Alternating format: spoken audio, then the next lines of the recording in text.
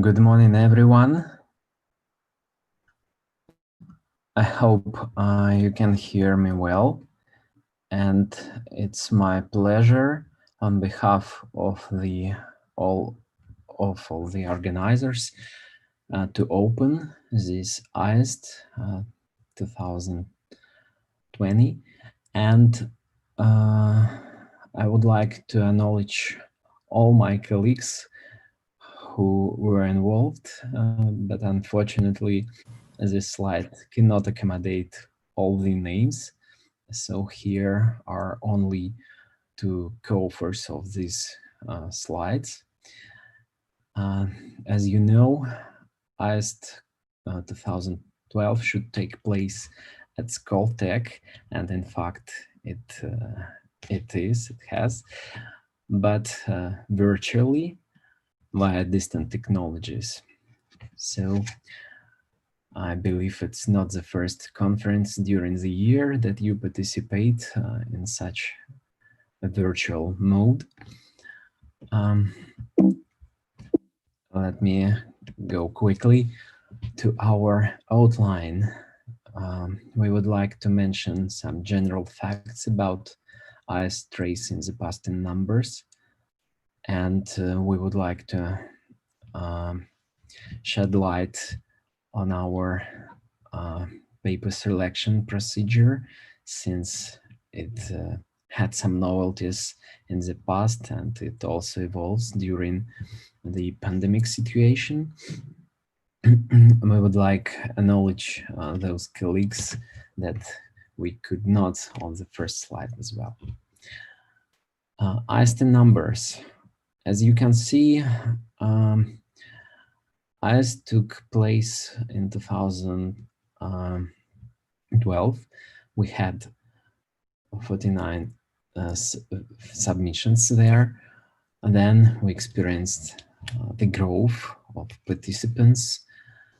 And at some date, we started publishing our proceedings at the prestigious series by Springer, Lecture Notes in Computer Science. Here you can see one of the covers that we're proud to show here. We also published AIST in other different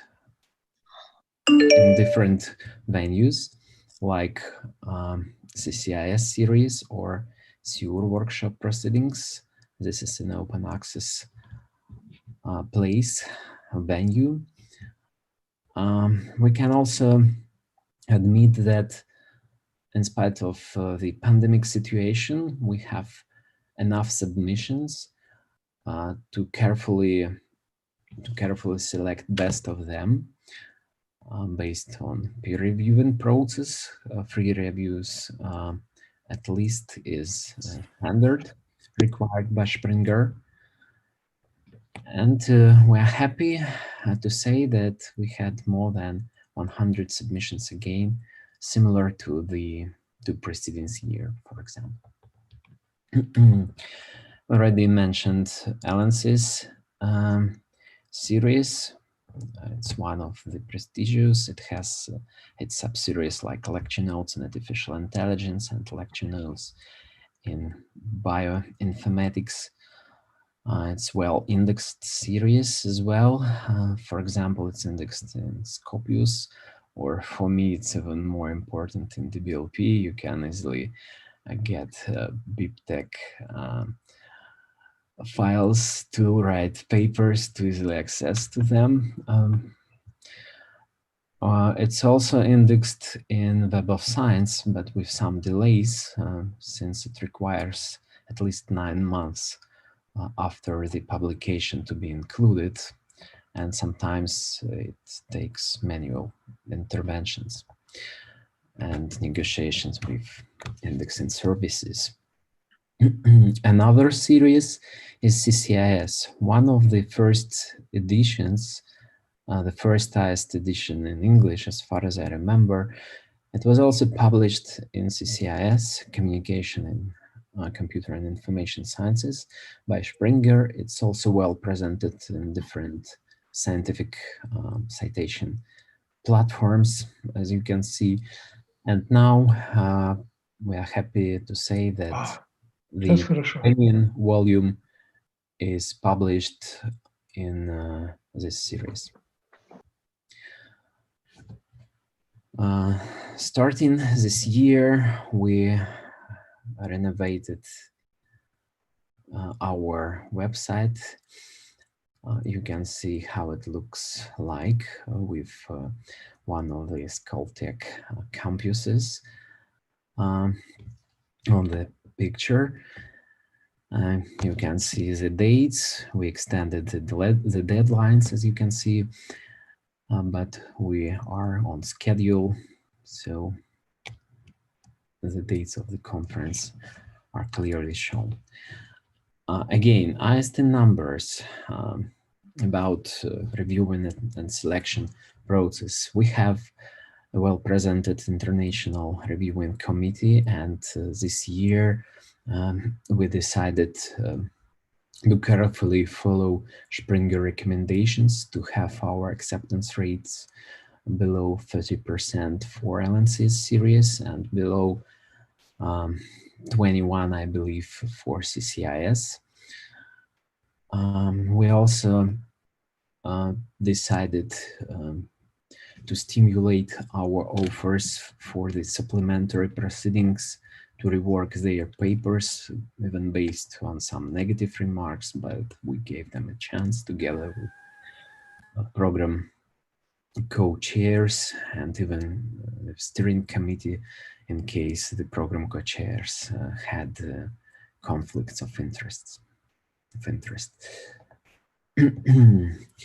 The International Committee of Area Chairs is well presented. So we have a track on data mining and machine learning presented by Sergei Kuznetsov from Higher School of Economics, Amedeo Napoli from Loria in Nancy, France.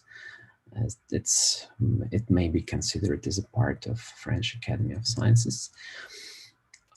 Natural language processing track is chaired by three co-chairs, Natalia Lukashevich, Andrei Kutuzov, Yelena Tutubalina. Social network analysis is presented by Vladimir Batagel and Alessia Kaltsova. Computer vision is presented by Marcello Peliot and Andrei Savchenko. Theoretical machine learning and optimization. Formerly, it was a track on optimization and network analysis, but now we decided to sort out theoretical machine learning aspects to this track. It's presented by Panayot Pardalas and Mikhail Kachai from Ural Federal University. Process mining track is presented by one of the co-founders of this term, process mining, as far as I'm informed, and by Irina Lamazova from Higher School of Economics. Due to pandemic conditions, we also introduced local area co-chairs to smoothly negotiate the process of reviewing and negotiations between reviewers and chairs. Those two persons who were involved are Alexei Buzmakov for track on data analysis and Ilya Makarov for social network analysis track. Organizing chairs this year are Alexander Panchenko, who was responsible for many processes, and Evgeny Burnaev, who was responsible for funding and smooth negotiation with Skoltech structures. Proceedings chair, it's me. And now you can also have a look at the pie chart of our reviewers from different countries except of Russia.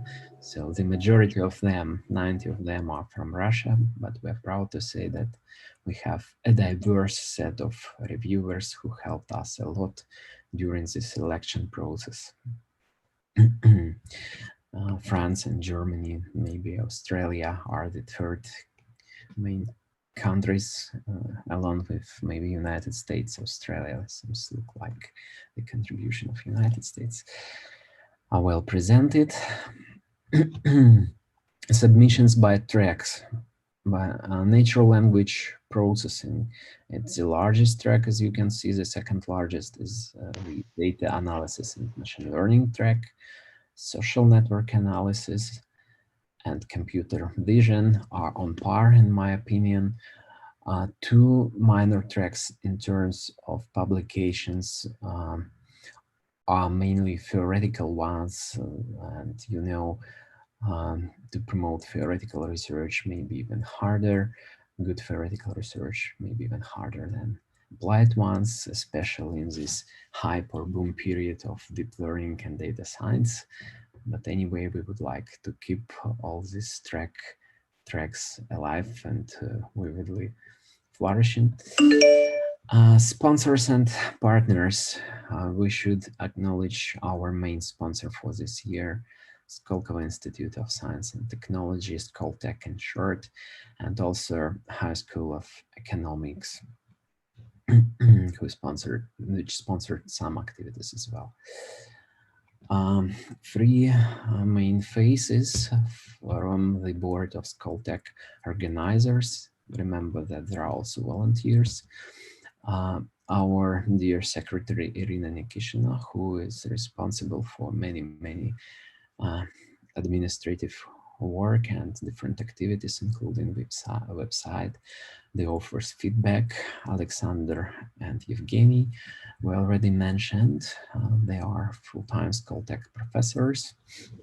We have a great set of invited speakers,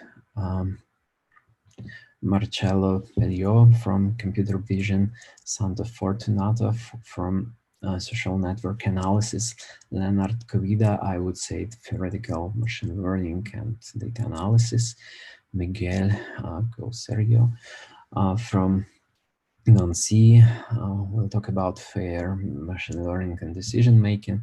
As far as I remember, Nikita Semyonov and Ivan Smurov, they are representatives of Russian research industry companies. As for first day highlights, it's just a screenshot from our program. You can see that we have 2 tracks, natural language processing on par with data analysis and machine learning. So you should decide which one to choose. All the topics are very interesting and intriguing. They may contain even questions, and probably the content of the talk. The content of the talks will contain the answers. We have also such intriguing titles like Russia on the global artificial intelligence scene. It's just a bibliographical study, an extended one. It may help to reflections of Russian data science community. So I invited you to the chosen sessions, chosen tracks, and if we are ready, we can start. Welcome to the AIST of this year.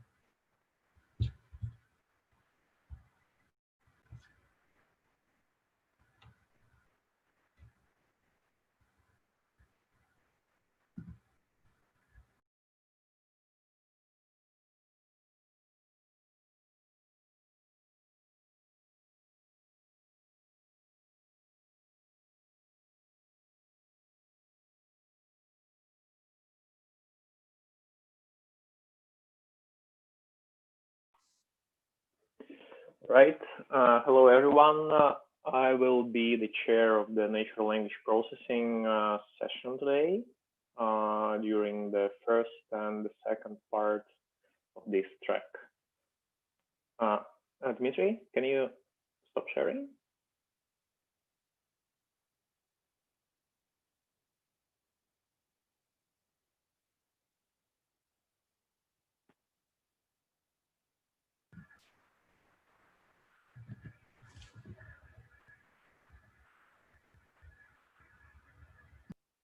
Dmitry? Sorry, I'm leaving for another track. Yeah, but can you stop sharing your slides?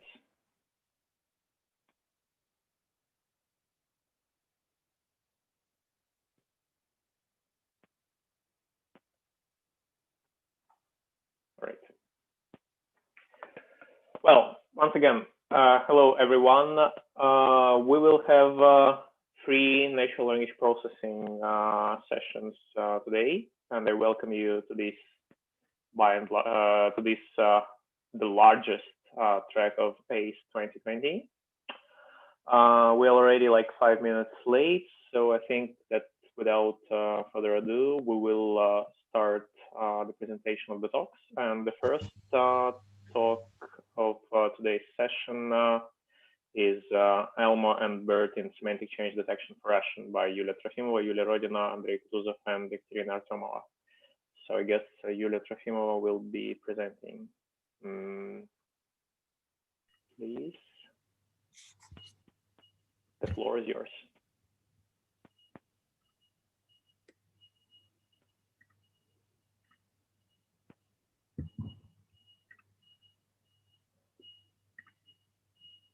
You have 20 minutes and 5 minutes for questions. Okay, hello everyone. I hope you hear me well. Today we will discuss our research, Elmo and BERT and semantic change detection for Russian. It's joint work with Julia Rodina, me, Andrei Kutuzov, and Ekaterina Artemova. Okay, we will discuss firstly what is our work about, then we will talk about evaluation dataset and contextualized embeddings that we use in our work. Then we will talk about comparison methods and our results. Okay, what is our work about? In our work, most words undergo semantic shifts all the time, and these shifts exist due to different reasons, for example, due to social, cultural, or political reasons. So we can speak that semantic change or semantic shift is just changing of word meaning. Example of semantic shift is word двушка. In Soviet Union, meaning of this word was just payphone call, but after the fall of Soviet Union, and now we know word двушка as 2 rooms flat. So in our work, we studied the effectiveness of contextualized embedding for the task of diachronic semantic change detection for Russian. In our work, we compared Elmo and BERT architecture on the task of ranking Russian words according to the degree of their semantic change over time. So in our work, we consider 2 datasets with semantic shifts. They are part of the RU-SEM shift. It's human annotated dataset of diachronic semantic change in Russian. The first one is words that underwent semantic shifts from pre-Soviet to Soviet period. This bound connected with the rise of Soviet Union, and there are 48 words with semantic change. The second part is quite similar. It's words that underwent semantic changes from Soviet to post-Soviet period. And these boundaries are connected with the fall of Soviet Union. And there are 51 words. These datasets provide different measures of semantic relatedness between context pair for words. The first one is earlier, and it's just mean relatedness between 2 contexts from the first time period. For example, from the pre-Soviet time period, just 2 contexts. The second is later. It's quite similar, but it's mean relatedness between 2 contexts from second time period, for example, from Soviet. But more interesting is compare and delta later. Delta later is just difference between first 2 measures, between later and earlier. And compare is mean relatedness between contexts from 2 different time period, from first one from first time period and second from second time period. We could consider compare and delta later measures as goal degree of semantic changes. You can see a screenshot from this dataset on the slide. There are these measures, and we solve a ranking task. So you can see that compare measure for word pioneer is smaller than for word правитель, and it means that pioneer underwent much harder semantic changes than word правитель. So because it's a ranking task. Okay. In our work, we got word usage from 2 corresponding time periods, for example, from pre-Soviet and from Soviet time period. And then we extracted context-dependent word embedding. and we compared two architecture, BERT and Elmo. Training BERT from scratch is computationally expensive, but it's well-known technique to make fine-tuning to just get large pre-training BERT and adapting it to the specific corpus. So we decided to do it, and we for fair comparison we did fine-tuning of BERT and Elmo. We did our fine-tuning on full Russian national corpus. It's a huge corpus that contains, we separated it on 3 parts, but made our fine-tuning on full corpus. So there is 3 parts. First one is texts from pre-Soviet period. Second is texts from Soviet period, and third is texts from post-Soviet period. Each of these parts contain around 100 million tokens. It's quite big, yes. Later we use this this subcorpus to extract sentences with word usage.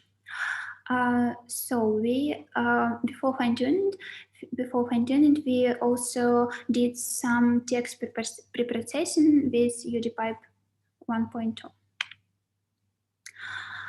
So if speaking about fine-tuning, we initialized BERT, our BERT with RuBERT from Deep Pavlov, and fine-tuned it for free aperture with batch size 16. At the same time, RuBERT was also fine-tuned on Russian Wikipedia news article from multilingual BERT. So we used last BERT layer as token embedding. What about Elmo? Elmo, we fine-tuned it from Taiga Lemmas Elmo that was trained on Taiga corpus of Russian. We also fine-tuned it for free aperture with batch size 192. And we used top LSTM layer as token embedding.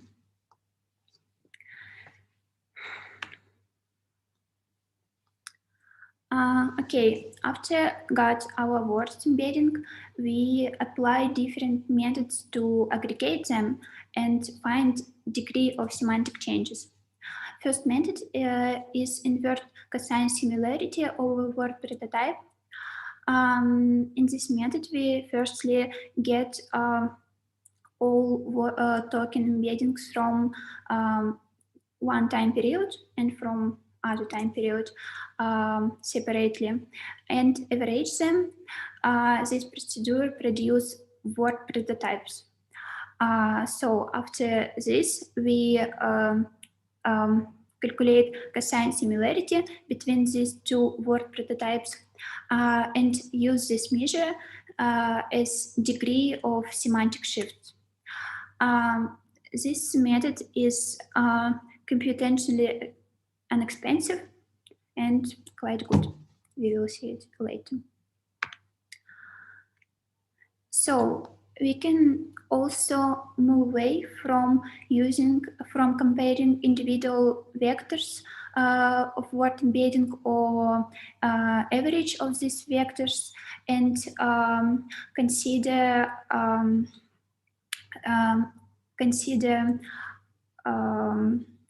all vectors in word sense.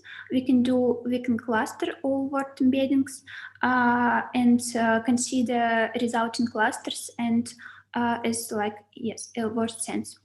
So we used two methods of clustering, affinity propagation and k-means.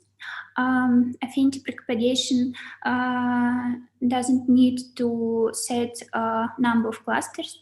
This algorithm understands it from data by itself, but k-means needed, and we we got from our data that 5 is the best value for our task. So we did clustering all word embeddings from first and second time period together.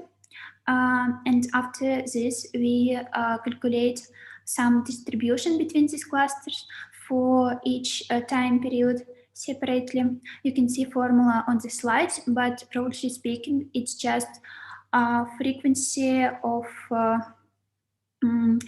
token embedding in each cluster is divided into count of word usage in time span. So yes, you can see formula on the slide. And after getting two distributions between clusters for first and second time period, we need to compare this distribution. We tested two methods. First one is Jensen-Shannon divergence. You can see formula on the slide. It's quite simple, but second function is hand-picked function maximum of square between difference of this distribution. We used it because we assumed that small changes in between cluster can be just a noise, and only big changes can be connected with semantic shifts. So we also use this function. Also, speaking about Jensen-Shannon, higher Jensen-Shannon score indicate more intense change between distribution. So here you can see result for the first dataset. It's changes between pre-Soviet and Soviet. I'm sorry, and Soviet time periods. These numbers are Spearman correlation coefficient between models ranking and annotators ranking. So asterisks indicate statistically significant correlation with p-value lower than 0.05, and bold highlights indicate best score in. Да, давай я тоже закапаю, потому что я уже помираю. Best score indicate bold highlight indicate best score for compare and for delta later. So results for the first and second set is quite similar. We can say that word prototype with assigned similarity outperform others method, but clustering is not much inferior. So we also can't say that any of Elmo and BERT outperform each other because it's quite similar. And yes, so we also can conclude that for our model, it's easy to correlate with compare measure rather than with delta later measure. And also Jensen-Shannon divergence is better in comparing distribution rather than maximum square. Okay, here is the result for the second dataset. You can see that in this case, word prototype with cosine similarity is outperform each of others method. To sum it up, we can say that contextualized word embedding has significant correlation with human judgment in diachronic semantic shift detection. Also, a simple word prototype with cosine similarity outperform clustering algorithms in most cases. Also, we can conclude that k-means is generally better than affinity propagation as clustering algorithm.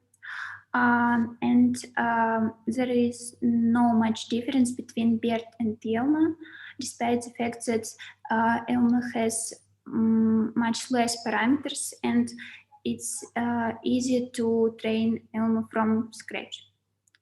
So, thank you for your attention.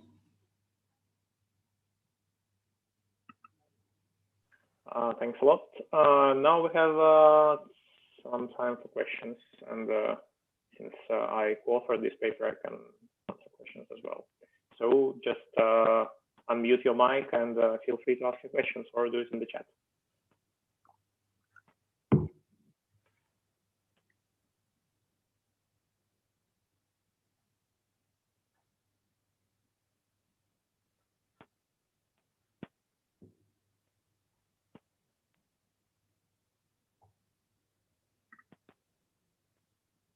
Okay, while everyone is trying to get themselves awake, just a quick question from me as a co-author, but still. Do you think that the different result? Do you think that the different performance of Elmo and BERT on some of the data sets can be explained by the fact that BERT was trained on raw tokens and Elmo was trained on lemmas?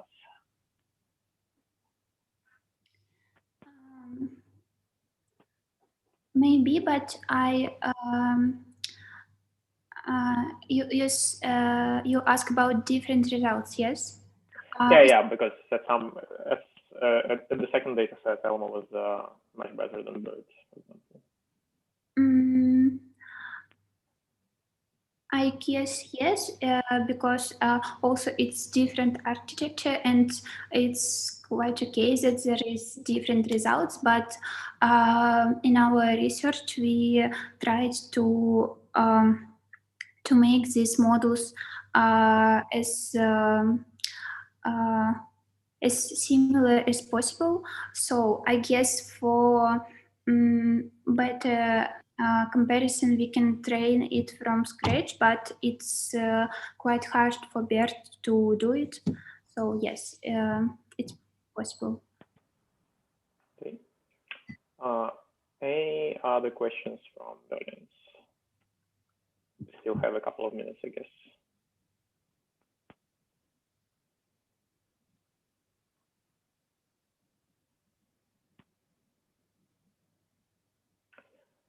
All right. If there are no other questions, well, since there are some advantages in having an online conference, you always have the possibility to ask your questions later in the Zoom chat or in our Telegram channel or through whatever means you find suitable for you. And okay, then thanks, Yulia. And the next talk is AIST Discourse Parser for Russian, experimental study of deep learning models. And I guess Yelena Chistova is presenting, right? Yelena, you here? Hello, it's right. Yeah, okay. The floor is yours. Welcome.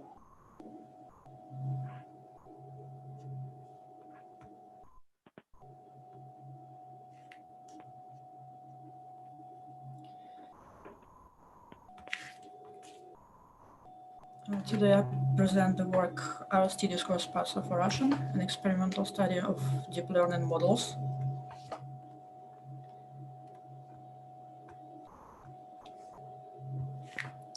At first, I'll give you the outline of AIST Discourse representation in Russian corpus.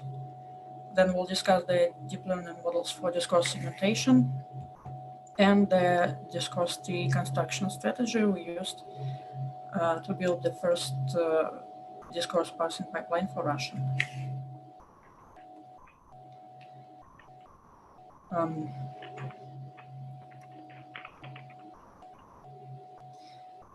The widely used discourse model of text is rhetorical structure theory, which represents the text as a constituency tree. This discourse model was chosen to build the first RST corpus for Russia, discourse corpus for Russia, among others, because it allows us to represent each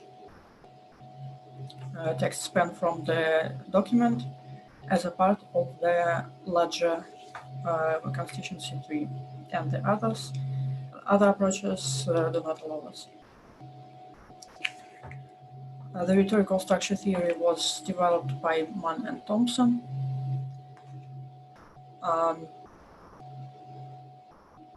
It represents the text as a constituency tree containing discourse or rhetorical relations between text segments, discourse units. These units can play different roles inside the relation. Nuclei contains more important information, while satellites give supplementary information. There are multi-nuclear relations. Some of them are not non-binary.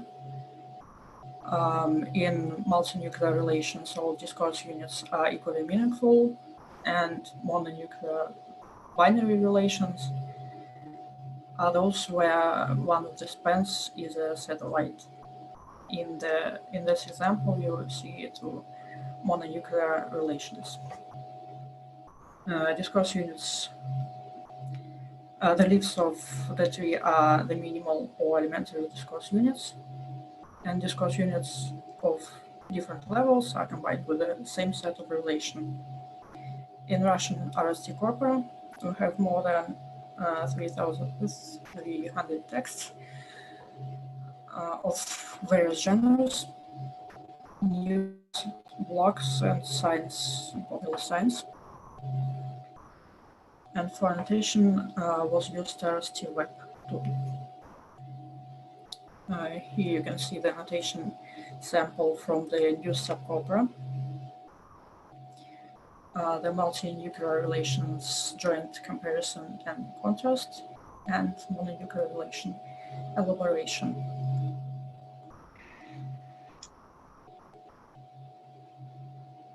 The discourse parsing pipeline consists of three models: the segmenter, the structure classifier, and the model for classification of discourse relations.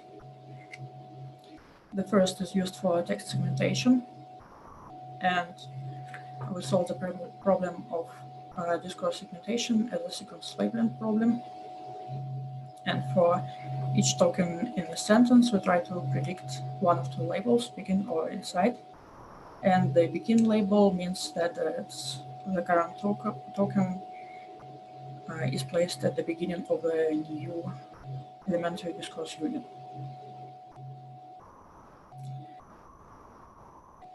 Following the works of Wang and Müller, we trained BLSTM and BLSTM CRF sequence labeling models on the contextual word embeddings and character level convolution filters. The results show that CRF sequence labeling improves the recall metric, and the language-specific Elmo model, we used Elmo model from Rus Victorious for Russian, slightly improves the segmentation. In terms of F measure. For discourse tree construction, we adopt the greedy bottom-up algorithm presented in the Healy parser for English. It employs a cascade of models. For structure and label prediction, the structure classifier predicts if two units form a higher level unit, and the second one assigns to the higher level unit a relation and a nuclearity type. We also propose to use a confidence threshold for the granularity levels. We applied reconstruction order to each granularity level sequentially from a single sentence to the whole document. And to the discourse units do not merge if the score is if the score that is predicted by structure classificator is less than the confidence threshold for the current granularity level. For the classification subtasks, we employ the BMPM multi-perspective symmetric matching model. It was originally proposed for the task of sentence matching. In the BMPM model, two text inputs. In our case, left and right discourse units are encoded in BLSTM encoder, and the encoded vectors are matched in both directions on each time step. Matching results are then processed by another BLSTM layer, and both outputs of the aggregation layer are concatenated into a matching vector used for final classification. As an input of the model, we used the contextual vectors obtained with Elmo model. And in case of structure classification, the feed-forward classification layer also takes as an input an additional feature that indicates whether both text spans are located in the same sentence and whether they are located in the same paragraph. We compare the performance of three classification models. The baseline model is a feature-rich SVM model using various lexical, morphological, and semantic features. We improved this model with an accurate feature selection and additional features. We'll discuss them later.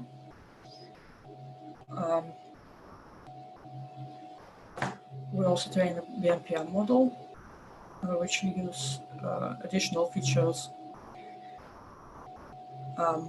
in terms of granularity features, indicating whether DUs are located in the same sentence/paragraph. And we ensemble two models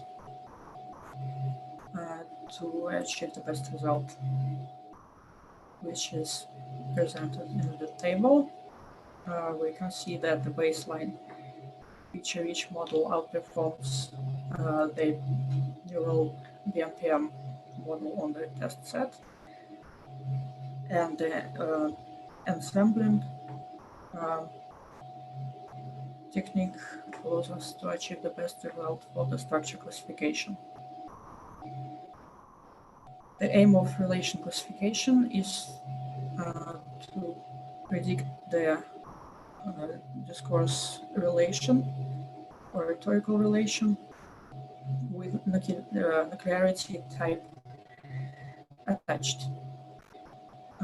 Here we compare the performance of four models. The baseline model is the same. Is the ensemble of a cat-boost model with selected features and the linear SVM on the same handcrafted feature-rich set using various lexical, quantitative, morphological, and semantic features. We improved this method with an accurate feature selection and additional features, namely sentiment score and granularity features. In BMPM model for relation classification, we use as features only Elmo embeddings of two discourse units, and we apply the ensembling technique for the improved baseline model and BMPM model. These pictures give you an outline of classes in the Russian dataset. There are 22 most frequent classes which were used for train and evaluation. And as you can see, the best performance was achieved on the classes that are hard to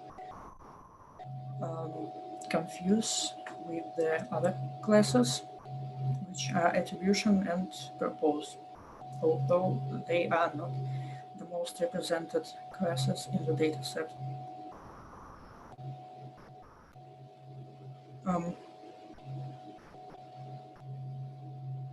Now, this table contains the scores on each metric for tree parsing on manually annotated discourse segmentation. There are detailed micro-average scores computed globally over the predicted and manually annotated spans from all documents, as well as macro-average scores computed as an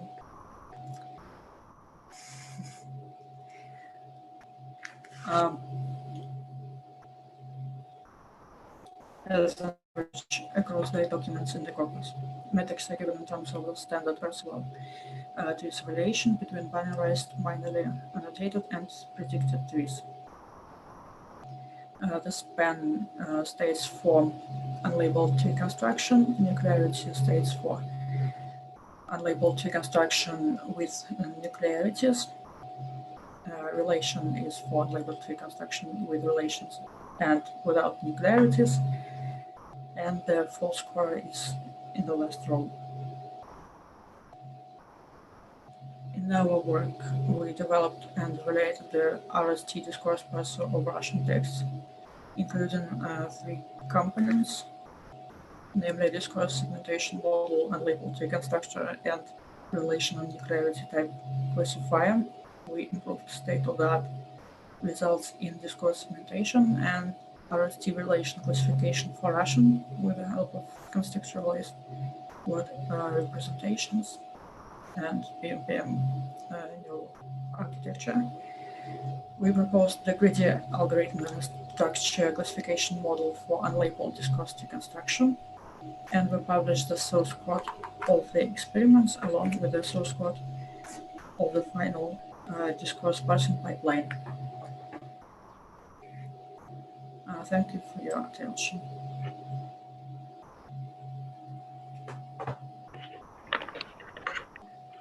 Thanks, Elena. Any questions concerning this work?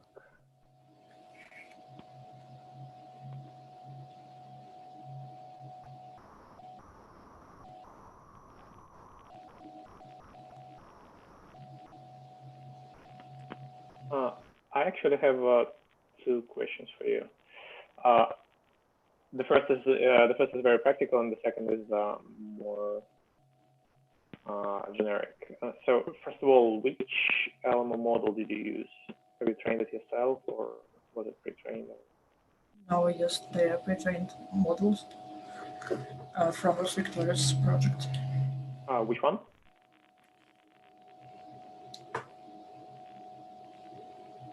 Sorry? I mean, which one? On which corpus was it pre-trained? On the news corpus. All right. Yeah, and the second question is, how do you see what can be the practical downstream tasks for which your RST discourse parser can be used? I mean, in which applications can you find potential interested users? Well, discourse parsing is useful everywhere where you analyze texts larger than one sentence. There are text summarization, machine translation, information retrieval, and so on.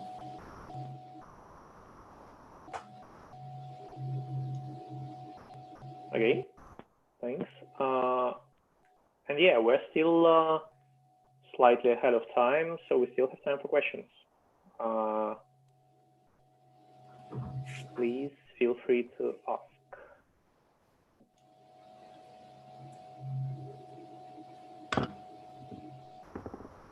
simply unmute your mic and yeah.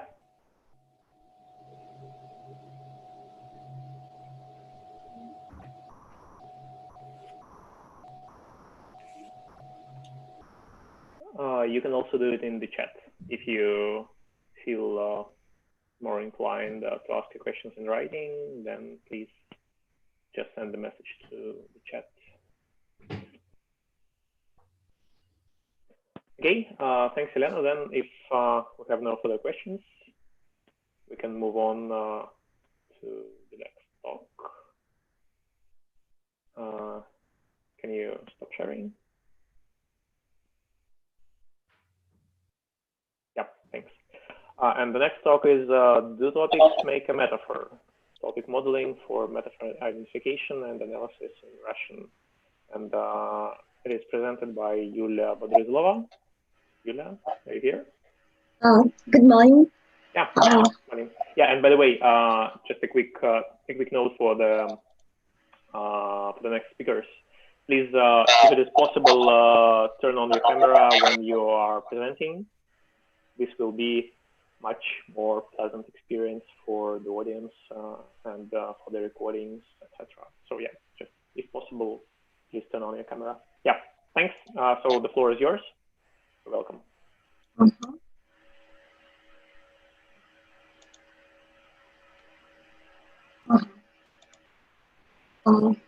So can you see my screen now? Yes. Can you please make it a full screen presentation? Taking time. Just a second. Yeah, here we are. All right. Let's go. Good morning, and today I'm presented on the topic. Do topics make a metaphor? Topic modeling for metaphor identification and analysis in Russian. Cognitive linguistics and cognitive science in general recognize metaphor as a powerful tool which is ingrained in the human cognitive system with which we process and conceptualize the reality around us. And as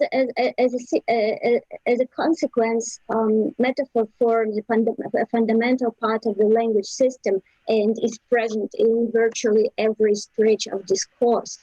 Since metaphor is based on duality, it becomes a major source of ambiguity in natural languages and therefore poses a serious challenge to many NLP applications such as information retrieval, machine translation, question answering, information extraction, and others. The relevance of metaphor in NLP is illustrated by the large and growing number of publications, the dynamically growing... in un attimo. Sorry?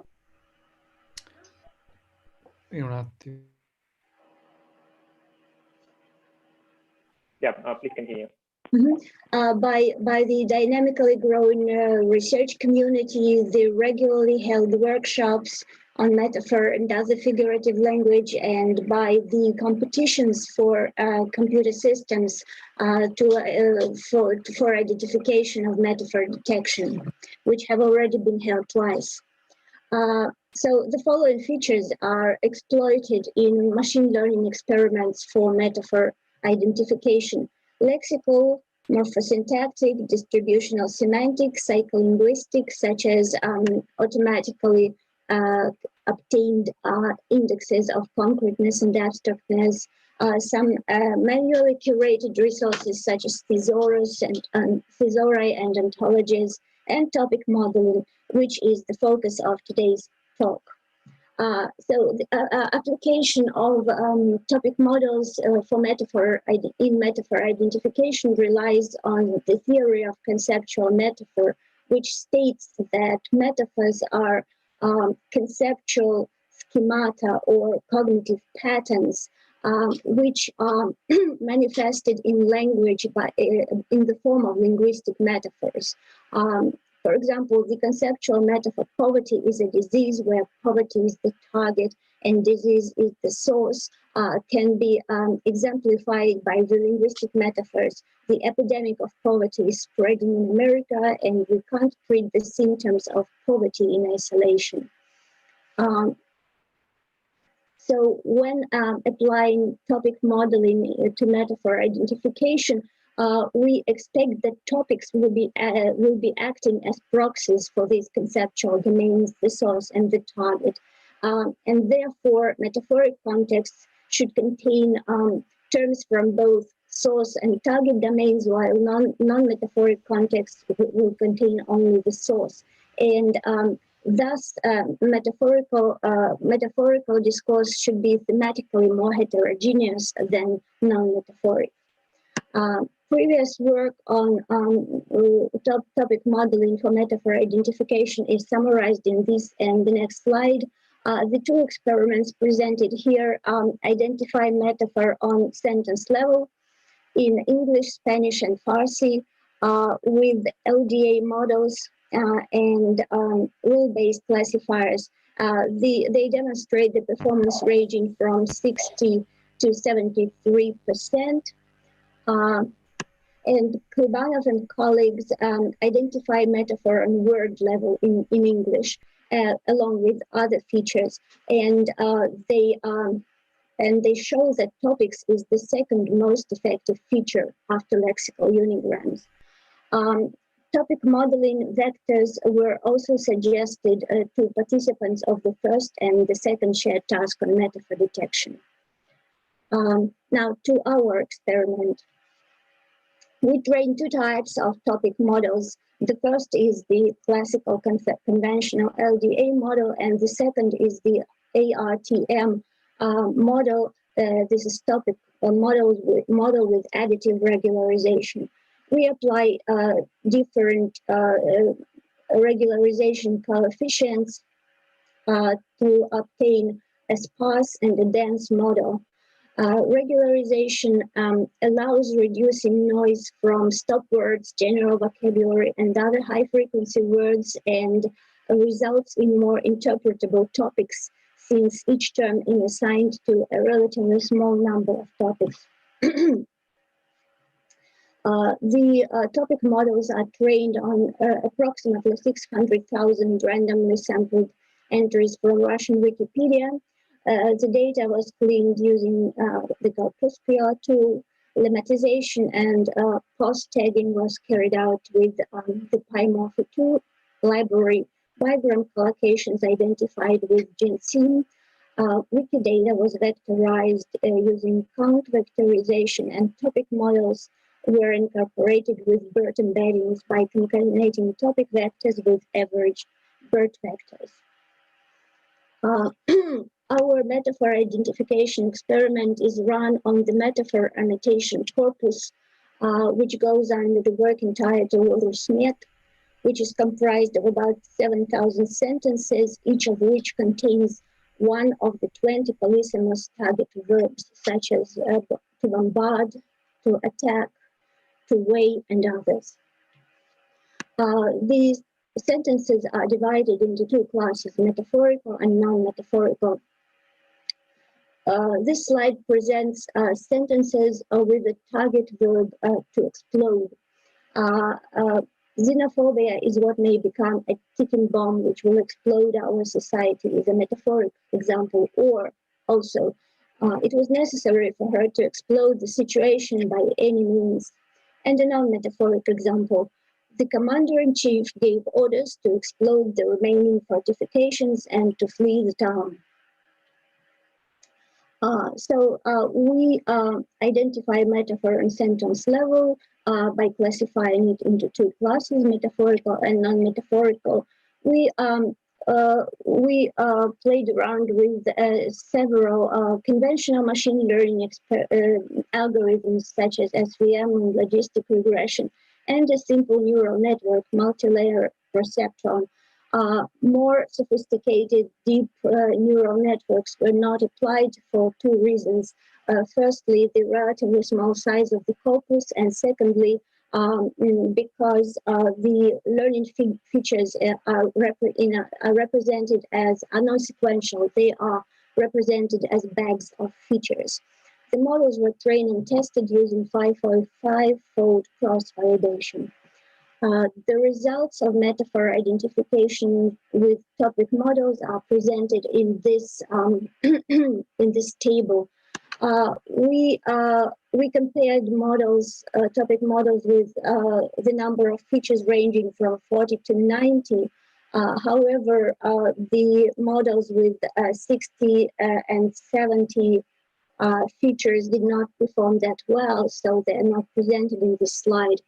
Overall, we see that in terms of accuracy, logistic regression performs slightly better on the non-regularized LDA model, while in terms of F1 score, SVM shows somewhat better results with the ARTM models.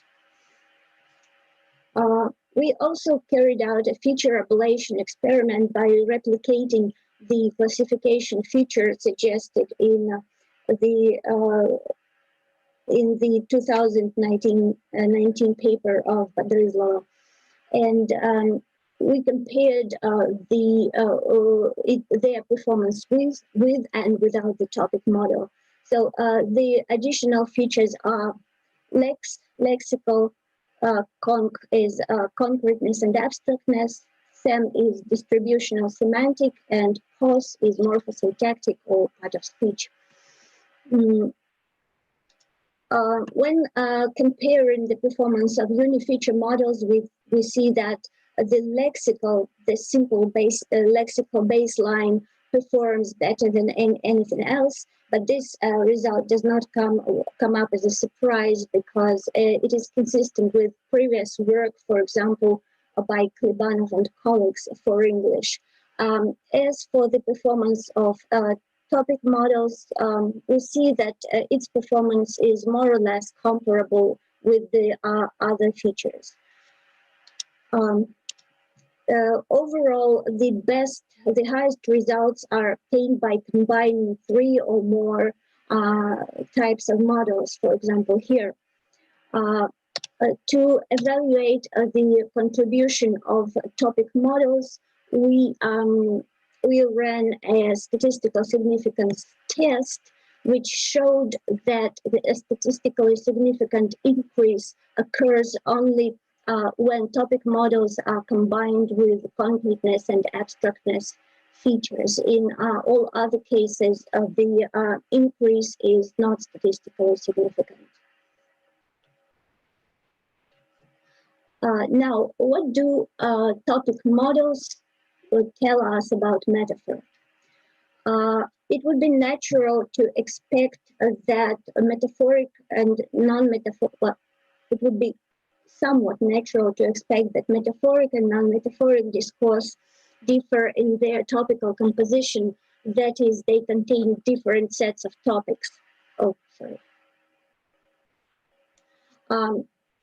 However, when we run a statistical significance test, the Kolmogorov-Smirnov statistic, it does not corroborate this expectation. However, this does not mean that topics are distributed uniformly in metaphoric and non-metaphoric discourse. A closer look at the distribution of topics in metaphoric and non-metaphoric subcorpora reveals that some topics are more characteristic of the metaphoric discourse, while others occur more frequently in non-metaphoric contexts, and yet others occur equally frequently in both subcorpora. The topics are listed below the graph on this slide. So literature and writing, economy, judicial system, corporate management, and so on. How does this comply with our initial hypothesis that topics may serve as proxies for the conceptual domains of target and source? The answer is they they do not comply with this postulate of the conceptual theory, metaphor theory. How the identified topical cues seem to reflect certain broadly defined realms of reality rather than the more fine-grained conceptual structures. Yet they demonstrate that differences do exist in the topical profiles of metaphoric and non-metaphoric discourse, which is an encouraging result, calling for further investigation. Now, what about our second hypothesis, that metaphorical discourse is thematically more heterogeneous than non-metaphoric discourse? When we look at the entire data set of 20 verbs, this assumption seems to be corroborated because the average number of topics is significantly larger in metaphoric sentences. However, when we look at individual verbs, the trend holds only in 11 to 15 cases. For example, the verbs to prick, to iron, and to comb have fewer topics in the metaphoric discourse, in the metaphoric subcorpus. We think that this is due to the fact that these are verbs of everyday physical events when used non-metaphorically, and emotional reactions when used metaphorically. And these are topics which are underrepresented in the training Wikipedia data. And subsequent latent profile analysis further shows that the behavior of verbs is inconsistent. And therefore the hypothesis cannot be fully corroborated.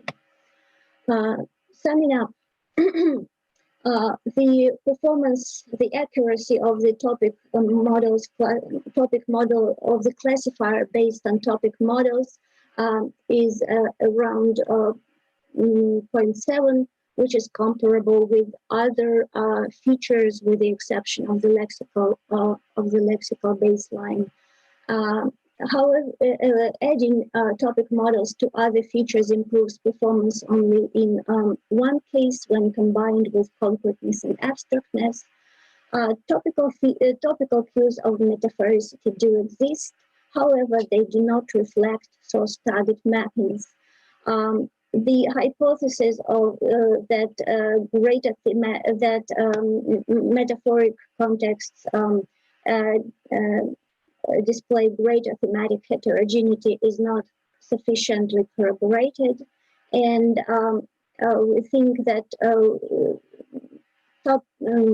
we need topic models trained on other corpora other than Wikipedia, for example, fiction, to capture the currently underrepresented topics and figurative usages of words.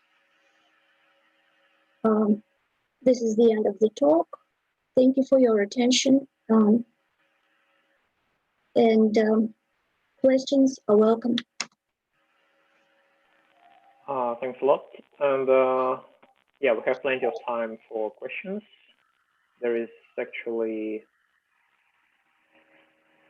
one question in the chat from Yaroslav Polansky. Or Yaroslav, maybe you want to ask it in person if you're here? No? Okay, so the question is, slide 11 says that you have average topic vectors with BERT embeddings. Was this done to get away from the bag of words model, or was there another idea? Oh, I'm sorry, I checked. I think I need to.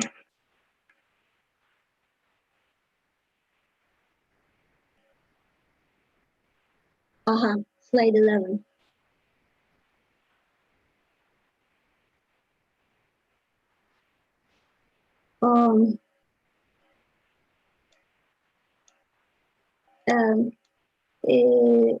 Actually, I cannot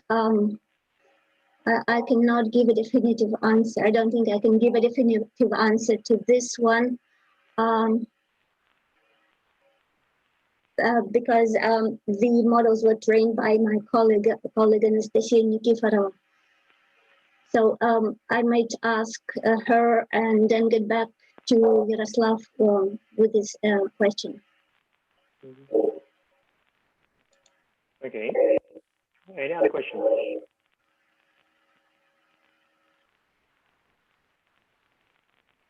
Please feel free to ask since we really have some time.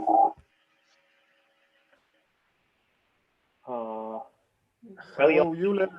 Yeah. May I ask? Hello, Yulia. It's Edward. Hello. Could you switch to the slide 20? Mm-hmm.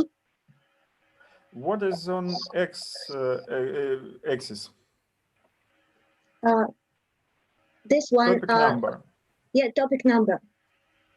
So don't you here, think that it's a rank value, but not a numerical one? So Kolmogorov test is not suitable here. which test? I'm sorry.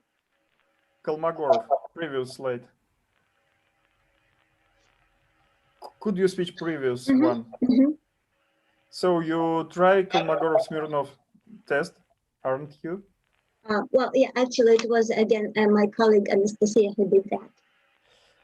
Well, maybe you should discuss with your colleague applicability of this test for your data, because they have ranking nature, but not numerical one.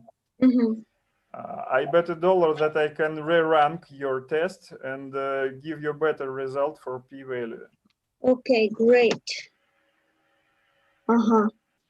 Thank you very much for this very valuable observation and or remark. That's now I'm intrigued as to what results we might get. Thank you very much.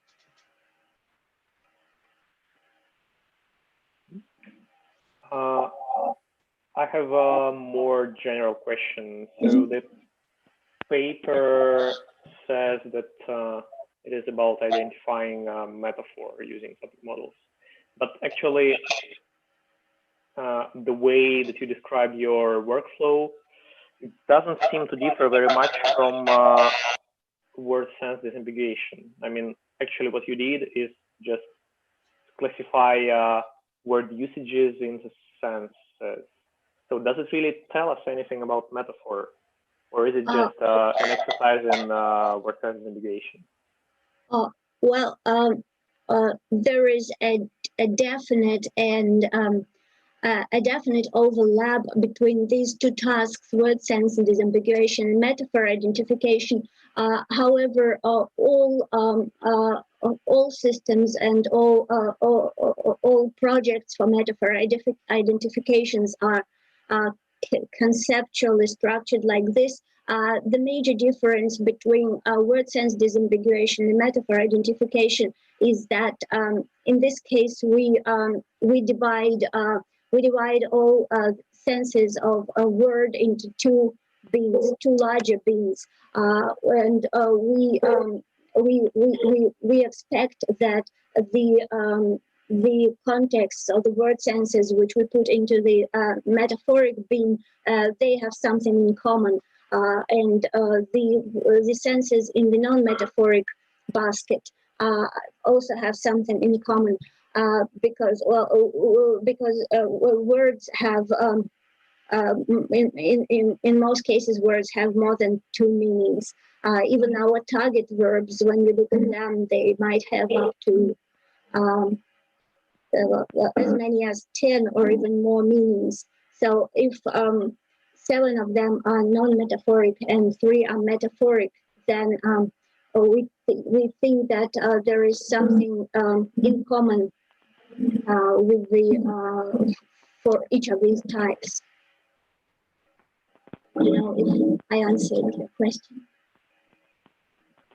So does it mean then it is just word sense disambiguation with granular senses? So it's just kind of word sense disambiguation made easier by combining or merging several senses into one.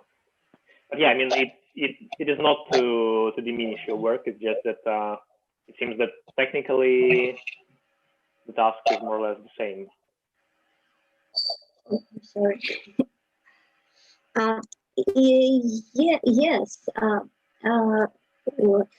But and much of the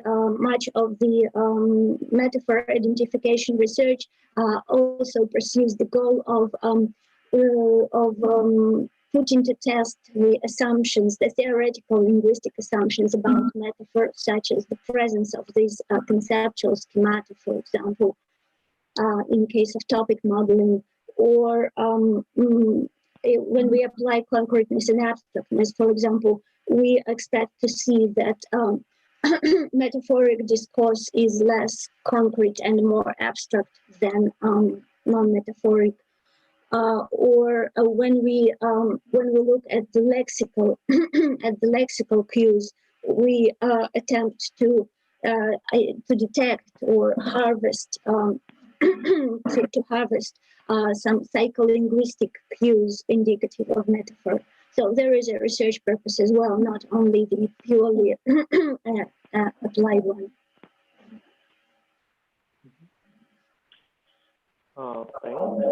Thanks. Any other questions?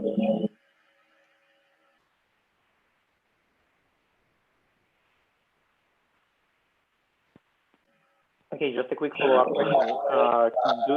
Can you imagine any ways to actually detect like more specific properties of metaphor, like source and target or vehicle or whatever? I mean, something specific for metaphors. With the topics? Well, with topic modeling or whatever. Well, yes. Overall, there is. We are now working in the bottom-up paradigm. When we look at the data, and at the first step, we try to separate metaphorical occurrences from non-metaphorical ones. And then at the more advanced stage, if we decide to move on, well, not us, but any researcher, we can try and induce sources and targets, or proto-sources and proto-targets by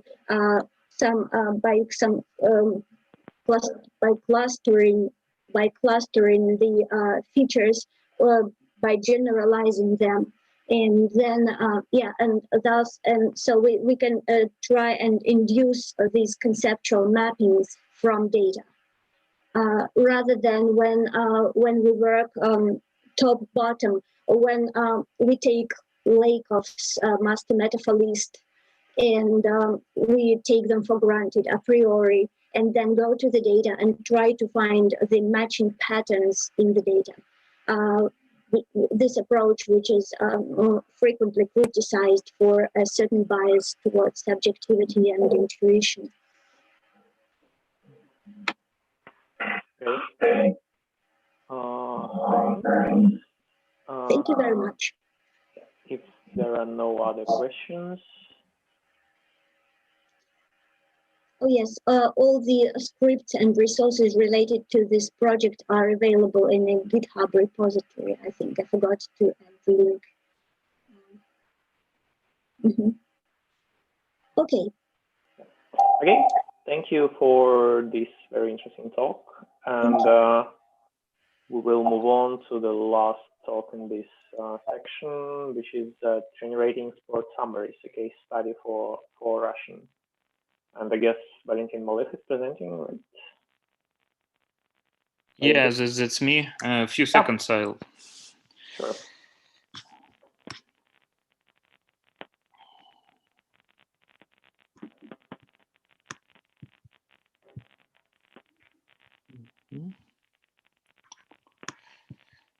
Sorry.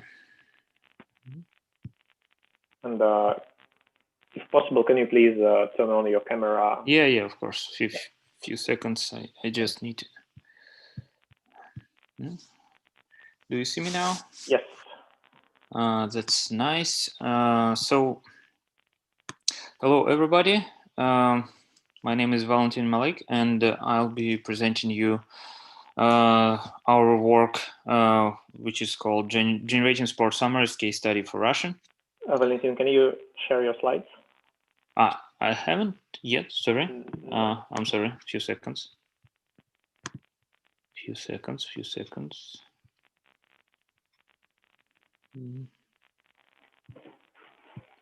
Do you see it now? Yes. Thanks. That's nice.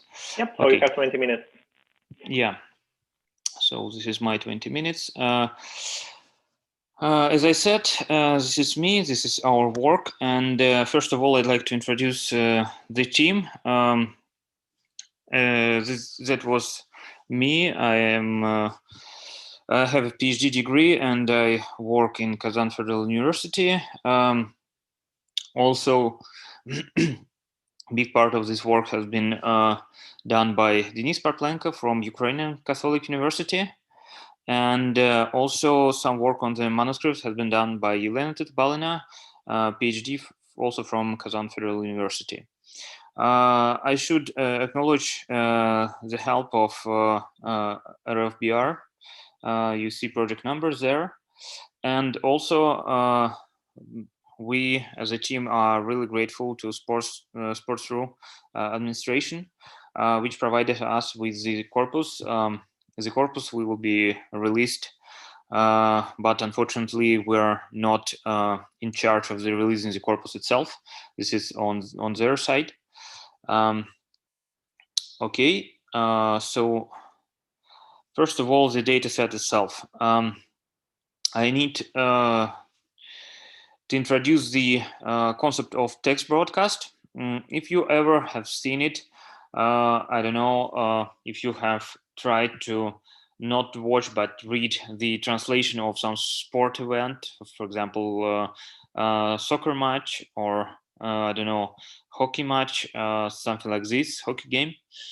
Then the idea there is that there is at least one person, maybe several persons, several people who look at the picture, or maybe they're there on the stadium and they're writing some comments during the game, and these comments are broadcasted on, for example, sports site. So we have almost 9,000 text broadcasts with 700,000 utterances in them. So the example here is like, good day, our site congratulates everyone who counted the days before the start of the Russian Premier League. Our first text broadcast will help you follow the events that will take, and so on. So this is the first few utterances of sample broadcast, and the typical broadcast is about 1,000 utterances. Actually, a little bit less, but this is not really important. So this is text broadcast. It is actually a huge document, and we have some issues with these documents, working with them, but I'll be addressing this in a few minutes. This dataset also contains news documents which are associated with this text broadcast. So there are almost 93,000 of news. And that means that each game has actually several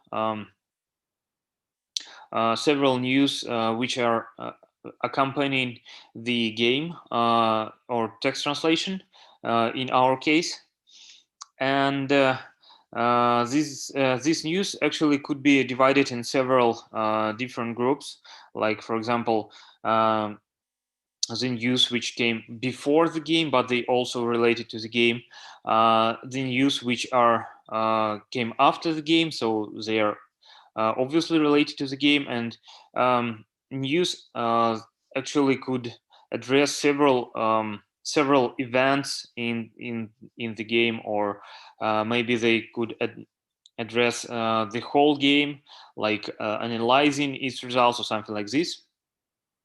The example of the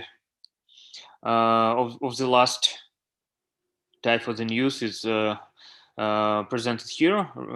Real Madrid won in the 22nd round of the Championship of Spain against Real Sociedad, 4-1, and led his winning streak in home games this season to 11 matches.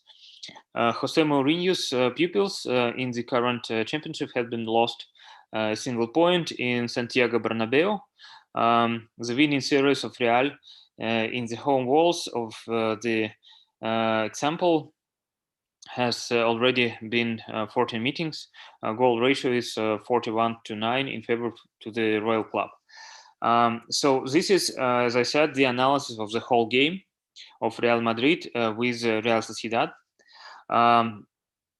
And we actually, in our work, we are concentrating on the news which came after the game. So there are some news which came before the games, but we are not addressing them in this work. This could be the future work.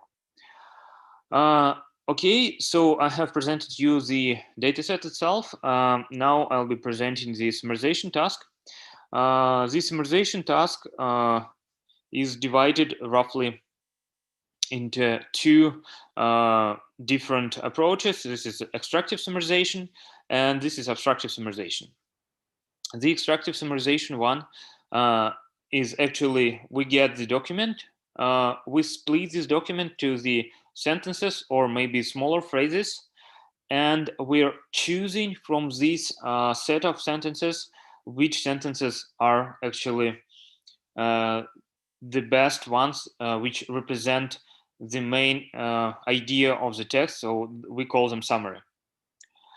And for abstractive summarization, we actually generate a summary, so we read with a model a document, and we reformulate the sentences into the shorter version of this text. So we use maybe the whole text, in some approaches, not the whole text, but we use the original document in some way, and we generate a new text. Actually, human summaries in the most cases are reformulating the original text. Okay, so the extractive summarization, as I said, this is we take some sentences or phrases, and there are actually approaches to this extractive summarization task, which are supervised and unsupervised. The supervised approach includes the gold markup of the phrases which have been taken into the golden summary, and the unsupervised approach is that does not include such markup, doesn't require it. So in our case, we have no such markup, so we have specialized only the unsupervised approaches. They are the most common ones, actually, in my experience. So the extractive approaches are mostly could be represented by this scheme. So we have some text. This text is split into sentences. These sentences are vectorized. We compute the similarity matrix. We think of this similarity matrix as a graph. So since the similarity matrix is obviously symmetric, we could use only, for example, the higher triangle matrix, and we think of the values in the cells as the weights on the edges of this graph, while the column numbers and row numbers are the nodes themselves. Okay, so after that, we're computing some specific ranking. For example, it could be the the most the node with the most incoming edges is the most important one on something like this. And these sentences, since these sentences are ranked, we just get the top, for example, 20% of the sentences, and they are actually our ranking, our summary. So the almost all of the known to me extractive approaches are actually using this scheme. And we have experimented with text rank, the most classical one approach, I think, lex rank, with more relied on the lexical similarity. And to our own implementations of PageRank, the first one is relying on word2vec, and the second one is relying on fast text. Oh, I'm sorry, I need to explain how the text rank is doing the vectorization. It uses TF-IDF, or in some modifications BM25, but in our modification it was TF-IDF. In the PageRank, we have averaging the word2vec vectors of words to actually produce sentence embedding, or fast text embedding to produce the sentence one. Okay, the abstractive summarization, as I said, it is common that we have some bigger text and we reformulate it to the smaller text, which are supposed to be summaries. There are also supervised and unsupervised approaches, but in our case, we have supervised signal. So we have the text translation itself, and we have news, which is supposed to be summary of the text translation. And we actually concentrated on the supervised approaches only. So a few words of the background of this work. This is transformer. I think nowadays really few natural language processing research works could say that they do not use transformer, but we do. So this is work from Vasvani and others from 2017.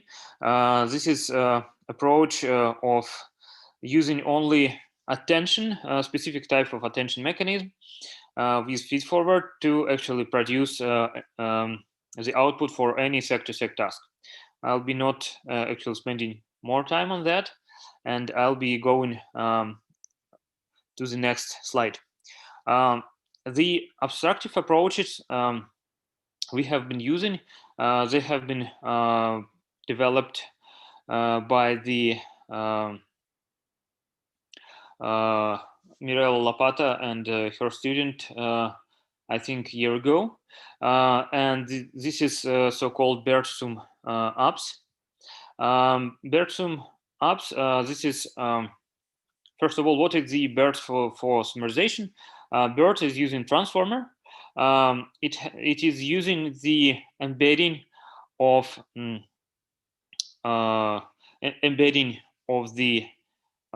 tokens. This is actually not words themselves, but for simplicity, they are words. The words and special tokens, and also positional embedding. And the important part is the so-called context embedding, or the part embedding, I think it is called. So we're embedding the part A with one vector and embedding part B with another vector. And so the model can actually know that these are the different different models, different sentences. And after that, the whole embedding, which is the sum of these three types of embedding, is fed to the transformer layers, and these transformer layers are actually outputting the embeddings. This is the BERT for summarization. This is actually I would say, a small small modification, but the BERT sum ups, it is used BERT for summarization as the encoder. So the encoder is just reading the text and outputting the set of the vectors. And this set of the vectors is then fed into transformer output, the 6-layer transformer output, which is producing the output word by word. So this is classical sec-to-sec task. So this is called BERT sum ups. The other approach, which is called BERT sum ext ups, it is using a bit other approach. It is using that it is using for fine-tuning on the extractive summarization task at first, and then the abstractive summarization. So this approach is actually improving the BERT sum abs results on the abstractive summarization task. So that was the architecture of these two models. We also used what we actually have been using. The BERT sum ups we have been using with multilingual BERT. We also used RuBERT from Deep Pavlov for BERT sum ups, and we call this model RuBERT sum ups. We used BERT sum ext ups with again multilingual BERT, and we extended this extended this model with greater context. The original model uses only 512 input tokens, and we extended this to the 1024 tokens as input. As I said, the broadcast, they are really long, could be, and we need more context to actually get something. But you see everything on the results page. This is actually not all the abstractive approaches we have been has tried. Also, we have tried BERT sum ext ups clean, so-called, which is extension of the previous BERT sum ext ups model with additional cleaning of the data. So there is specific technical data in the text broadcast and the news. For example, in many news, there are several technical information, technical sentences. For example, the place, time, the previous, some previous background, or something like this. In the text broadcast, there are tables, there are some technical info which is regarding to the exact translation. There are some images also, and we have removed this technical info thoroughly, and this also have shown some improvement. We also have tried the augmentation for the BERT ups model. We have been augmenting the text translation using Russian distributional thesaurus. So we have been replacing some words with a probability of 1/10 with their synonyms according to the Russian distributional thesaurus. And also we have done the same with replacement from word-to-vec similarity. We have word-to-vec model from the project of Rus Victorious. And we have been replacing some words with the most similar one from the according to this model. Okay, so we have been used root as metric. There are actually several root metrics, which is which depends on the number of n-grams we have been using. I mean the length of n-gram we have been using.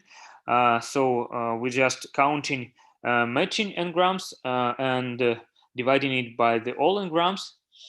Also, there is so-called root L variant of the root metric, which is using the longest common subsequence, and this is root L.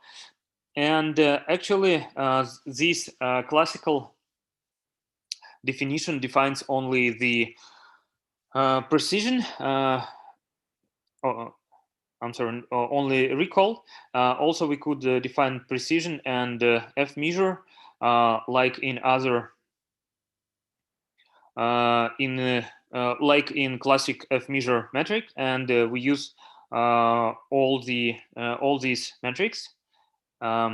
So this is root 1 precision, recall of measure, and so on for the root 2 and root L.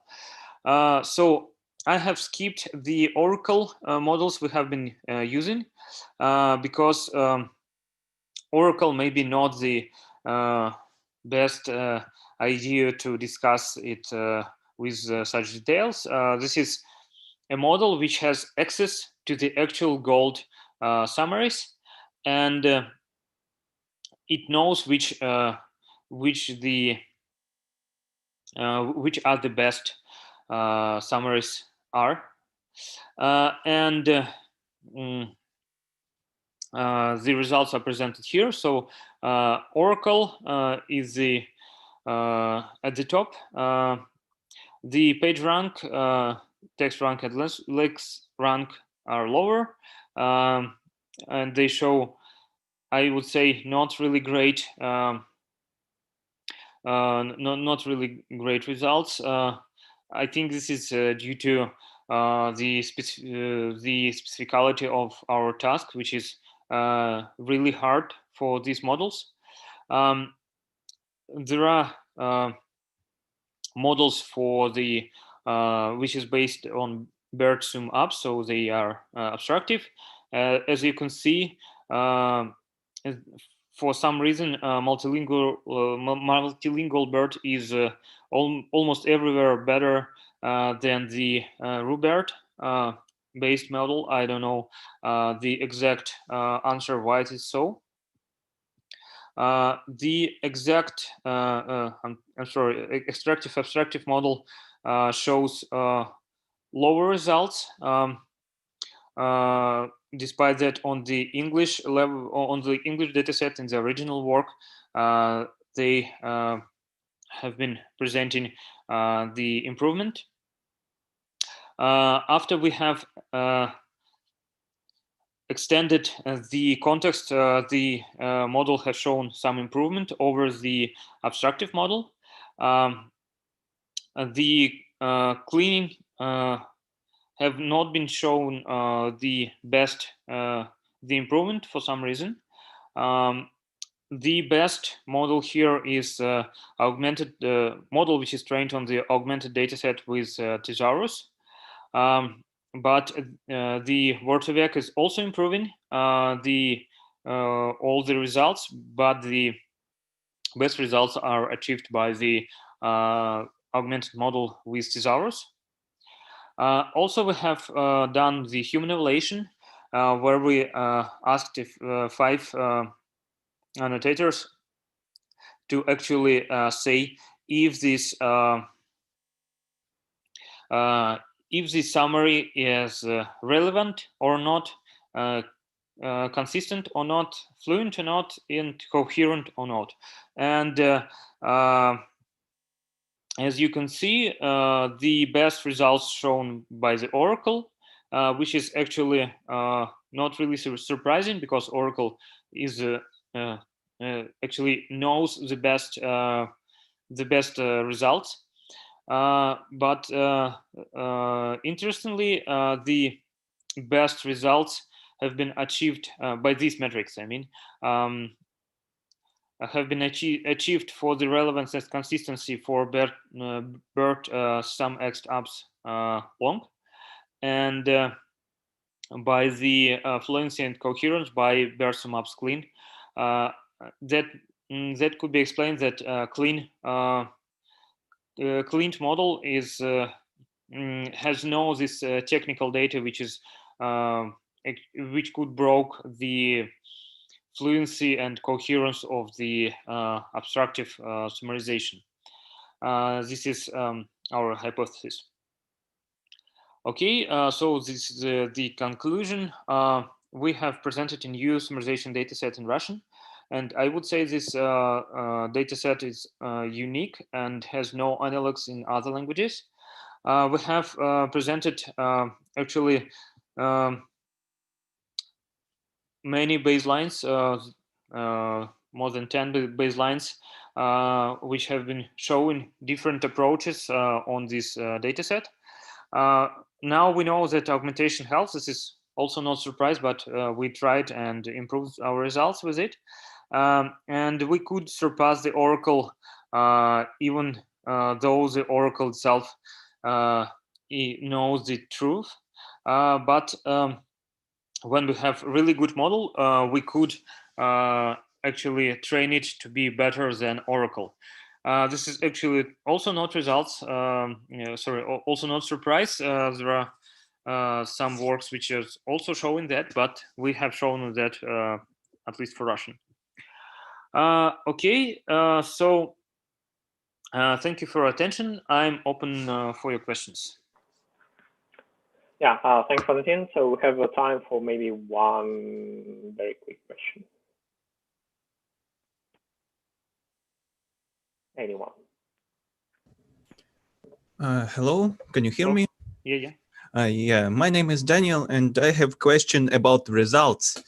So I was confused to see that, well, unigram overlap was about 20%, and bigram overlap was, well, about 2%. Yes, if I recall correctly, well, for Oracle. And this is actually a strange behavior. Is these well, summaries are too abstractive, or it's really hard to, well, build them? So thank you for your question. This is actually due to the specifics of our dataset. We're using the news document as a summary. So since this is news document, it has a really small, bigram intersection between the original text translation and the news document. This is just the specifics of the dataset. So like that. I hope that dataset will be available maybe in a few weeks, and you could have a look on the data by yourself. Thank you. Yeah, of course.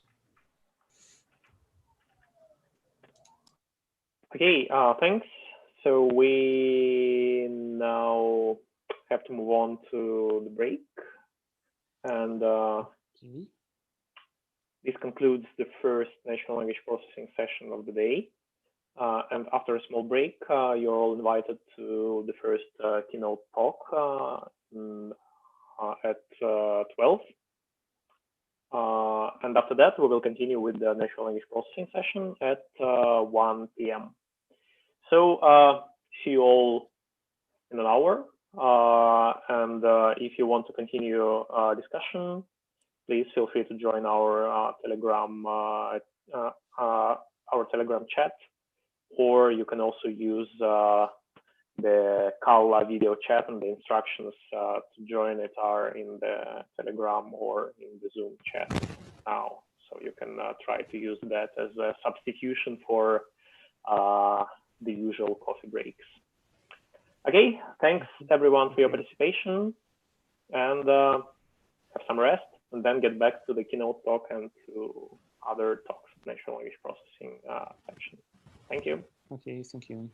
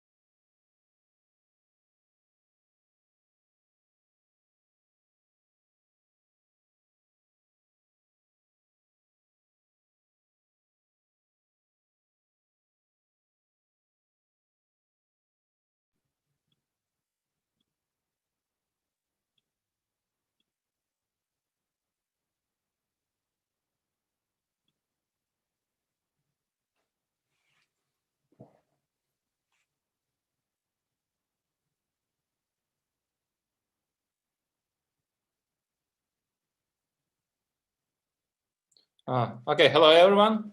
I believe we could start our first invited talk, and I'm really glad to invite a speech of Marcello Pililia, who is a friend of our conference.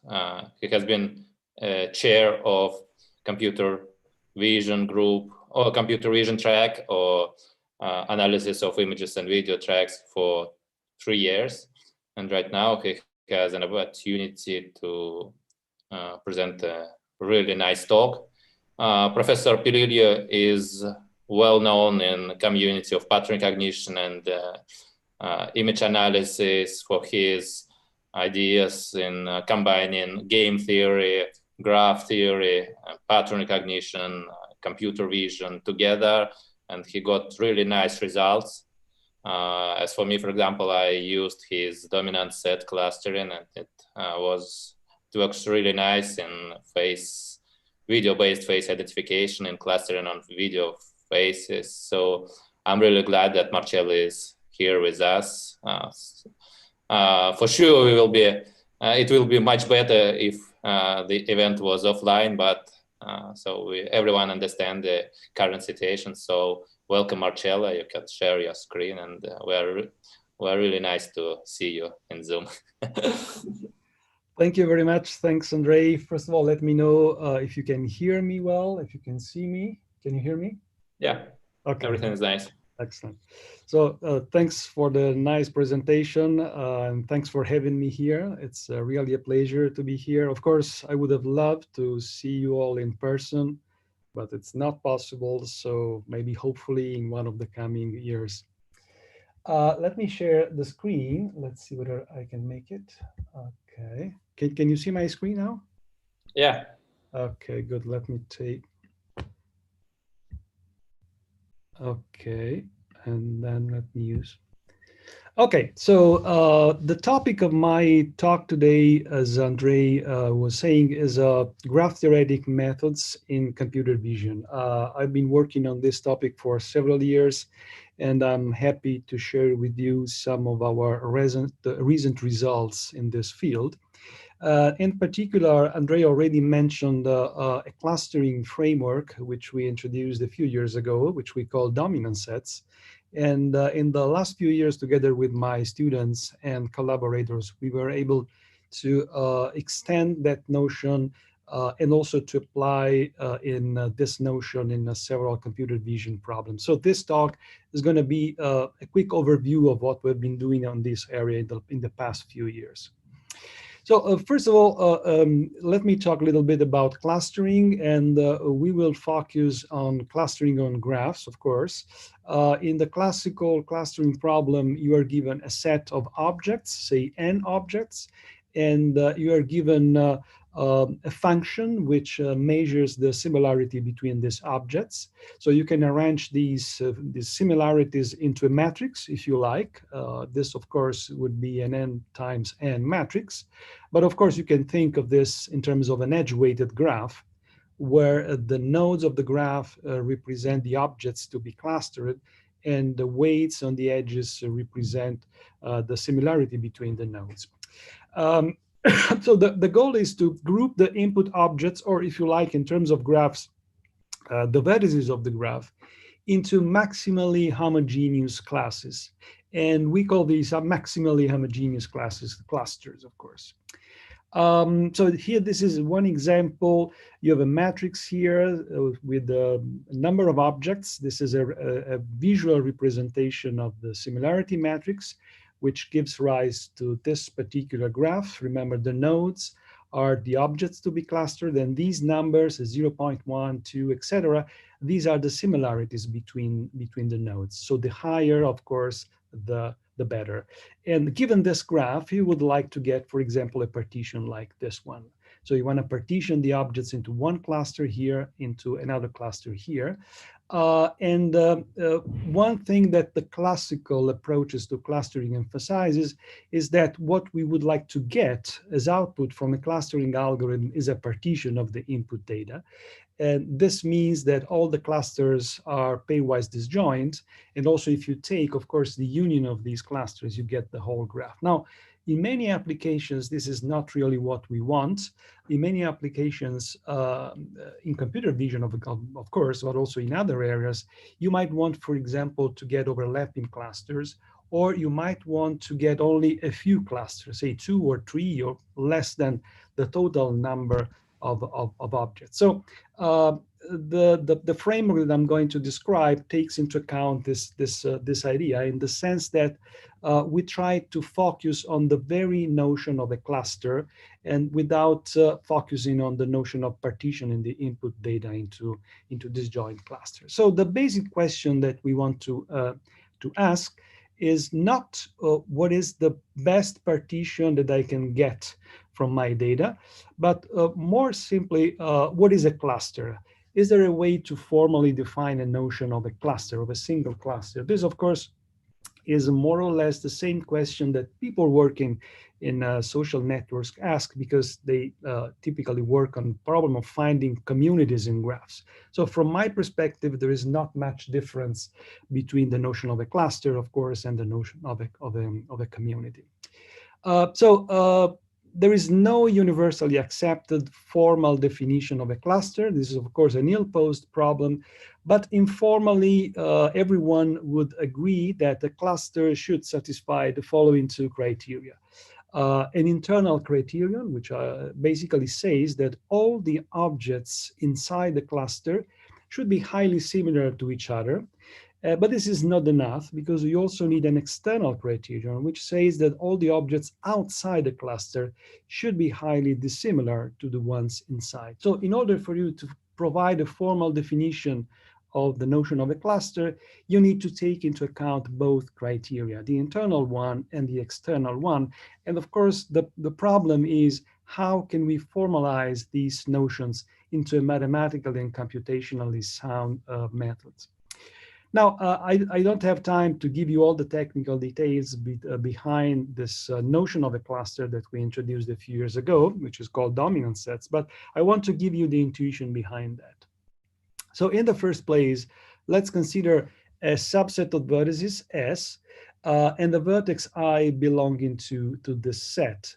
And in our framework, we introduce a quantity, which is basically a weight assigned to the vertex I relative to the set S. So we call this quantity WSI. I don't have time to give you the formal definition of this notion, but I want to give you the intuition behind this. So WSI simply measures the relative similarity between vertex I and the vertices of S minus I, so the rest of S, with respect, so it's a relative measure of similarity, with respect to the internal similarity of S minus I. Let me give you a couple of concrete examples of how this measure works. So let's consider this graph in the first place. It's a small graph with 4 vertices. These numbers, remember, these represent similarities, so the higher the better. You can see that these 3 vertices, 2, 3, and 4, they are very similar to each other. Actually, internally, the coherence of this set, consisting of 2, 3, and 4, is very high, because they all share the same similarity. Now, let's ask ourselves whether it's a good idea to add this vertex 1 to the set consisting of 2, 3, and 4, in terms of the coherency, of course, of the resulting cluster. Now, the answer is probably no, it's not a good idea, because you can see that the similarity between vertex 1 and the rest, so 2, 3, and 4, is much smaller than the similarity that internally that set has. Now, this is reflected by having a weight which is less than 0. So WSI in this particular case will be negative. Now, let's consider, in some sense, the opposite situation. Again, you have a small graph with 4 vertices, 2, 3, and 4, and 1.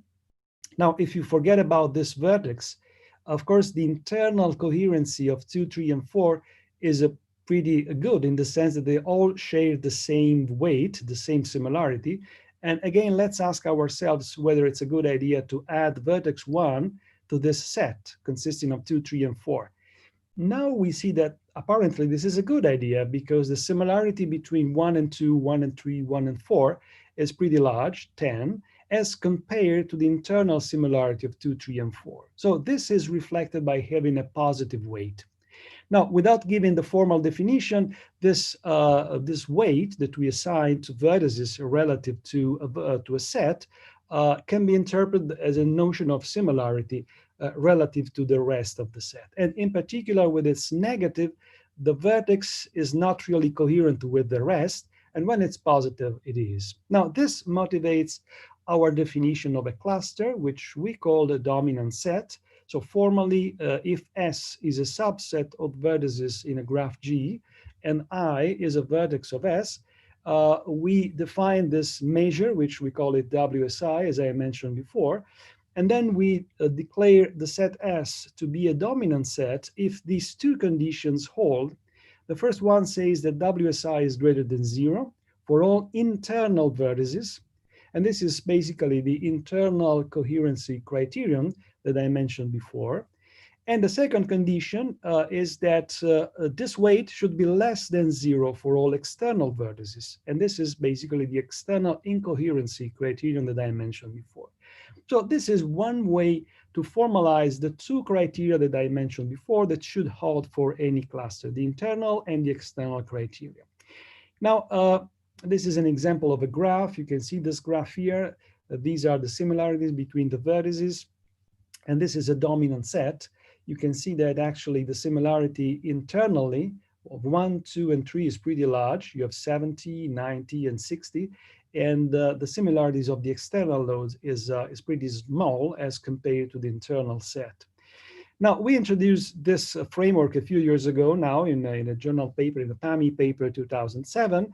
And later on, we discovered many intriguing connections with several branches of applied mathematics. In particular, as Andrei was mentioning in his nice introduction, we established a formal connection with game theory. And in particular, we were able to show that these dominant sets are basically in one-to-one correspondence with Nash equilibria, or more precisely, evolutionary stable strategies of so-called clustering games. Evolutionary stable strategies are a notion introduced by John Maynard Smith in the 80s, and when he established evolutionary game theory. And you should interpret evolutionary stable strategies as a stable version of the classical Nash equilibrium notion. So dominant sets can be interpreted from a game theoretic perspective. We also establish a very nice connection with optimization theory. And in particular, and this is something I'm going to talk about in the next slide, we establish a formal connection with the continuous quadratic optimization theory. And we show that dominant sets are in one-to-one correspondence with strict local maximizers of a linearly constrained quadratic optimization problem.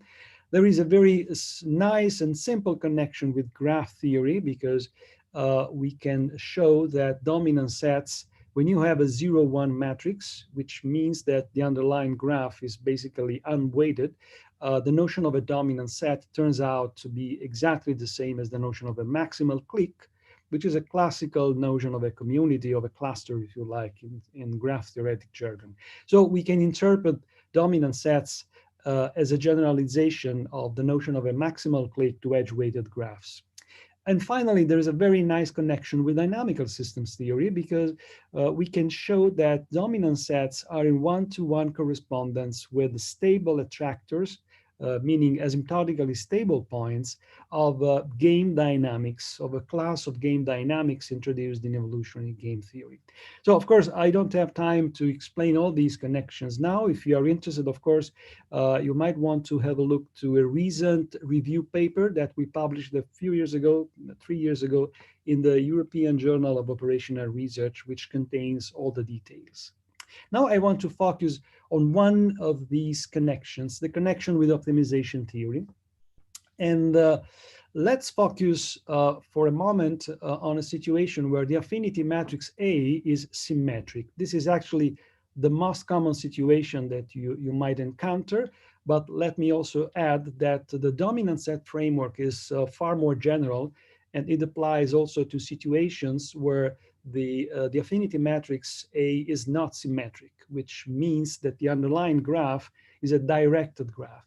So the framework is very general, but now I want to focus on the special case when the underlying graph is undirected and the affinity matrix A is a symmetric matrix, which means that object I and object J have the same similarity, whether or not you exchange the role of I and J. Now, let's consider this continuous optimization problem, which is a quadratic optimization problem. Maximize X transpose AX subject to the simplex constraint. Now, this delta over here is the standard simplex, or if you like, a probability space, which is the set of all the vectors X such that all the components are non-negative and they sum up to 1.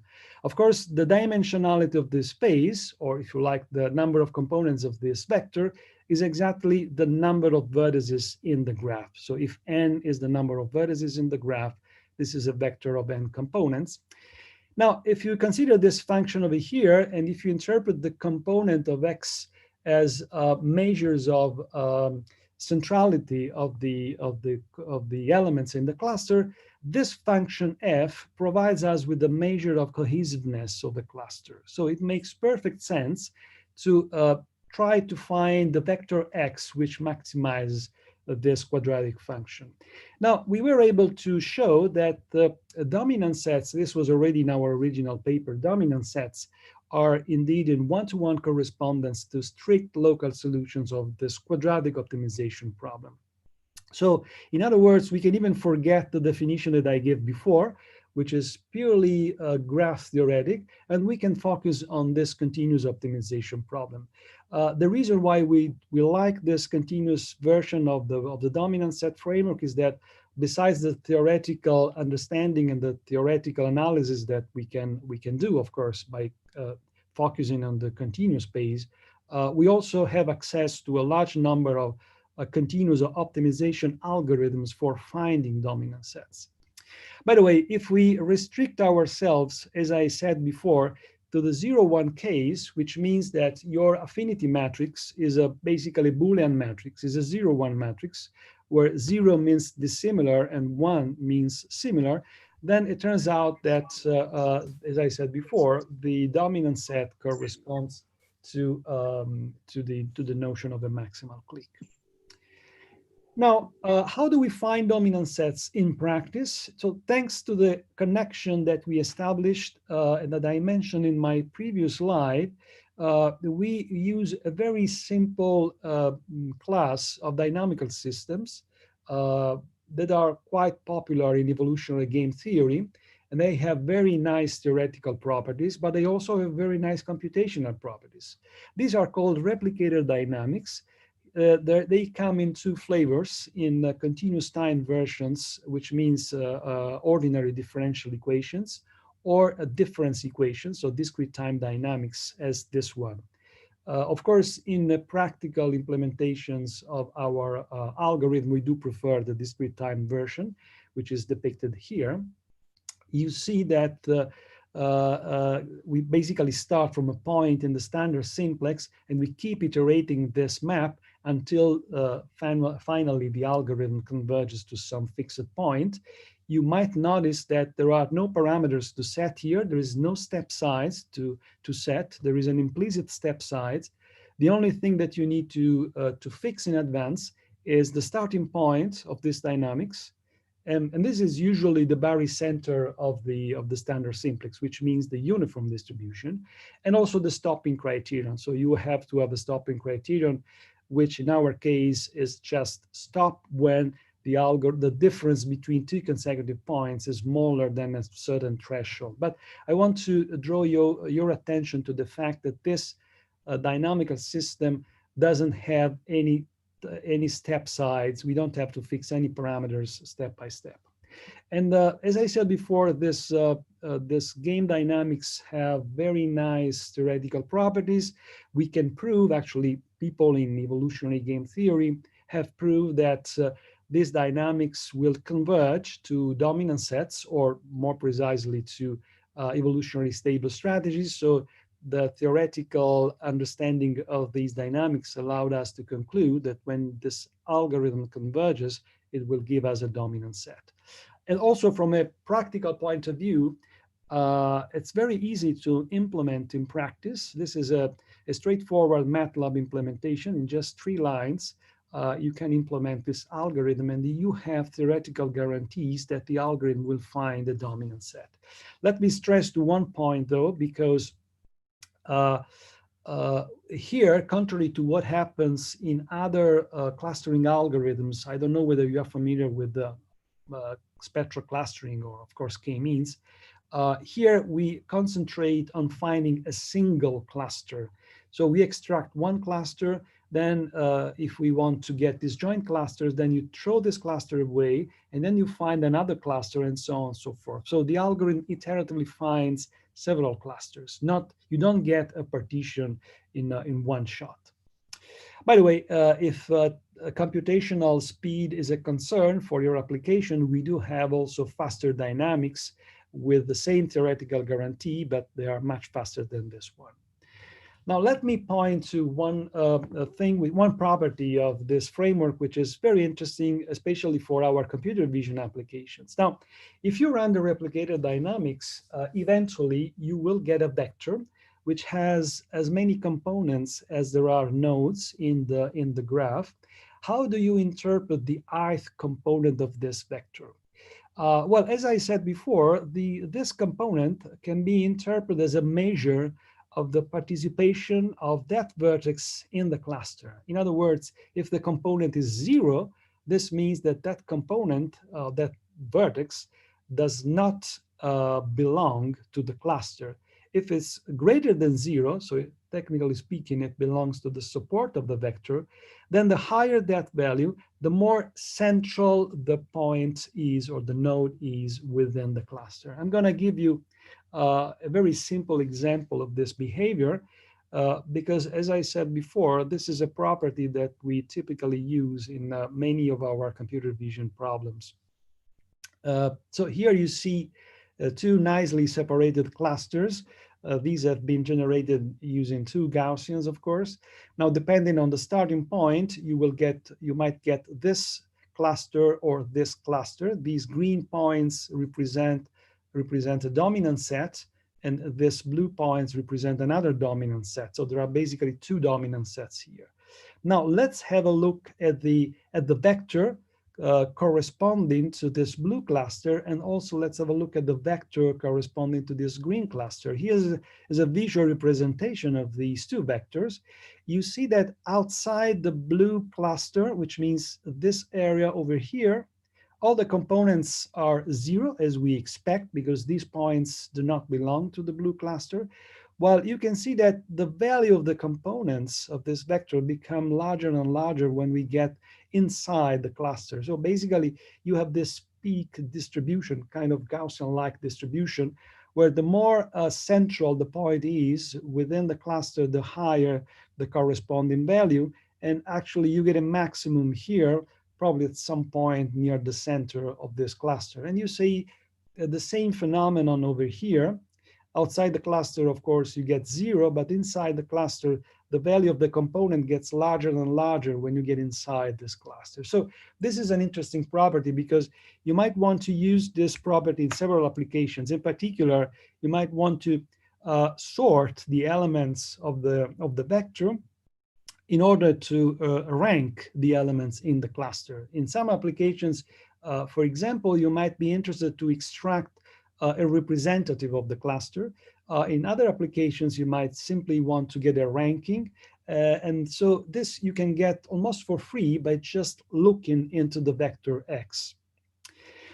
Now, let me briefly summarize the main properties of this framework. So this dominant set approach to clustering in the first place, although I didn't mention this explicitly before, contrary to what happens with the other classical clustering algorithms, we don't need to know the number of clusters in advance, for the simple reason that we keep extracting cluster one at a time until we are done, basically. So we don't need to know the number of clusters in advance. And in many applications, this is a major difference with respect to classical approaches.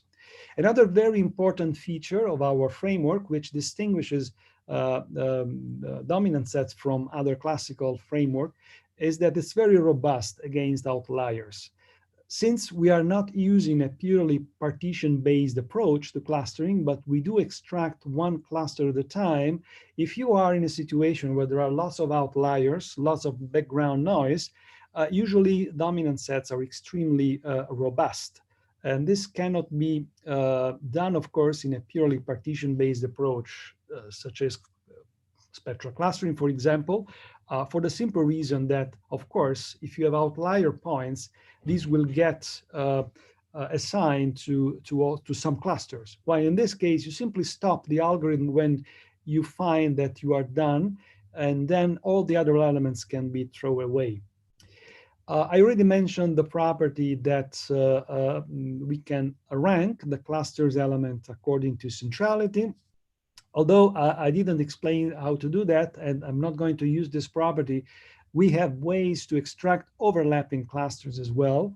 And it naturally generalizes, very naturally actually, to hypergraph clustering problems, where instead of having pairwise similarity relationship, you have higher order similarity relationship. So formally speaking, you don't have anymore a graph, but you have a hypergraph. So in a paper which we published a few years ago in PAMI, we show how to generalize this framework to hypergraph clustering as well. And also, I already mentioned this property. We make no assumption on the structure of the similarity matrix. The similarity matrix could be symmetric, non-symmetric, could contain negative values, positive values, doesn't matter.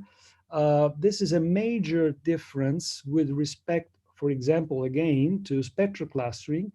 And because in spectral clustering, since you are relying on the eigenvalues of the Laplacians, and you know that you get real eigenvalues when you have a symmetric matrix. So the symmetric assumption is of fundamental importance in spectral clustering. And if in your application you have a non-symmetric matrix, for example, you might want to compare probability distributions, and you want to use Kullback-Leibler divergence to measure the distance between distributions. And we all know that the Kullback-Leibler divergence is non-symmetric, although there are, of course, symmetric versions of that. But there might be situations where the similarity function is not symmetric. And in that case, the only thing that you can do if you use spectral clustering, for example, is to symmetrize the matrix. And in this way, you are losing some information, of course. While in our framework, we can still use the dominant set framework and without any need to change the underlying matrix. So over the past few years, dominant sets have been applied in a variety of computer vision applications, but also outside computer vision. Andrei was mentioning one application in his lab, and dominant sets have been applied in problems ranging from image and video segmentation to anomaly detection or video summarization, image matching, 3D reconstruction, human action recognition, and so on and so forth. But I was also glad to see that the framework is being applied quite successfully in a variety of other domains, such as neuroscience, bioinformatics, medical image analysis, and so on and so forth. Now, I want to focus in the second part of my talk, I want to focus on some applications of dominant sets, and also, as I said before, to some recent developments in the theory, which allowed us to apply the framework on novel computer vision problems. But in the first place, let me mention this nice application. This is a paper we published a few years ago in collaboration with the Italian Institute of Technology. The problem here is to detect conversational groups, meaning groups of people talking to each other in images and sequences. There's a technical name for these conversational groups. Sociologists call them F formations. There's a definition given in a classical textbook by Cholek and Kendon.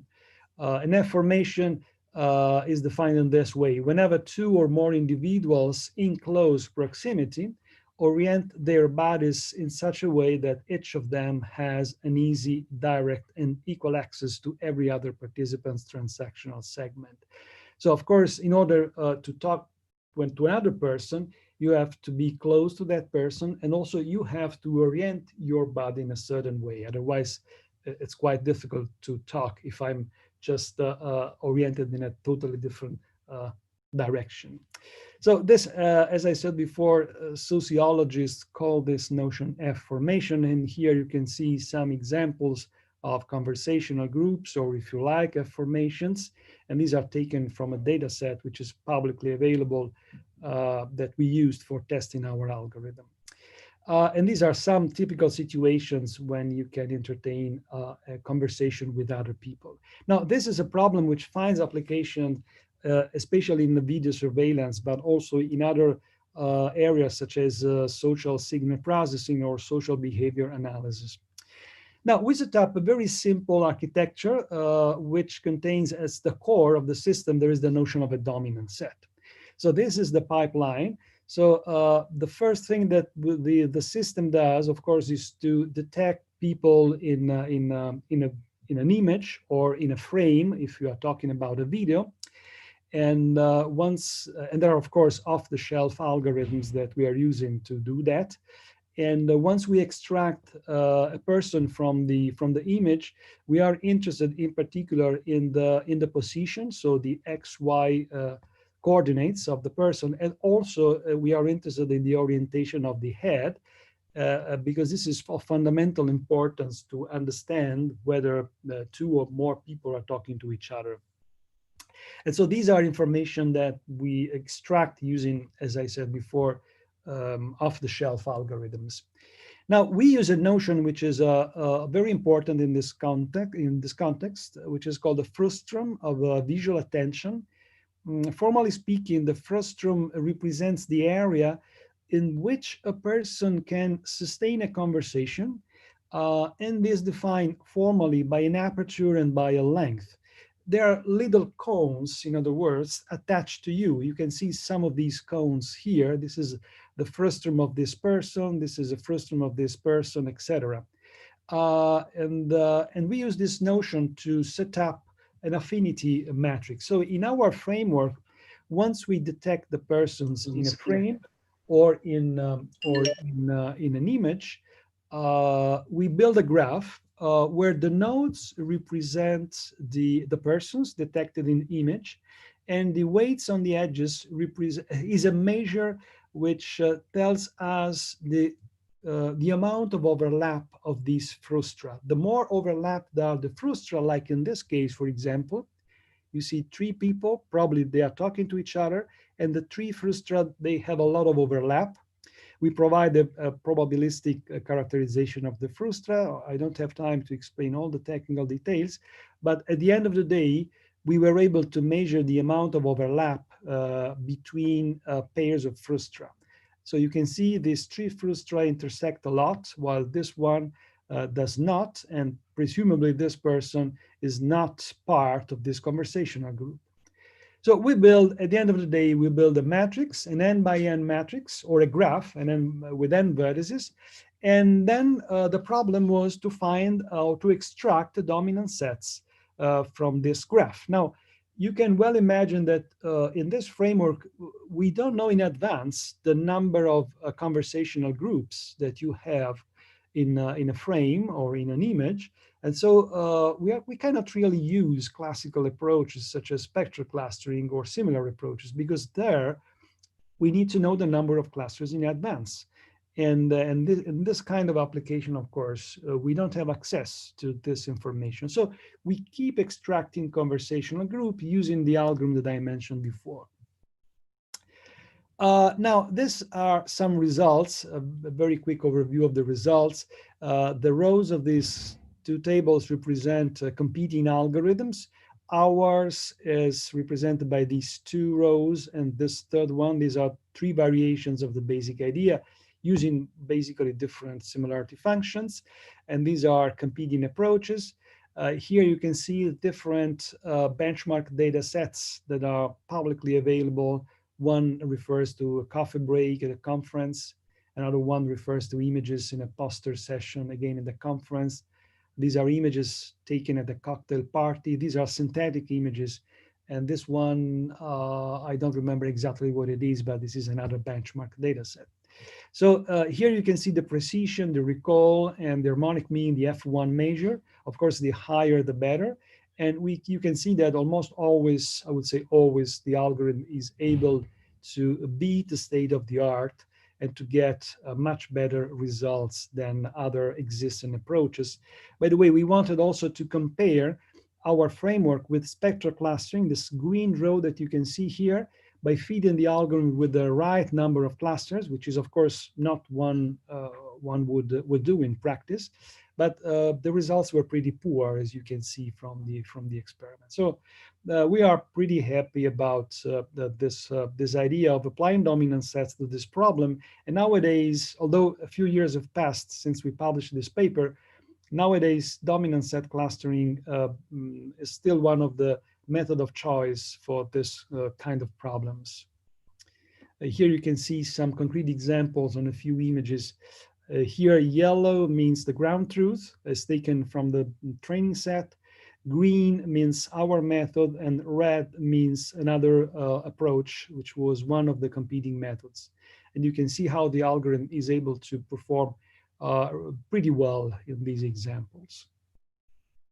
Okay, now let me mention another more recent development of the theory and also applications of dominant set. In a recent paper, which we published last year in PAMI, and dominant sets for constrained image segmentation, we introduced a variation of the notion of a dominant set, which we called constrained dominant set.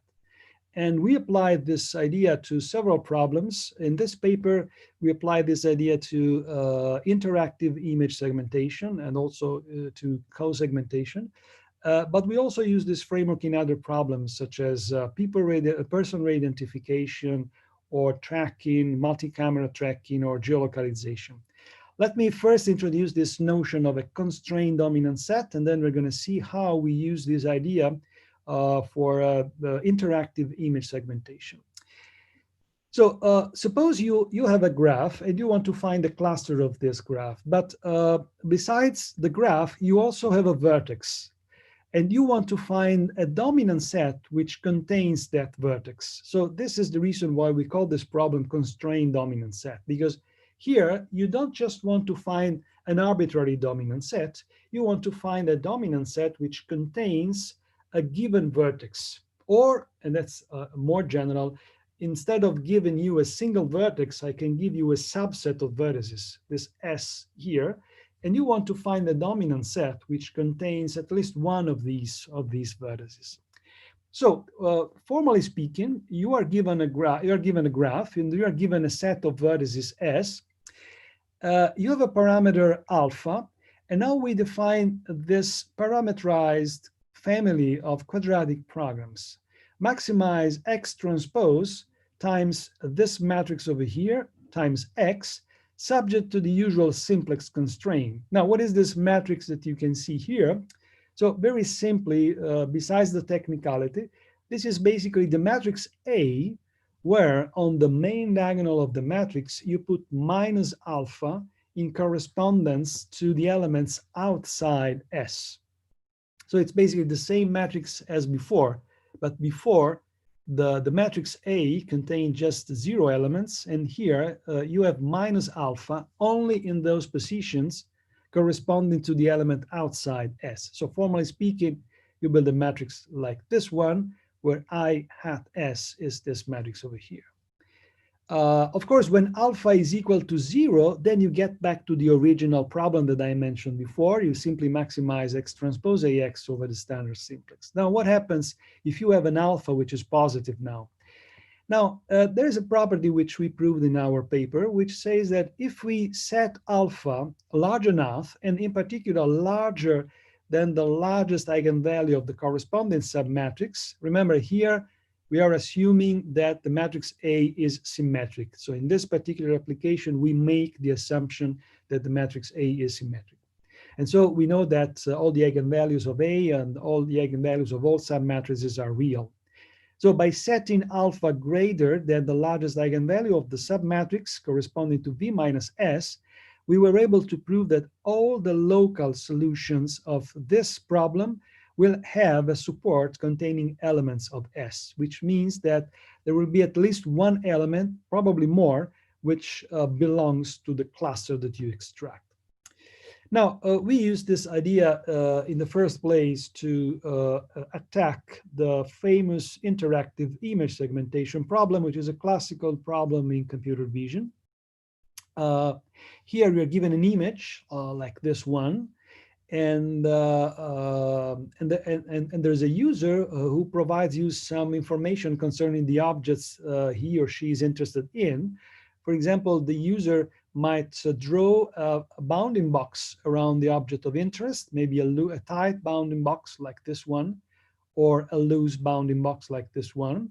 Or another option would be that the user just draws a scribble over a part of the object he's interested in, or maybe, like in this case, he might want to use two kinds of scribble, one for the object, the blue one, and the red one is for the background. So our algorithm takes as input the image and the constraint expressed by the scribble or by the bounding box, and provides you the segmentation of the prominent object that the user has pointed to. Now, one of the nice features of this framework is that now usually in computer vision, there are two kinds of algorithms for interactive image segmentation. One uses bounding boxes as the way in which the user interacts, and the other ones use scribbles. While in our framework, we were able to attack the two problems within exactly the same framework. And the idea is quite simple. Let's consider, for example, the scribble case. So of course, the image is represented in terms of a graph where the nodes are the pixels and the edges contain a weights which is proportional to the similarity between the pixels. Now, if the user draws a scribble, like in this case, basically he's is pointing to some vertices in the graph. So remember the set S that I mentioned before. And so basically we are asking for a dominant set which contains at least some elements of this scribble. So this is basically the constrained dominant set problem, and we use it to attack this version of the problem. In the case where you have bounding boxes, like this case, for example, if you have a bounding box like this or like this, basically you use the information on the bounding box for extracting the background. And so by this simple trick, we can attack both the scribble-based and the bounding box-based approach. Now, of course, we tried our algorithm over several benchmark data sets. Here are some examples. These are the results. And this is with the scribble-based approach. These are state-of-the-art algorithms, and that's the error rate. And we were able to beat all the state-of-the-art algorithms by a significant extent. And that's what happens with bounding box methods. Here we measure the Jacquard index, which is a measure of the overlap between two areas. Of course, here the larger, the better. And again, we were able to substantially advance the state of the art. So we have 93, 93, or 95 against the best one was 84. And here are some examples of the results we got on these benchmark data sets. These are bounding boxes. This is ground truth, by the way. And this is bounding box based. And this is scribble based. And the algorithm is able to find the correct object very reliably. And these are other examples with bounding boxes and scribble. Now, let me mention another very recent paper. We published this paper last year again, where we used the notion of constrained dominant set for completely different problem. Another classical, actually two problems to tell the truth, very much they're classical problems in computer vision. One is tracking, or in particular, multi-target tracking with multiple non-overlapping cameras. And a variation of this problem, or a version of this problem, is person re-identification, which is related to tracking. Let me start with person re-identification, which is probably simpler to understand. at least how we approach the problem. So impersonal identification, which is a classical problem with applications in, for example, video surveillance, you have two or more cameras. Maybe they are far away. The field of view do not overlap. Like in this situation here, you have camera A and you have camera B. Suppose that there are some people walking over here. At some point, one of these persons gets captured from camera A, and then of course, since he or she is walking, it will disappear. But after a while, it will reappear again over here. So the problem here is to recognize an individual over different non-overlapping cameras. So you want to know that the person which appears here at this very moment is the same person which appears here maybe a couple of minutes ago. So formally speaking, the problem can be cast in this way. You're given a gallery of persons, of person images taken from one camera, say from camera A, and you have a new image, which is called the probe, and you want to basically match the probe against the gallery. This is an example of how difficult the problem is. This is a person, suppose this person here is captured by camera B, and these are all the persons captured by camera A, and you will see the problem is to find this person here, despite variations, of course, in maybe in motion and in appearance, and it turns out that this is the person. So it's a very challenging problem with, as I said before, applications in several areas, including, of course, video surveillance. Now, most recent approaches, instead of using a single frame, they use short tracklets, so a small,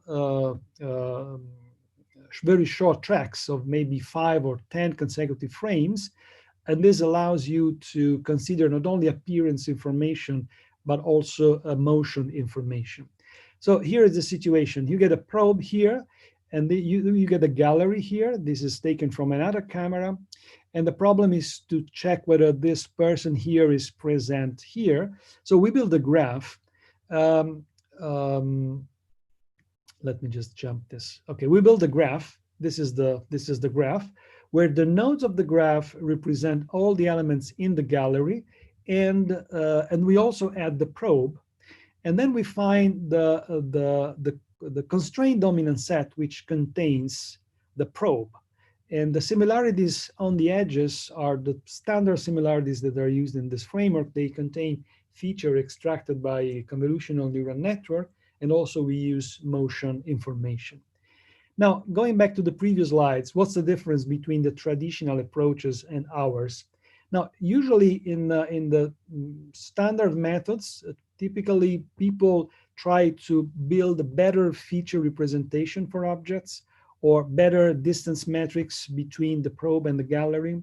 And then they finally rank the images from the gallery based on the pairwise distances from the query.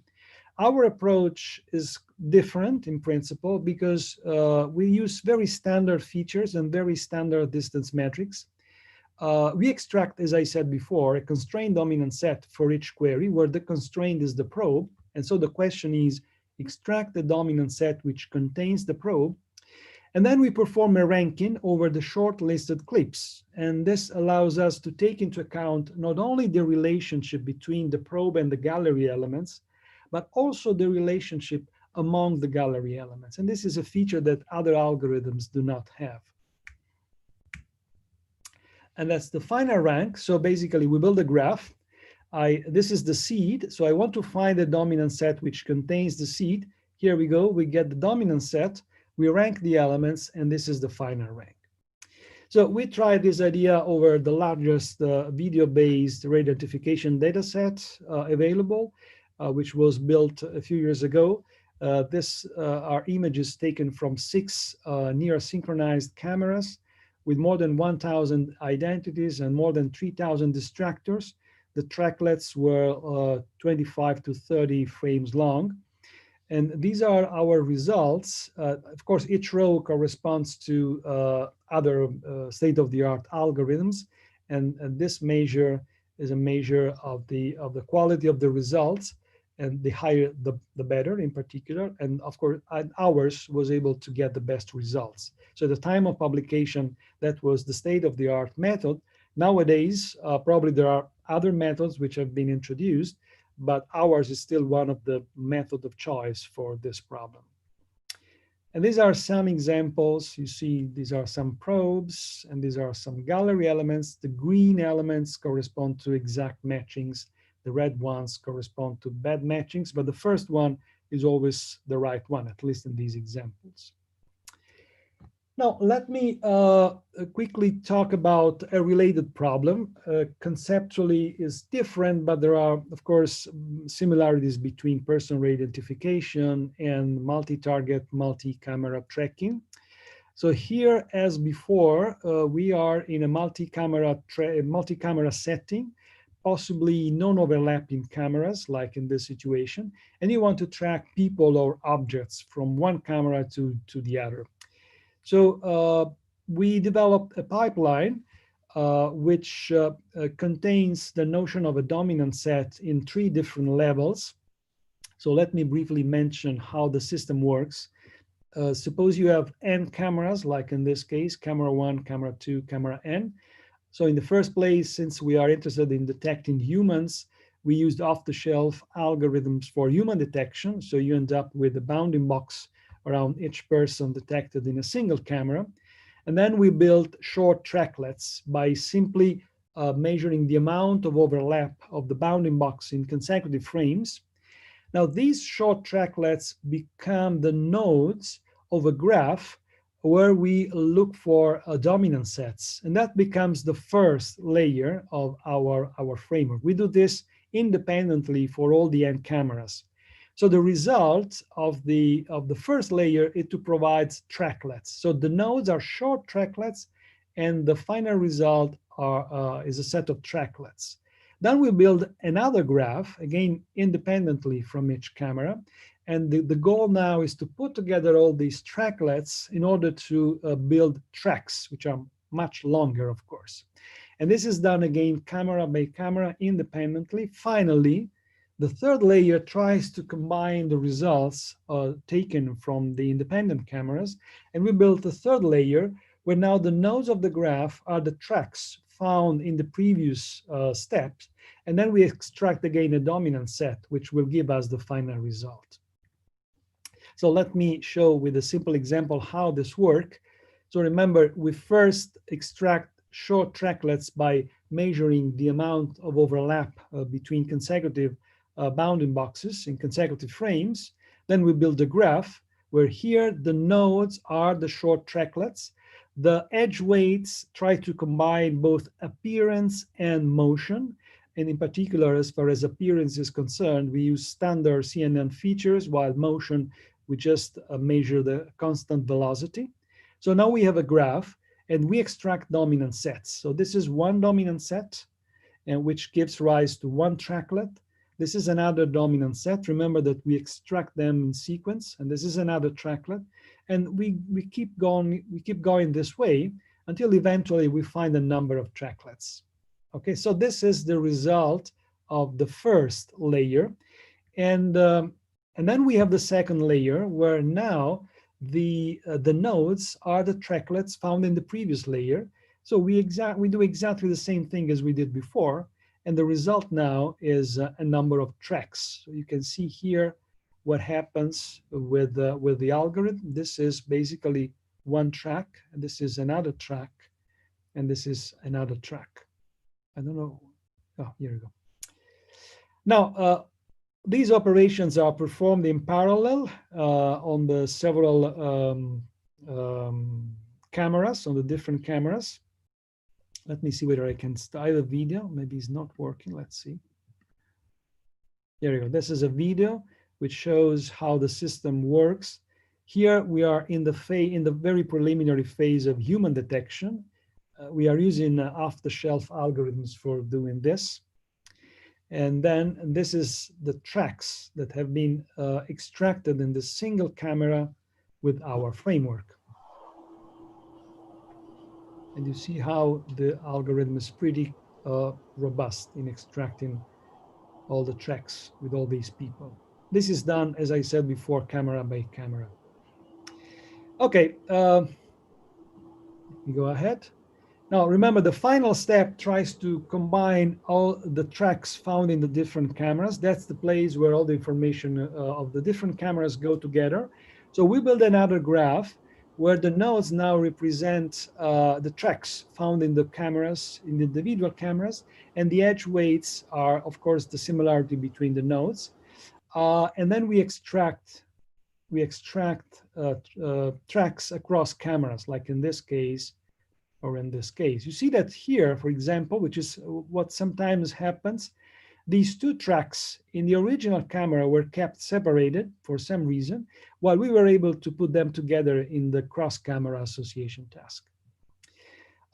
So these are the results we got on the standard benchmark data set. I don't know how much time I have, but I'm running out of time.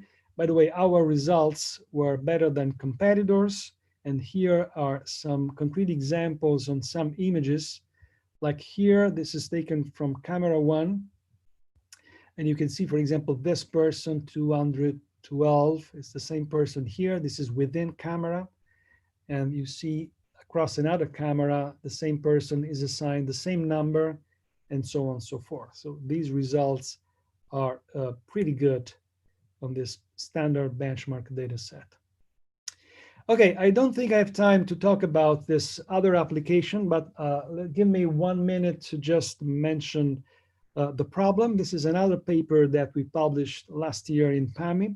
We use dominant sets for geolocalization. So the problem is, suppose you take a picture of a street or a building in your city, or you come to Venice, for example, you take a picture of some bridge, and then you have a data set of images with the corresponding GPS coordinates, and you want the system to tell you approximately the GPS coordinates where you are. So we built a pipeline where dominant sets play a major role, and we were able to find, to obtain an algorithm which is 200 times faster than previous approaches, and we got an accuracy which is 20% better than the previous state-of-the-art approaches. I don't have time to give you the details. If you are interested, you might want to have a look at the paper. So let me just jump to the conclusions now. So in conclusion, the dominant set framework and related concept have shown to be a very powerful tool for attacking a variety of different computer vision problems. We have seen interactive image segmentation, geolocalization that I just mentioned, group detection, personal identification, tracking. And of course, we are trying now to combine this framework with the deep learning to get, especially Siamese networks, to get more accurate similarity measures. And this is a paper which we just published last year at ICCV 2019. These are some references that you might want to have a look at if you are interested. That's the original dominant set paper. This is the hypergraph extension to it. This is the constrained image segmentation paper, the geolocalization paper, the conversational group, the tracking paper. And if you're interested in a review of this work, you can have a look at this paper, which was published in the European Journal of Operational Research. So I'm done. Thanks for your attention. And of course, I'm happy to take questions. Thank you very much. Yeah, thank you, Marcello, for very nice talk. So we have not much time, but probably someone has question. Yeah, sure. I have one question. What do you think of deep clustering approaches, and particularly some deep clustering applied to the graph data, where basically the algorithm is of clustering is integrated into loss or objective functions? Is this perspective direction of work, in your opinion? Yeah, thanks for this question. That's an interesting question, because as I mentioned in my last, actually, this is well, we are trying now to combine deep learning with clustering. As you might have noticed, there is no deep learning in all the framework that I've just explained. There is no notion of deep learning. But I think the next step, and actually we're working on this, is to combine deep neural networks, and especially the idea, I just mentioned this in the conclusions, the idea of extracting and learning the similarities from data, that's much more powerful approach than just using similarities from scratch. I'd be very curious to establish a formal correspondence between dominant set clustering and more recent graph-based deep learning approaches. But at the moment, we don't have any formal property about that. What we are doing right now is just to integrate these two things, and the integration comes in the computation of the similarities. So basically, we'll learn the similarity. And this paper here that I just mentioned before provides us with a way to to learn the similarities in an end-to-end manner and to integrate these similarities in person identification. So this, I think, is going to be an exciting line of research trying to integrate dominant set clustering with deep learning, and we just started working on this. Thank you very much. You're welcome. Thank you. Other questions? Okay, so I have very small question. So you presented some method for co-segmentation or some manual. So when you need some manual binding box, for example, around an object, and then you provide the good segmentation part for this. So my question is, have you tried something like object detectors when you detect this object, not manually, but you use some that's a great question. Not good detector, yeah, and how your algorithm will work in it.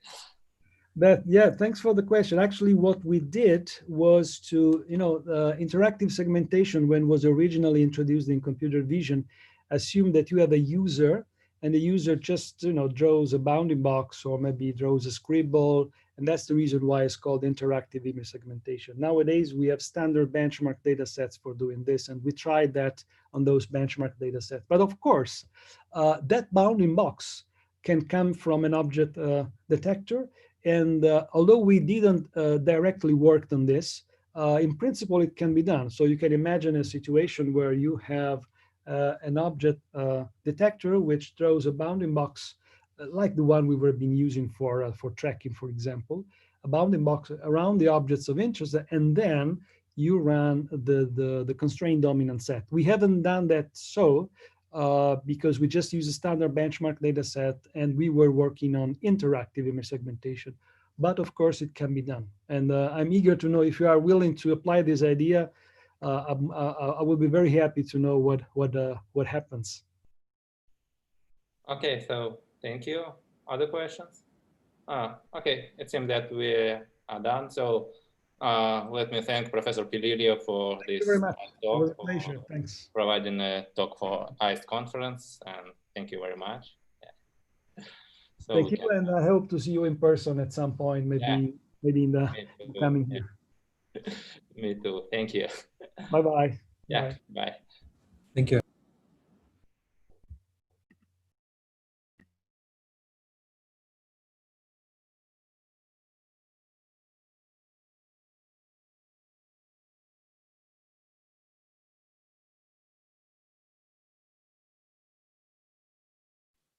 So I suppose we are the next. Hello, everyone. Oh, excuse me. Sorry. I think I first should introduce you, probably. Yeah. Can you please stop sharing the slides for now?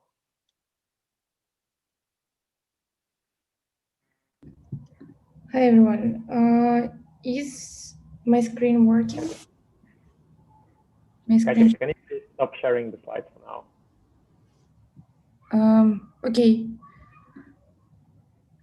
Kate, can you hear me?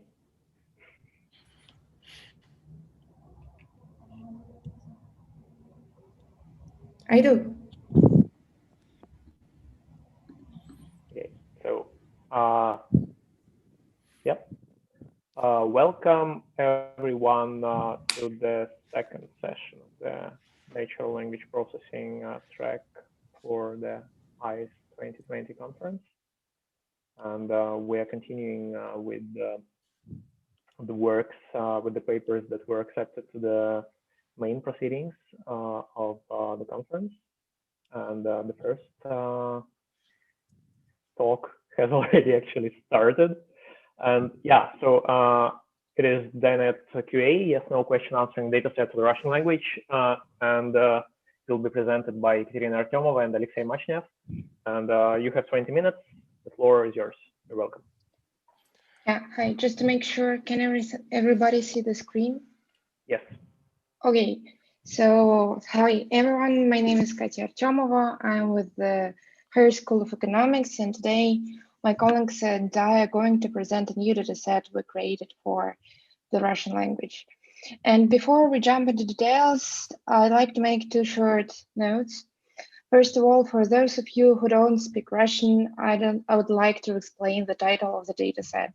So in the Russian language, DNet stands for yes, no in English. So as this dataset comprises natural yes, no, otherwise binary questions, this kind of joke to emphasize the nature of the dataset, that it is in Russian and it comprises these yes, no questions. And secondly, we started doing this project as an independent project, but then thanks to SBER initiative on creation of the Russia Super Clue benchmark, we became a part of this benchmark. Thus, we collaborate on this dataset with the team from SBER, and there are two authors of the paper who work at this time of SBER. Anyways, the talk would be, the talk is structured in two parts. I'll start with describing how the dataset was collected and what was our intuition behind the creation of the dataset, and then I'll give the word to Alexey, who will present the methods and baselines we established for the dataset.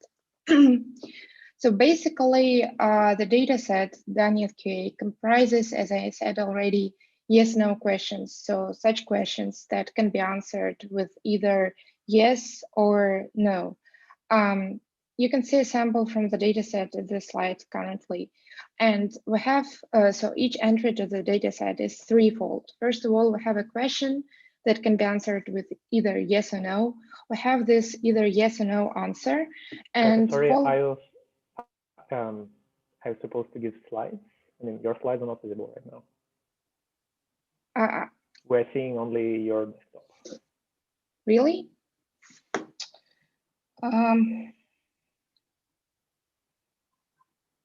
Wait. It's just because you told me to stop sharing and then everything is not working.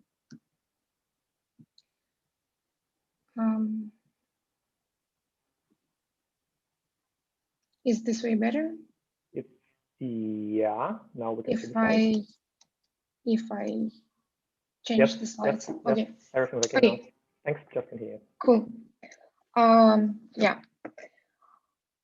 So where was I? I was describing the entries to the dataset. So each entry is threefold. You can see it, I hope, right now at the slide.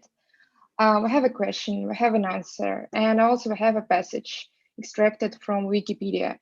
And the model is expected to read this passage and based on this passage, give the yes/no answer. So in a sense, we follow two datasets previously created. The first one of them is squad, obviously, because in the squad dataset, you also have these passages, which should serve as the source for the answer. And secondly, we follow the BullQ dataset, which was created at Google. And basically, it was Google's first idea to use yes/no questions as a new and challenging dataset. However, as BullQ was created at Google, they mostly used their proprietary technologies to create this dataset, and it's very hard to reproduce it without the sources of data that Google has. So don't be like Google, don't use your technologies because other people do not have same sources and they cannot create such datasets. Anyways, we somehow managed to follow more or less bull queue design to collect our dataset. And another thought we have in mind that there is very little done in terms of question answering datasets for the Russian language. However, the chatbot technology and the question answering technologies are right now really demanded in Russia, so we need to provide more datasets both for academia and for industrial communities so that there will be more sources to train question answering systems. All right, the creation of the dataset has several steps. We started by kind of generating the questions. We didn't generate them in a sense. We asked some models to to generate them, but rather we asked crowdsourcers and used crowdsourcing platforms and collected questions from crowdsources. And having these questions, we used Google API to retrieve Wikipedia pages, and then we made another round of annotations on crowdsourcing platforms by asking the crowdsourcers to read the question, to read the passage from Wikipedia and provide with a yes/no answer. But I'll go into more details right now. So first of all, as I said, we went to Yandex.Toloka, which is a crowdsourcing platform which basically is created by Yandex and thus supports a lot of languages from our region, obviously Russian including. And we asked crowdsources to create such questions that would follow some templates and which obviously would have yes or no answers.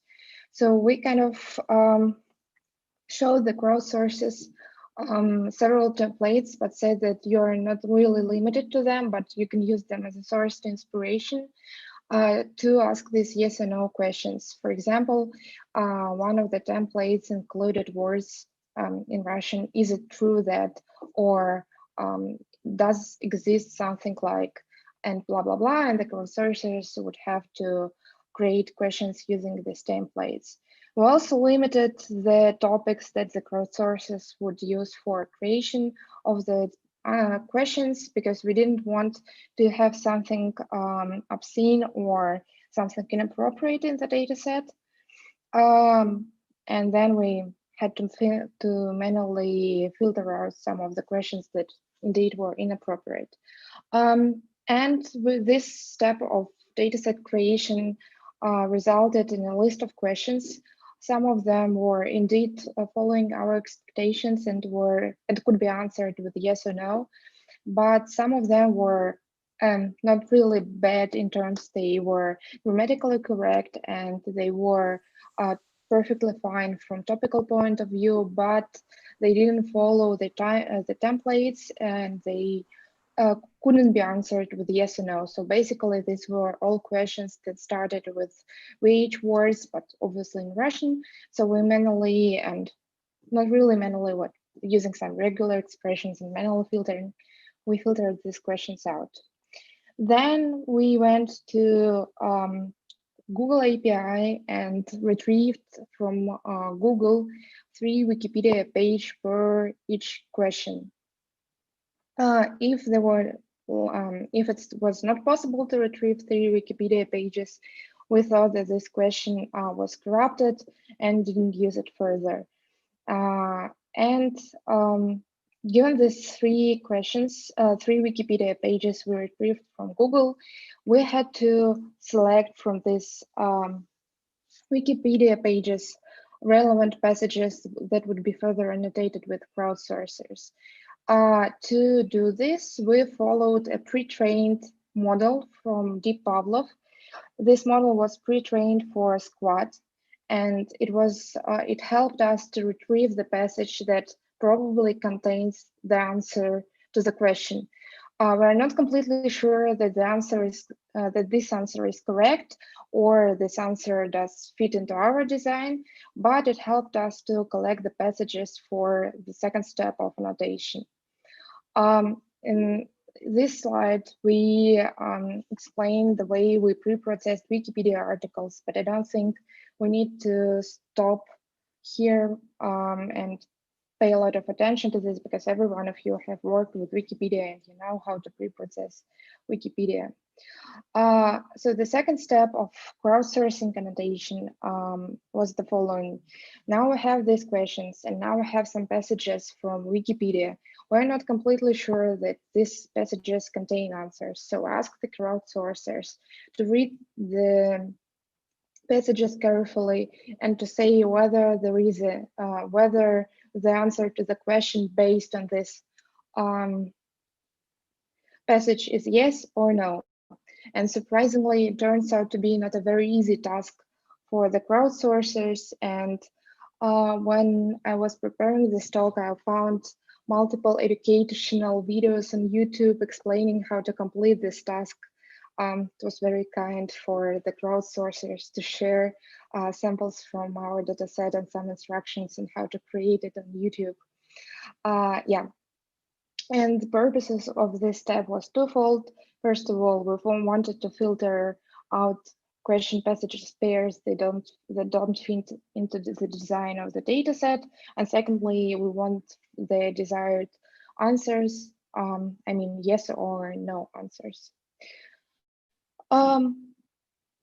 Finally, a few more words about the quality of the annotation. We selected only the annotation that we ensured the quality of the annotations by selecting only annotators that are fluent in Russian. We provided with some preliminary training examples, which were recorded to YouTube further. We selected only those annotators that have high rating in Toloka, and also we used the high overlap values to ensure that the labels are selected by multiple annotators, not a single one. So we used majority voting to ensure that the answer indeed passes for the question. And we resulted in the data set, and basically the results of the data of this all procedures is the data set. And right now you can see another sample.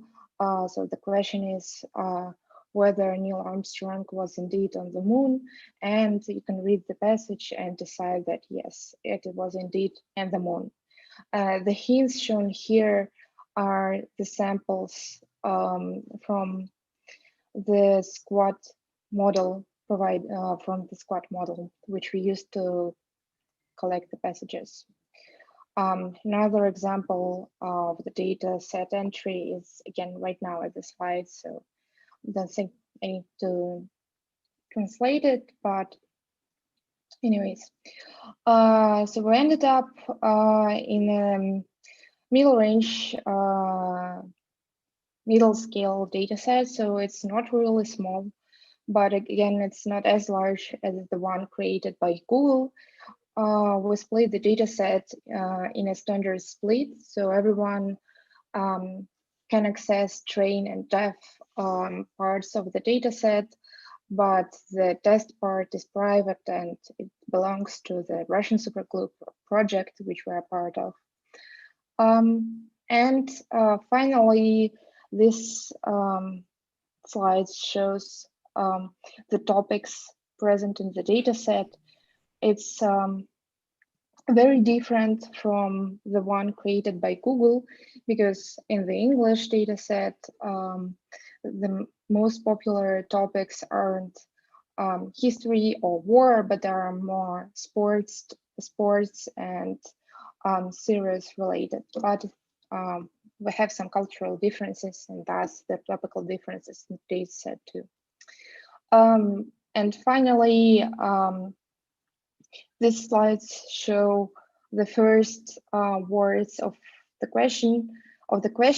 You can see that the majority of them follow kind of the same patterns. So there is a verb and the word li, which is used to ask the yes or no question.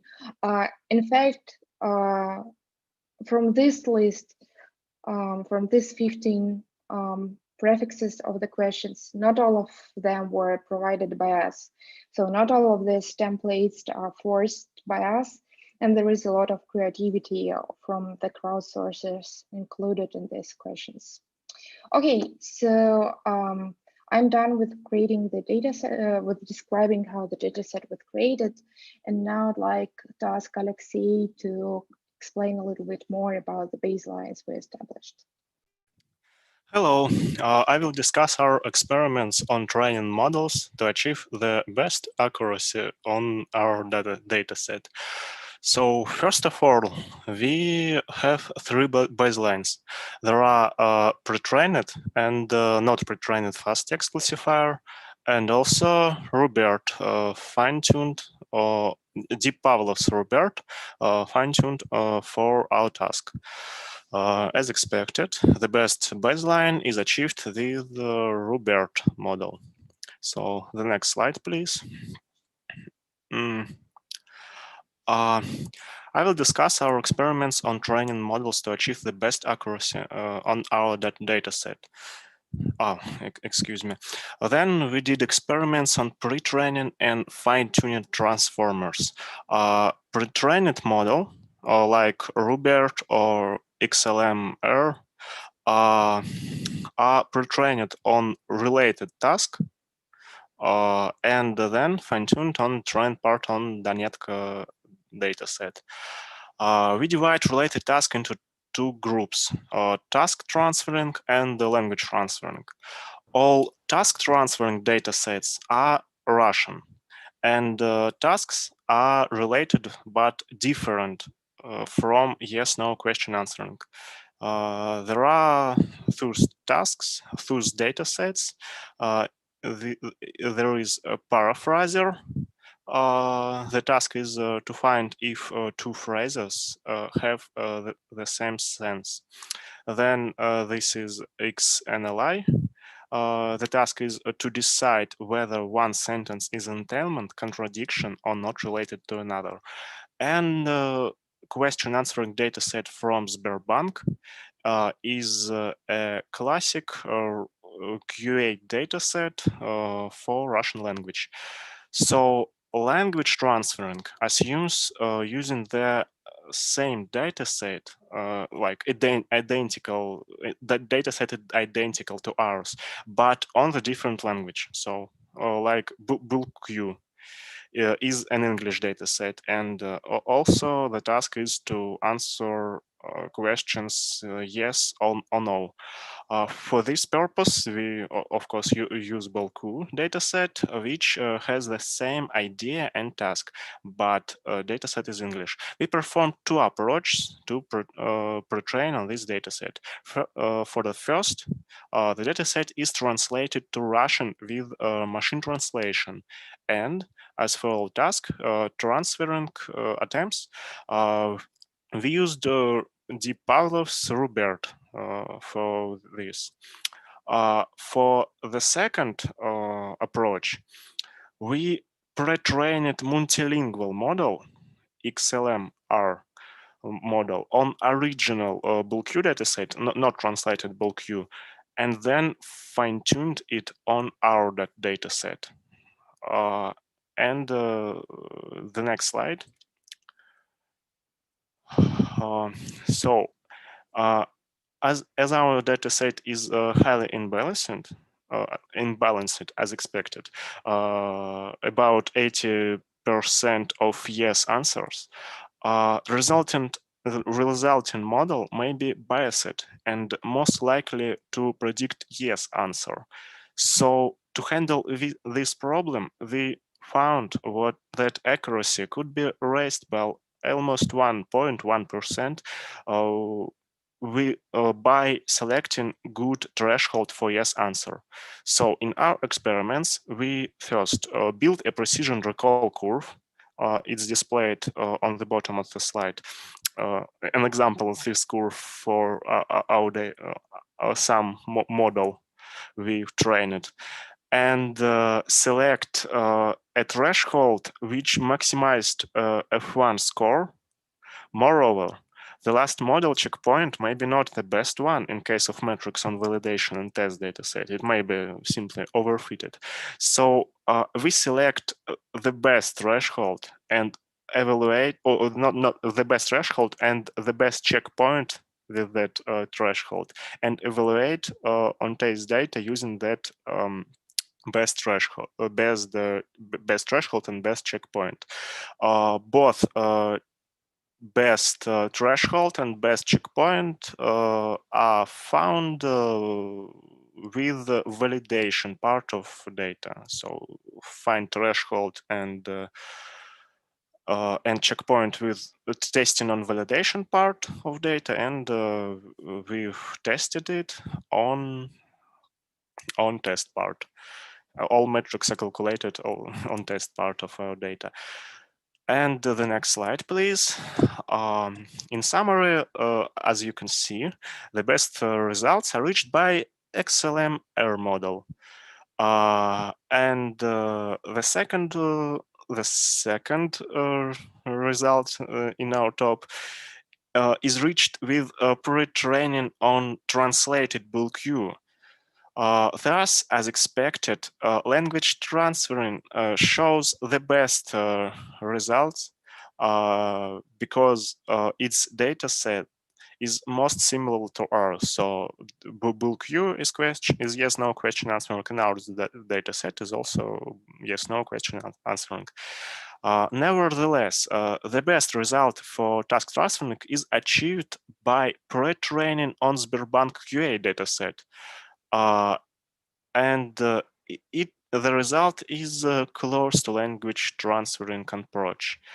So we suppose that that is because Sberbank QA dataset is the largest Russian dataset, and its task is closest to our task, as the task is also question answering task. To sum up, our experiments support the idea that transfer learning often help us to achieve better results with the given task. The next slide, please. So as a result of our work, we have created a new yes-no question answering dataset for Russian language. While collecting this dataset, we found how to set Yandex.Toloka crowdsourcing platform for sufficient data generation and annotation. We have made a baseline for solving yes-no question answering task and experimented with some transfer learning approaches. Our experiment results show that pre-training on identical dataset with different language performs better than pre-training on different tasks with the same language.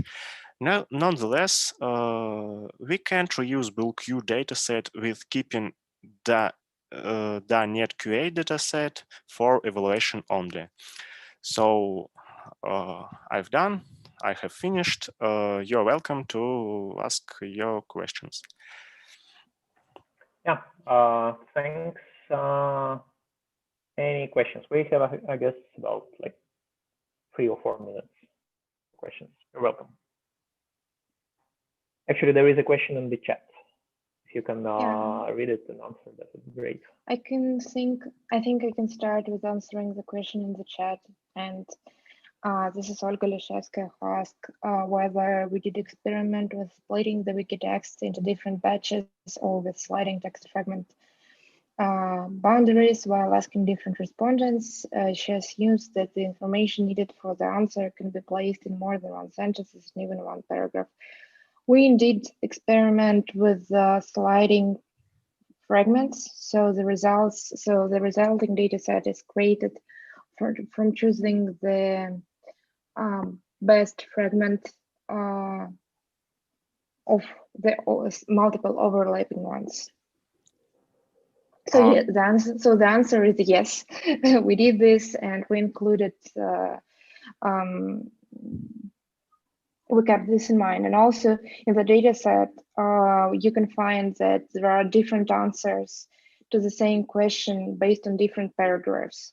So the number of questions is less than the number of paragraphs, and the questions are not unique. And sometimes based on different paragraphs, the annotators came up with different decisions. And I can answer the second question. Yeah, thank you. We ran 5 runs for each configuration. Maybe, yes, we pre-trained each model 5 times, then selected the best one and ran fine-tuning also 5 times and calculated mean and deviation for each configuration across those 5 runs. Thank you. Thanks. We have time maybe for one additional small question. Okay, just a quick question for me. Maybe I didn't notice. So the data set is available right now? Or?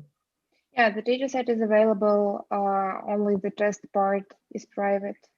You can, yeah, in the repo of our lab and also in the Russian Glue project, you can find the test and the, sorry, the train and the dev parts for the data set. It's publicly available. Cool. Thanks a lot. And we move on to the next talk, which is BERT for sequence-to-sequence multi-label text classification by Ramil and Pavel Serdikov. And I guess Ramil is presenting, right? Yes, I'm here. Yeah, please, just the floor is yours and start your slide. You have 20 minutes again. Okay, thank you very much. Let me share the slides.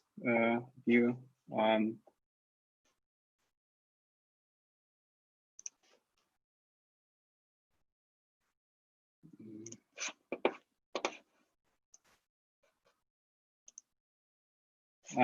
Can you see the slides? Yes, perfect. So hi, I'm Ramil, and today I'm going to talk about our work on using BERT for sequence-to-sequence multi-label classification. I'm currently a PhD student in Higher School of Economics, and this work was done in collaboration with Pavel Serdikov as a part of our research work in Yandex Taxi. Just to remind, multi-label classification is the task of learning a function that maps text samples to multiple labels from a label set. So initially we have a data set of pairs and also given label sets. And yeah, for example, what's the difference between multi-class and multi-label classification is that in multi-class we only assign one label per sample, and in multi-label classification we can assign many. And in this slide, I also illustrated how the usual pipeline of a classification model looks like. So we have a text, and then there is some base model that does some representation learning and outputs a fixed size representation vector. And after that, a classification algorithm, for example, in deep learning, it may be just a dense layer. It inputs this fixed size representation vector and transforms it into a probability distribution over the set of labels. So this is a usual pipeline, and in a particular case, when the number of classes is large, it also can be useful to have some prior knowledge about the classes in the form of a hierarchical structure. And here's the example of a tree hierarchy over the classes from a data set on ticket tagging in taxi client support system. So for example, if we had a text sample, I waited for the drivers alone from an angry customer, let's say, we can say that it will belong to the driver was late category and also to all the categories in the path between the root node and the leaf node. So yeah, this kind of hierarchical structure, it may help us to classify underrepresented labels in our data set, and this is one of the key points why we might want to use this hierarchical structure. One of the promising methods to tackle this problem of multi-label text classification is using a sec-to-sec modeling. In this approach, a model predicts labels in a sequential way, taking into account previously predicted labels. In this chain rule decomposition of the joint probability of a set of labels given an input X, there are two primary ways to order the labels. So we can see here that like with any order, this decomposition would be true, but to actually model this sequence, we basically have two approaches because we don't actually. So in this task, we don't have a natural ordering in the output sequence as we would have in machine translation, for example. So we have to order the labels somehow, and one approach is to order the labels by frequency of labels. And if we are presented with a hierarchical tree, we can also use topological sorting. And with this obtained order on L, so this problem can be viewed as a sequence-to-sequence task. And yeah, this idea was first introduced by NEM in 2017, and it's quite nice. I think it's like kind of novel and interesting approach to this problem. We argue that in this sec-to-sec setting, we can use a heavy language representation model such as BERT as an encoder. And in our implementation, we passed the BERT representation of CLS token into an LSTM decoder. And we use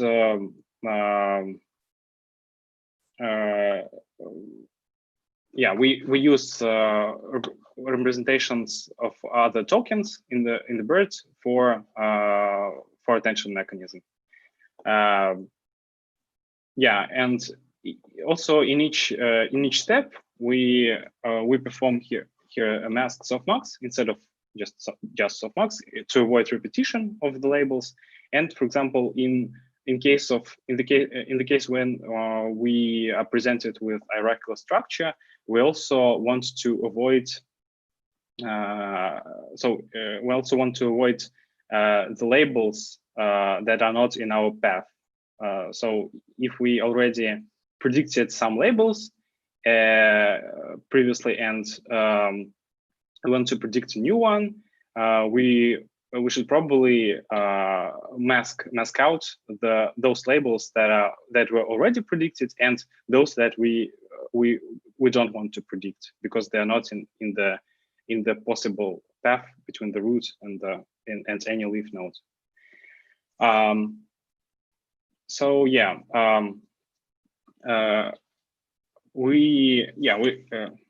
Just one more thing. We train this model using the cross entropy objective and ground truth labels. And in the inference stage, we can compute the objective, replacing ground truth labels with the predicted labels. So it's a basic teacher forcing technique, and we use it in our implementation as well. In the experiments, we have 5 data sets. So 3 of them are popular English data sets, and the other 2 are private Russian data sets from Yandex Taxi support system. And one of the baselines that we considered is just a straightforward vanilla BERT for multi-label classification. and yeah, we followed the same implementation details as in the paper Doc-BERT. So we trained the model using the binary cross entropy loss, and yeah, that was the one of the baselines that we used. Our error analysis has also shown that often multi-label BERT can predict excess labels, and while sequence generating BERT tends to be more restrained, and this suggests that the two approaches can they may combine each other well, so they may complement each other well. And in the sec-to-sec setup, we so it's more difficult to produce a probability distribution over the classes, obviously, and we tackle this problem as per the paper of Salvador from CVPR 2019, and we just basically we use max pooling operation over the probability distribution that were produced in the decoding stage. So in the decoding stage, in each stage, we had this probability distribution after performing masked softmax iteration, and we just max pool them. So we take the maximum over each coordinate in the over all the distribution probability distributions from the decoding. So at the end, we form the mixed probability distribution by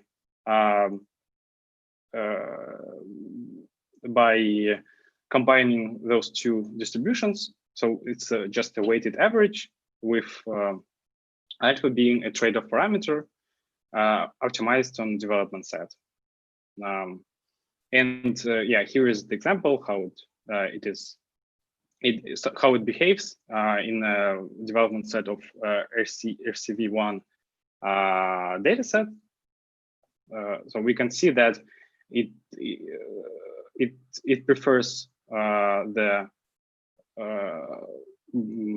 so for two metrics, at least accuracy and micro F1, it prefers just a vanilla BERT as a major contributor to the probability distribution. And as regards to macro F1, we can see that so the larger weight, so BERT sequence to sequence BERT has larger weight in this case. Yeah, and just regarding the evaluation matrix, so we compute here a micro averaged F1 and macro averaged F1, and the difference is that micro averaged F1 it sort of biased towards the more frequent labels, and macro averaged F1 it treats the labels as equally important. And for example, if we want to measure the quality of the model on more underrepresented labels, then we should probably look at macro average F1. Otherwise, so micro F1 is a good metrics.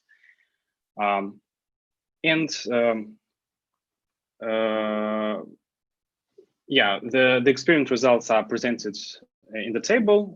In some cases, BERT performs better than the sequence-to-sequence version, which is especially evident in the Reuters dataset.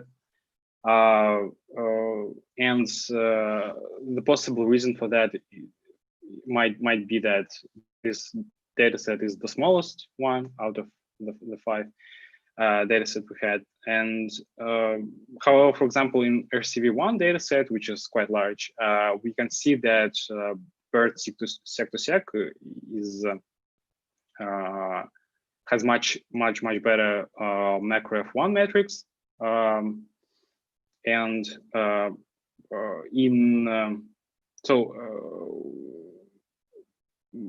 for both Yandex Taxi datasets in Russian language, we also can see that the accuracy of the sequence-to-sequence BERT model is higher compared to other models. In most cases,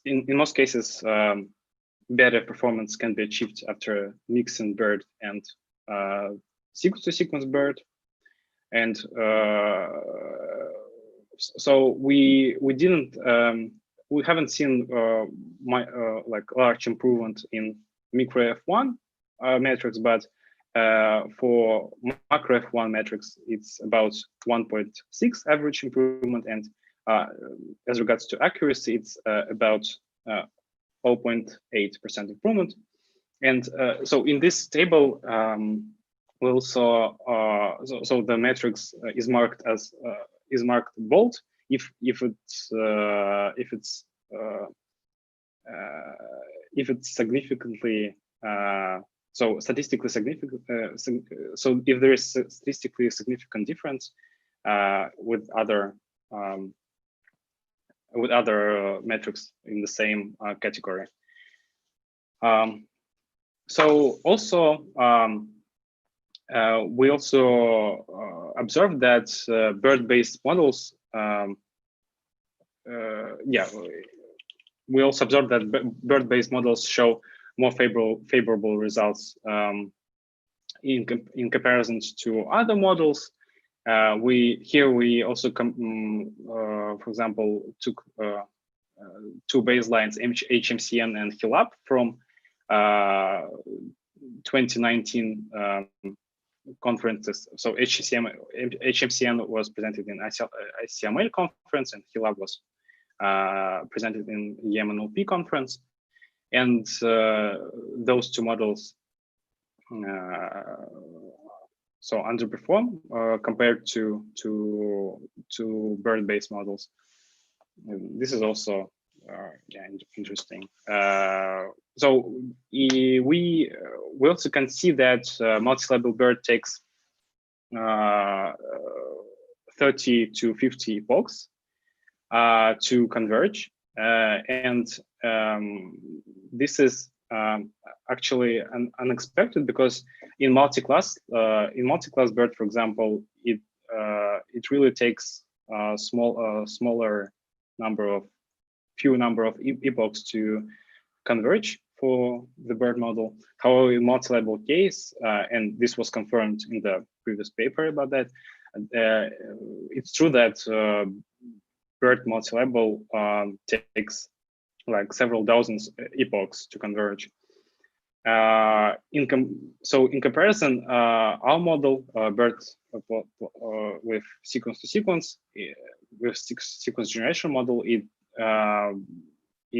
really achieves decent accuracy much faster and converges just after 8 to 12 epochs, and even before that. So it requires less than 1 epoch.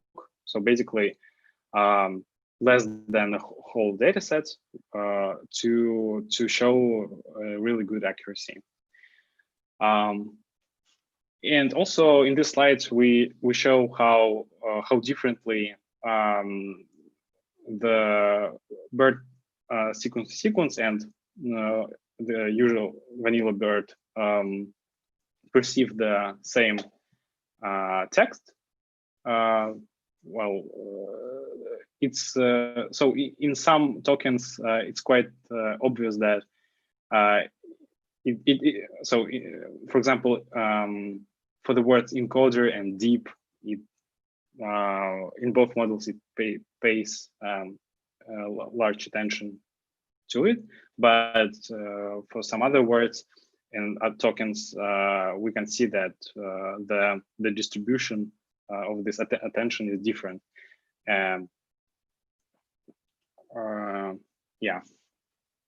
And just to sum up, the results are that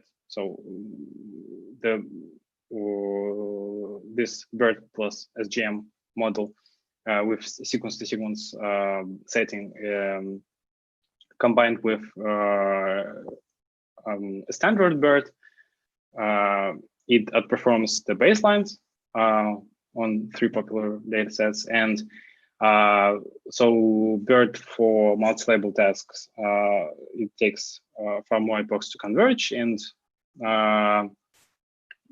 sequence-to-sequence BERT in comparison achieves this inaccuracy much faster.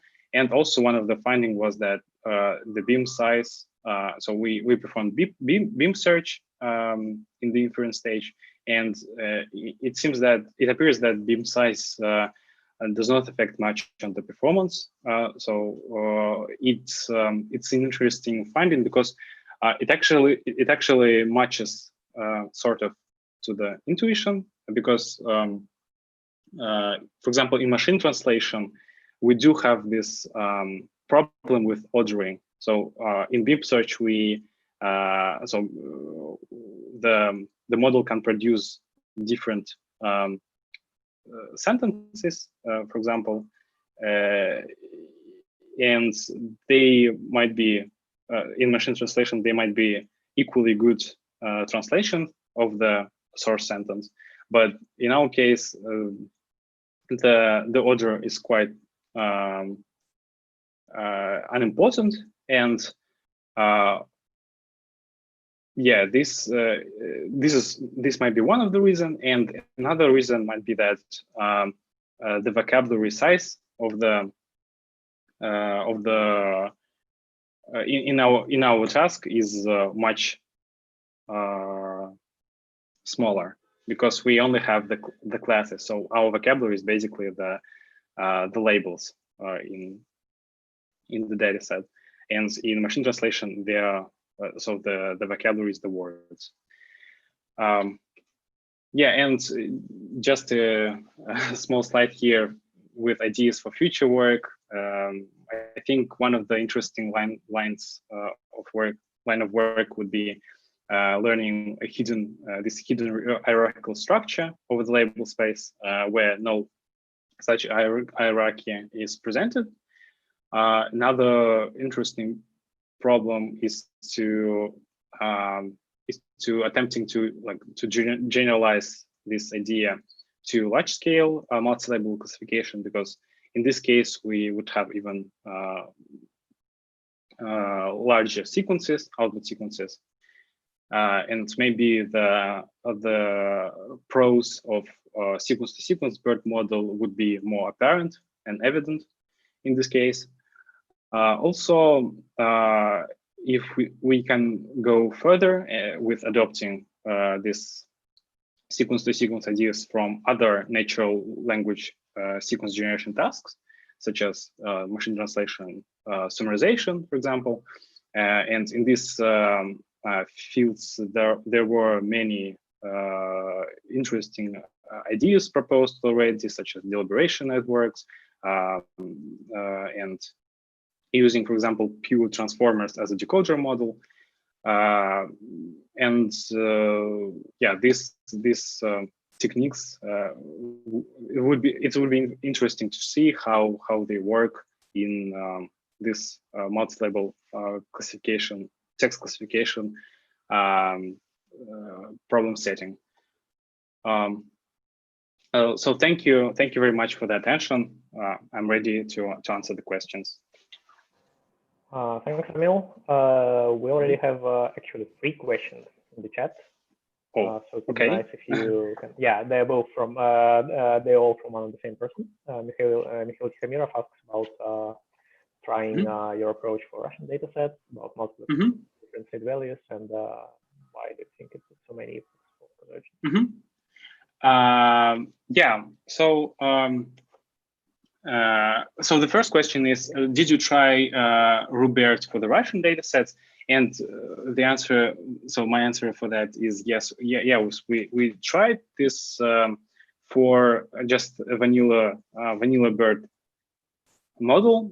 We didn't try it for sequence-to-sequence BERT, but for the standard BERT model, it actually didn't.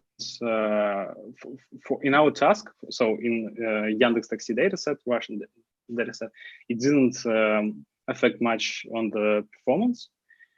We actually even tried conversational BERT, which probably should have even should have been even more appropriate than maybe RuBERT in this setting, because in Yandex Taxi dataset the language of the text is quite informal, yeah, and but neither RuBERT nor conversational BERT did not really improve the results. Yeah, and should I continue to answer the second question, or yeah, maybe... sure. Yeah, so about multiple experience with different seed values. No, we did not try. So we did not try it like we did not run this experiment like very thoroughly and did not report such results. However, surely in the process we run the program several times with no fixed seed, with no fixed random seed, and the results were pretty persistent and robust. I mean, they were different from time to time, but they were quite close to those numbers that we reported in the paper.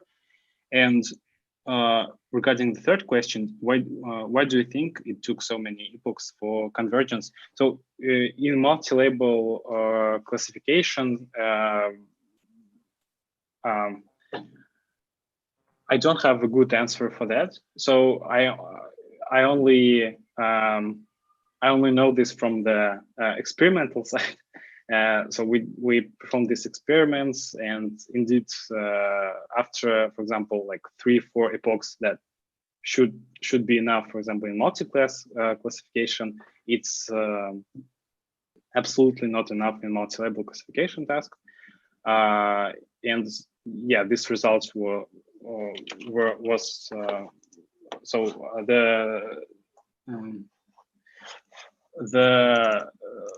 the same results were actually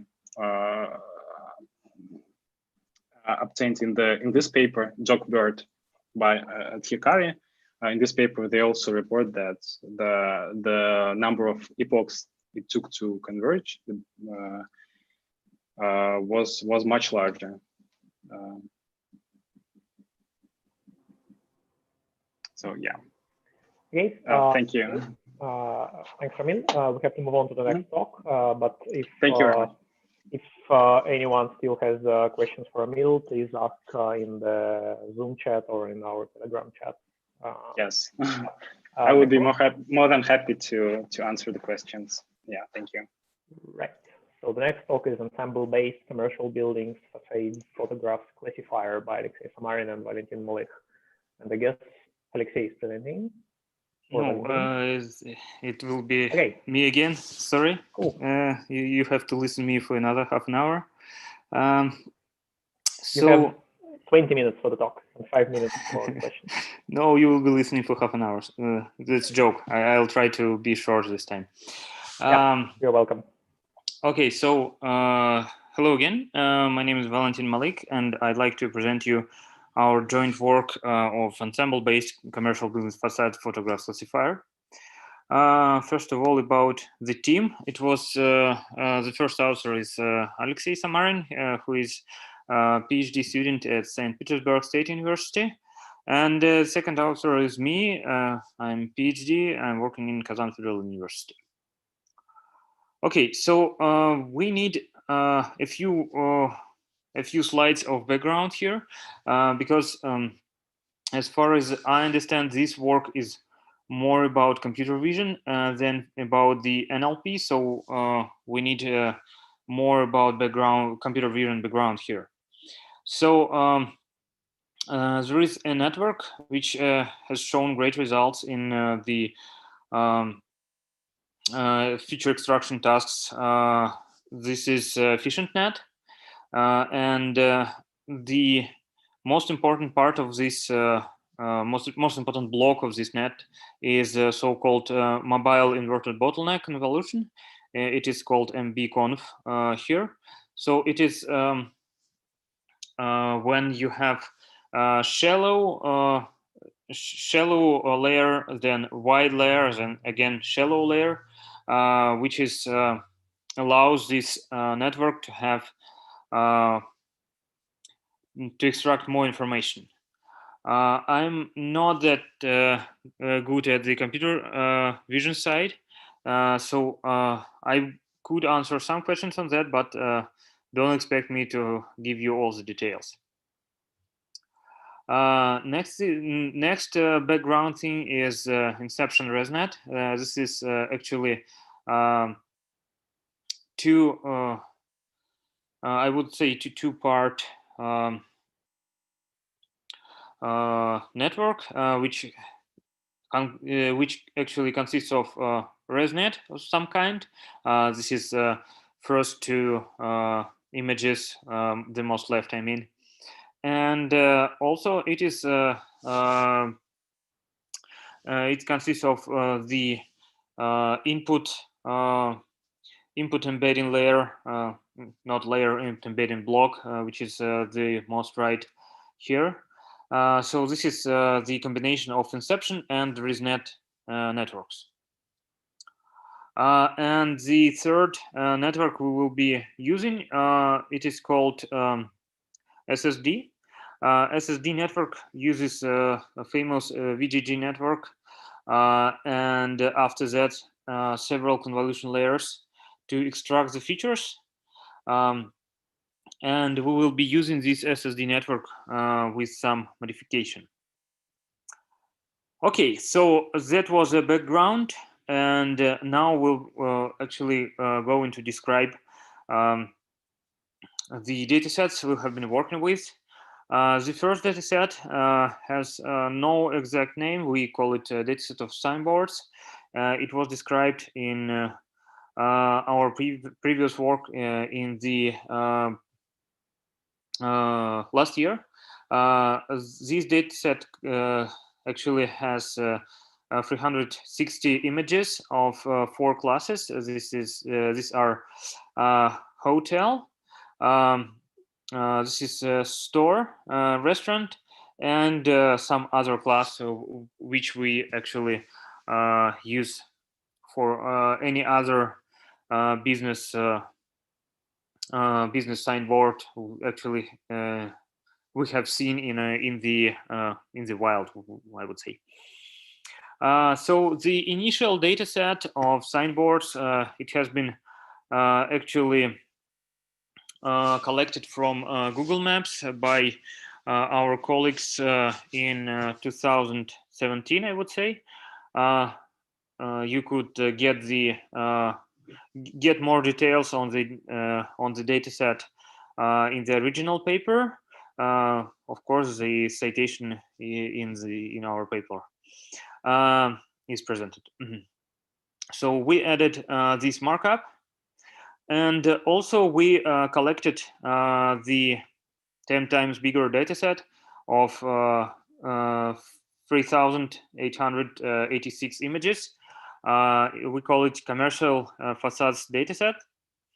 And it is also divided into 4 classes.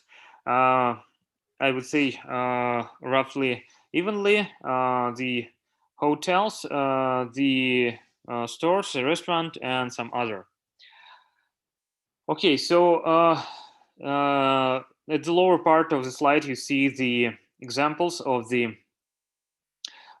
images we have. So you could see that there are some signboards which are actually I would say, pretty different from each other. So they has different lighting, they have different angles, they have a lot of differences in their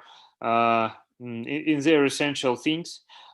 Also, the fonts, the kerning, a lot of stuff which is different for them, and this is why the actual problem is so hard, because it is not easy to actually get the type of business. Also, I would say few words why it's important. It could be used by the companies which are actually getting the information from the businesses. For example, in Russian market, it is Double GIS or some also Yandex Maps, Google Maps, and so on. They have these panoramas where the photos in the data of signboards came from. And they could not have all the information about the businesses they actually have photographed. So this could help to better address some of the queries and so on. Okay, so that was our data sets. And this is our approach. Our approach, it is based on three different blocks, actually. Actually, there are, I would say, a few more blocks, and you see them, but three main parts. This is so-called visual encoder or background encoder, where we get hold the image and we encoding it and getting its embedding. Also, it is a text detector. We embed the text areas by themselves without background. So this is a different embedding compared to the background. And the third part is OCR and textual encoder. So OCR producing text, and textual encoder is producing embedding for the text we have actually get from the from our image. And all of that has been post-processed, merged, and get some other functions over it, and at last we actually predicting the class. Okay, so the background visual feature extractor. Background visual feature extractor, it is Inception ResNet plus efficient net ensemble, which is it has been merged and projected into the smaller vector for us to be able to work with it. And this is the background embedding. We actually have tried several other networks as VDG, Inception, ResNet, and so on, and also their combinations by two. And the Inception, ResNet, and Efficient Net showed out the most, the highest results, actually. Another part of our architecture is a text detector. It is a SSD network with ResNet backbone. What does this mean? That means that we modify SSD network. It has been presented a few slides back, and we replace VGG network with ResNet there. And this allowed us to better detect text on the images. So we have tried SSD, YOLO, AIST, and CTPN networks, and SSD, modified SSD has showed the best results. Also, the signboard visual features extractor, which is extracting features from text regions. The most efficient network here was Efficient Net, and we also tried all the same networks as in the background feature. I'm sorry, as the background feature extractor. The last but not least part is text recognition engine. And this text recognition engine is use CRNN, with several modifications. These are efficient net like feature extractor and multi-head attention for the optical character recognition. We also tried classical solution of Tesseract OCR system and easy OCR, but this CRNN has shown the most prominent results. A few more background for the CRNN. So what is this? It is actually getting the convolutional feature maps, so some convolutional networks, and it produces a feature sequence, and this feature sequence is used for the several layers of bidirectional LSTM, and the last part is the prediction for letters of each frame. But we have been modified it, as I said. Instead of simple convolutional feature maps, we have used efficient net.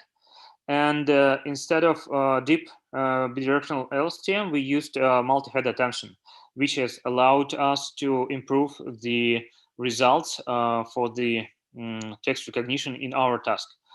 This is actually important modifications due to, as I said, the specificality of our dataset. The signboards has really strange fonts sometimes, really strange kegels, and they need some additional processing, which has been allowed only by multi-head attention, which has ability to get the symbols of different sizes from different places in the image and so on. And the again, the last but not least part is text embedding. We have been tried the classical BERT embedding. We have been trying improved BERT, which is called ALBERT. It is smaller, but also faster and better at some tasks. And we also tried robust vectors system, which has been designed for the this robust to be robust to the typos, which are a lot in the OCR output. But it turns out that BERT is actually better than both Albert and Rolf at this task. So text embedding just gets the OCR output and producing the text embedding. Okay, again about our approach. So we have background encoder at the bottom. We have text detector, which has been used for visual features extractor, producing visual embedding, and also for OCR and textual encoder, producing text embedding.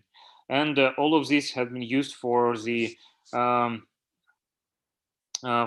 united embedding and the actual prediction. Okay, so there are the results here, and the results here shown on the two datasets for the two networks. First dataset is CFD as the proposed dataset for this paper. The combined classifier from the previous work, and we have recreated results which has been presented in the previous work, and also added our results, and we show that our classifier is much better than the previous results in both cases. Also we have the ablation study here. The best result is the most top one, the most top one, yes. It is 0.71 score for the prediction. And we also have used the other combinations, and they showed that each other combination showing lower results for the background feature extractors and born feature extractor, text detector, and so on. So this is almost it. The conclusion is that we present a new dataset, which is 10 times bigger than previous one, and it could be used not only for the testing, but also for some training. And we also presented a new approach, which is significantly improves state of the art on the previous dataset, and also makes new state of the art on our dataset. And also we have tried a lot of architectures and present the results for them also. So thank you for your attention, and I'd like to answer your questions. Yep, thank you. Any questions to Valentin? You can also ask in the chat.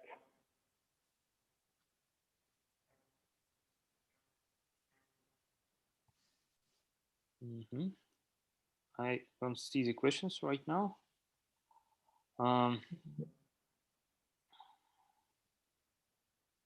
I could say, in addition, I forget about that, that we unfortunately wasn't able to actually train our architecture on the smaller dataset.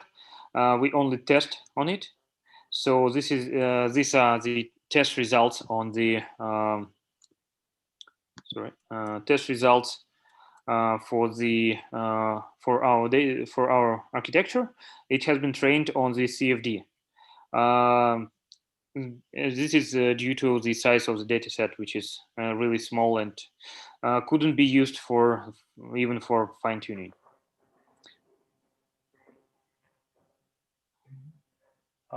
And I have the same question as for one of the previous speakers. I think I didn't see it in the slides. Is the dataset available? I mean, yes, it is available. The link is in the paper. I forget to include it. You could find it in my GitHub account. I have no link to my GitHub account here. Yeah, I'll send the link to the chat. So the dataset is available. The license of the dataset is kind of permissive. We actually only get the images from Flickr, which are allowing commercial usage. So you could use it even for some commercial purposes if you need.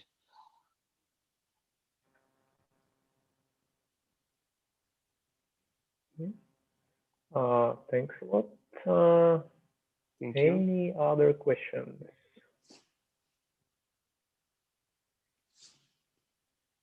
All right, then it means that we conclude this NLP section, this NLP session, and what's next? We will have a lunch break for 1 hour until 3:30. Then there will be an invited talk by Nikita Semyonov about text and speech processing projects at MTS AI. And after that, at 4:30, we will continue with the NLP session. We'll continue with the talks from the main proceedings of the conference. The chair of the NLP session at 4:30 will be Lena Tutubalina. And meanwhile, you can either have a rest, or if you miss the informal part of the conference, then you can try our meeting at Kaula chat, and you can see the instructions on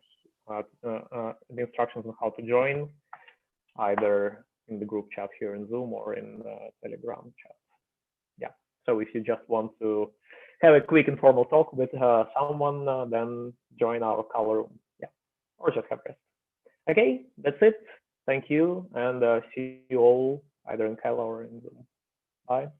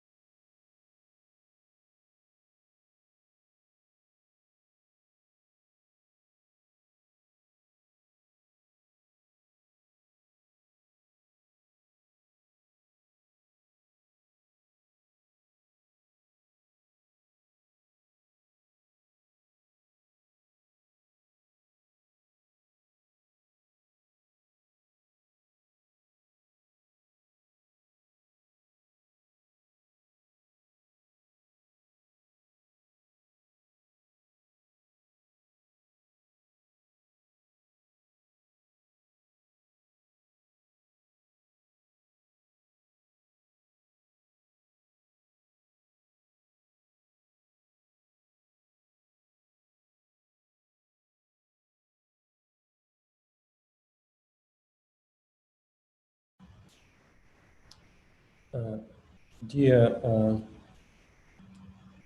participants, can you hopefully you can hear me? It's my pleasure to introduce Nikita Semyonov, who will be our keynote speaker today. And Nikita is head of machine learning department at MTS-IE, which is a dedicated research and development center at MTS telecommunication company. So Nikita will speak about speech processing, and as a big telecom company, obviously MTS has to deal with feedback of users, call centers, and this is why this is extremely interesting to learn from people who develop technologies for processing this kind of speech understanding and recognition and generation at a very large scale, at I would say national scale. So this is it for my introduction.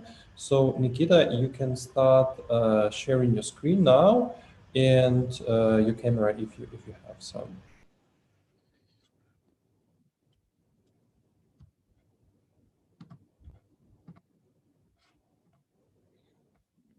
Yeah. Hi, everyone.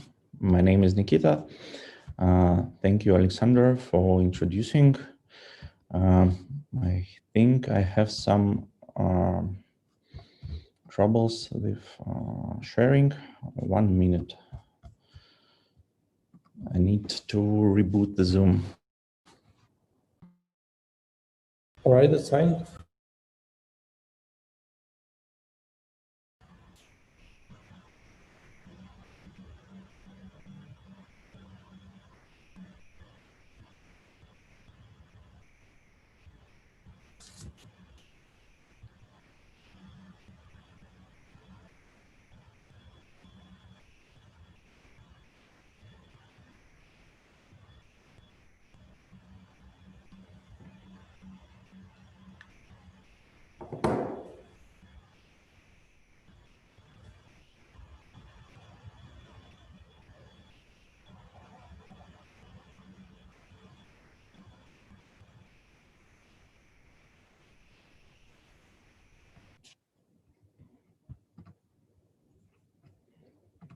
Yeah, finally. We can see your screen, so please start and go ahead. Yeah, thank you. Thank you for introduce. Hi, everyone. My name is Nikita, and today I'm going to talk about text and speech processing project at MTSI. As Alexander said, this is this presentation about some process and how we create real projects in high scale. This small part about research and technologies, but much part how create a real project at the scale. Let's go. First of all, agenda for today presentation. First point will be all about task understanding. What we should know about our task before start creating some project or technical models, something, etc. Second one will be some point of view about metrics. The third one, some data.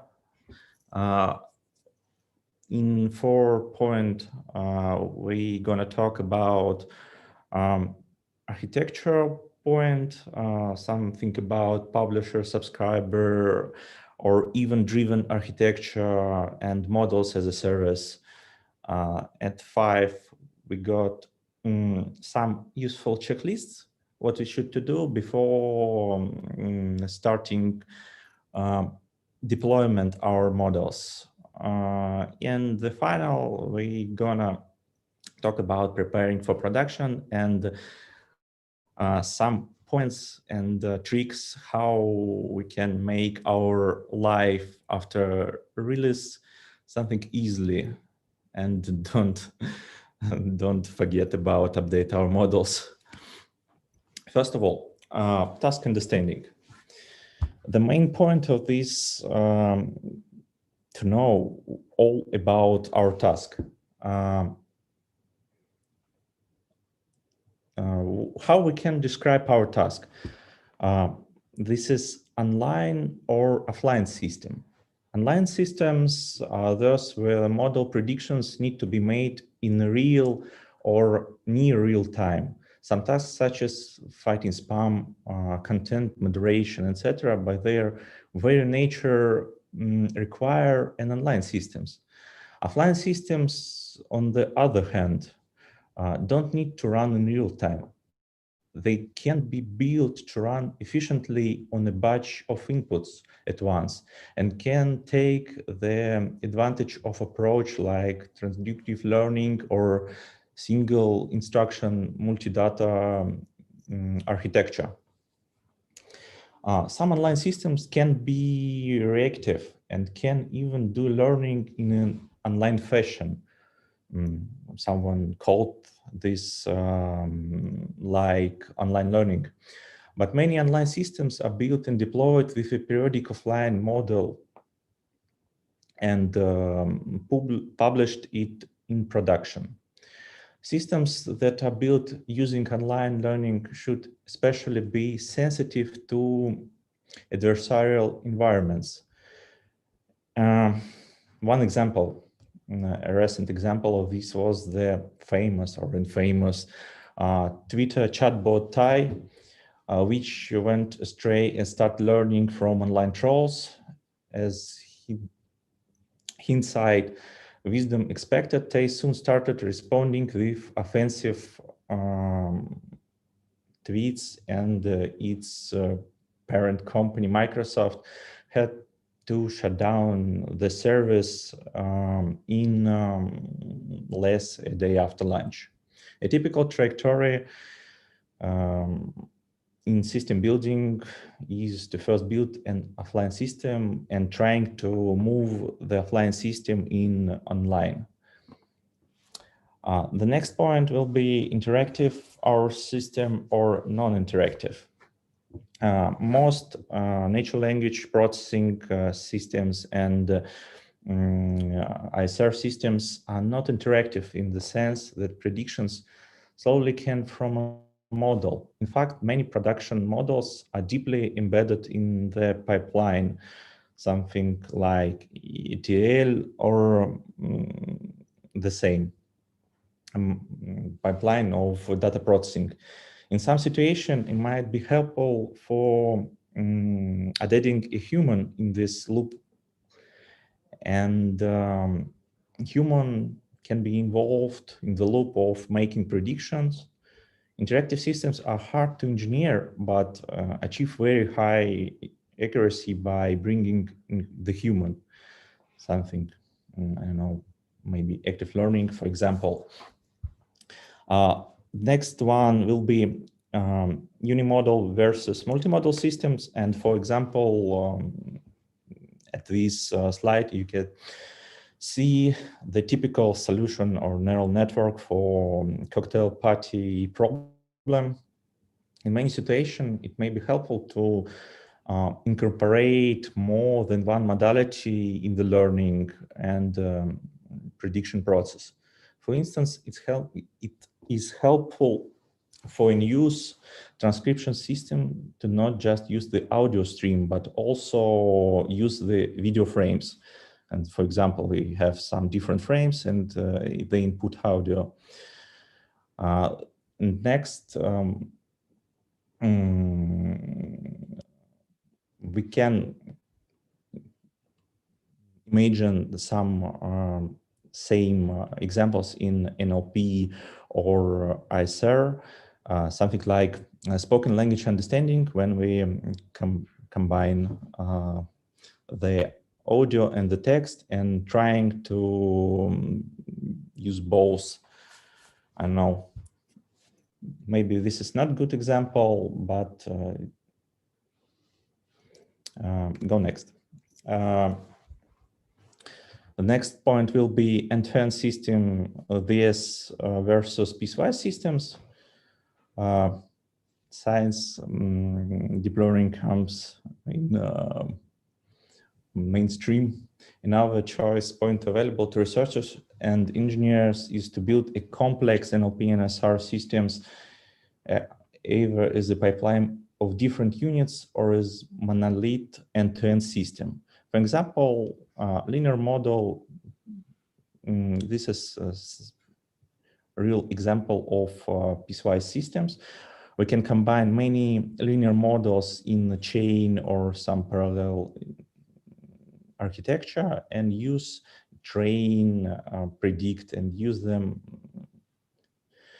by pieces. Or we can create some end-to-end model when we can combine the all functionality in one neural network, like end-to-end model, or create some more complex system like joint model when we have different tasks. I know, like natural language understanding based on sound. As input, we have sound, we have text transcript in the middle of our model, but the second part, which can predict the intent of our internal speech, uses the information, can use the information from sound, not only from transcript. And another one is multitask model, where we're trying to build more robust, I don't know, something other, no, yeah, robust system when I'm using one encoder for different tasks and create a very robust solution.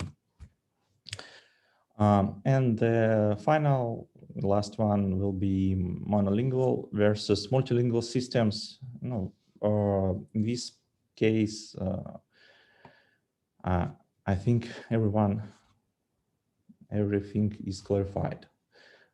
Because we are based on language and NLP, it's all about language. It's very hard to create a solution which can operate on the mix of lingual at the same time. But new approach like BERT, multilingual BERT, comes to solve this problem, but this is not silver bullet. The building multilingual systems is attractive, focusing on a monolingual version and his advantages. Researchers and engineers can leverage widely available resources and domain experience in that language. For example, if we take some dead language or some not popular language, how we can check the quality? This is an open question. This is all points what we should think about where we're planning to create our solution. Go next, and this slide, you can see the life cycle of a ML project. First of all, 4 main points: planning and or understanding what we should to do. Next one, data collection. Next one, training and debugging. And the final one, deploying and testing. All parts joined with other, that mean this is life cycle. The ML project hasn't got the end. This is cycle. And after deployment, we should always going to start and think about what we can do better, analyze the metrics, and find some insights in data. What about metrics?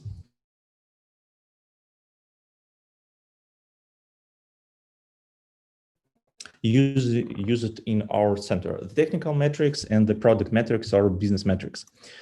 The technical metrics, it's all about the quality of solution. I don't know if we're talking about some classification or named entity recognition. It could be F1 score or something else. As accuracy, for example, accuracy 1 score, precision or recall, and something other, the metric which explain the accuracy. Another one will be speed. This part, I think, is clarified. And the quality of service. This is very complex metric, which described in our internal documents and something guidelines how technical solution should be. And the business metrics or product metrics, when we're talking about MTS, the first in the main business metric will be NPS or Net Promoter Score. All products which created in MTS or developed something other described in NPS. This is main metric which explain the loyalty of our customer. The next one will be cost efficiency. These metrics show how good our product or our solution in terms and P&L and profits or loss. Some specific metric which are really specific for different products. Go next, and now we're going to talk about data. If you do not have the training data, you might have to follow one of these below roads. First of all, this is traditional supervision. We have some big department of assessor, internal assessors, or something like Teloka, where pupils are experts creating hand-labeled training data. Sometimes it's too expensive. That's why we're looking at active learning with Alexander and our internal school tech research laboratory. Second one will be semi-supervised learning, when we can use the structural assumptions to automatically arrange and label data. Weak supervision, get lower quality labels more efficiently and or at higher abstraction level is some subcategories. And final one, transfer learning. It's when we're using the trained models and fine-tune it to another domain with low count of data on a small internal data set. Now let's talk about architecture. First of all, I'm going to talk about publisher-subscriber pattern or event-driven architecture. Let's imagine that we have some different servers. As a service, let's think that service, this is our neural network or model with some additional wrapper, which can do some, which has three methods: subscribe to X channel in message broker, receive the message from message broker in channel X, and run internal or evaluate internal logic. This event-driven architecture can help build real efficiently, cost efficiently solutions, and can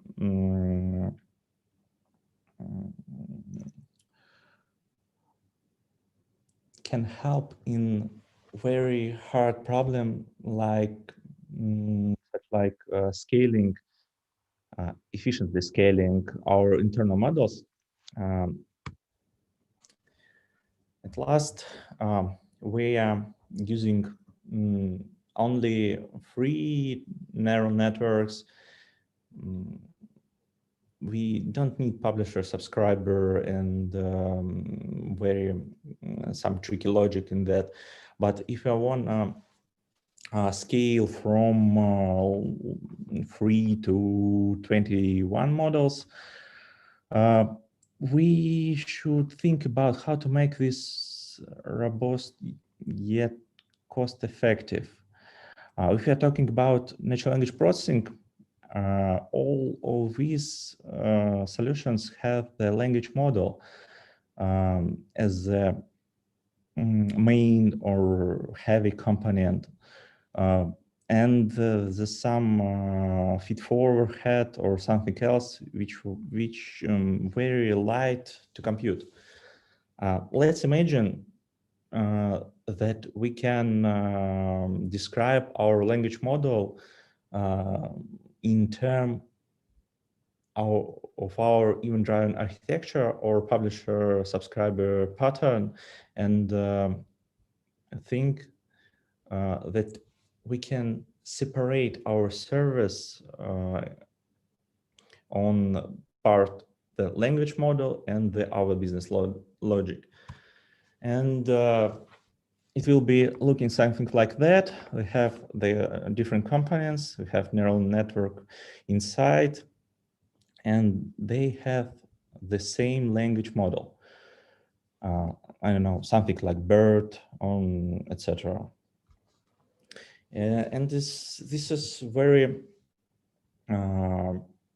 interesting approach. We can scale more efficiently. We have heavy component like BERT in the middle, and we can use the all benefits from batch, active batching, or batch sampling in prediction or in inference, and scale in a lower quality the other business logic, which one in components. How we can create it easily? Let's look at this architecture, something like 30,000 meters of view, or like a very abstractive vision of our architecture. We have some client API, which we have some preprocessing function, we have some post-processing function, and we have the core. Core is all about our internal neural networks logic, load balance to balancing our requests, some solution which based on Triton server, metric service, and autoscaler. Load balance is a component for load balancing between different instances of our internal Triton server. Triton server, the main component which give API for our models. If we wanna talk about Triton server in more detail, it's look like this.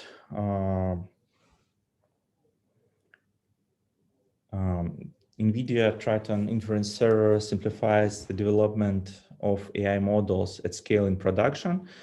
It is open source inferencing service, serving software that lets teams deploy trained AI models from any framework, something like TensorRT, TensorFlow, ONNX, PyTorch, and other custom models. From local storage, Google Cloud Pro platform or AWS S3, on any GPU or CPU-based infrastructure like cloud, data center, edge, something, etc.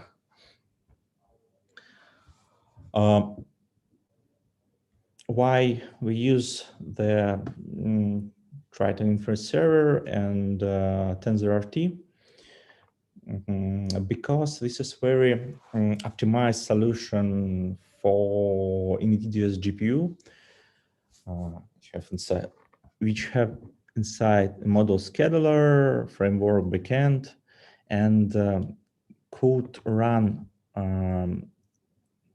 the real application in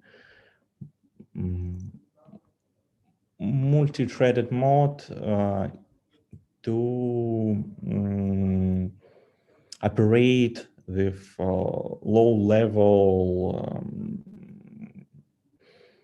events on video card by CUDA streams, not just in one thread, it's multi-thread. That's why we're using it. Triton Inference Server have a dynamic batching inside. What does it mean? Let's imagine that we have some service level agreement, and I don't know, for example, speech recognition task. We have some internal input, some count of input sample in input requests of different peoples, which one wanted to recognize the audio signal, which split it in chunks. All chunks is buffered, but not chunks coming at once. For this point, we use the dynamic batching. That means all chunks will come to some query or scheduler and collect for whole batch or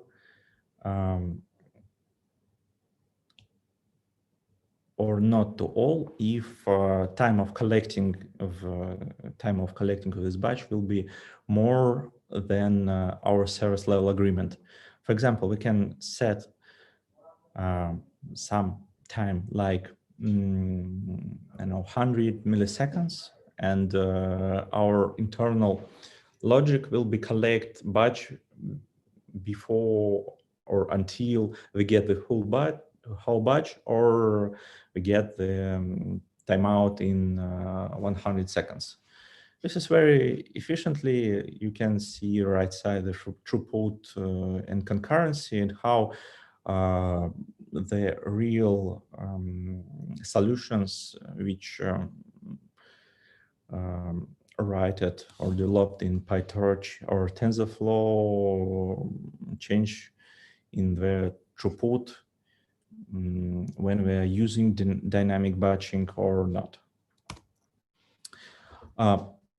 Some points about checkpoints before you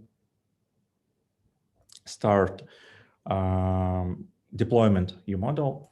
What you should do. First of all, you should think, what is your model metric and business metric? Are the same or different? Will more data improve the metric? Can we get more data? If the problem was solved with deep learning, have we tried enough classical approach?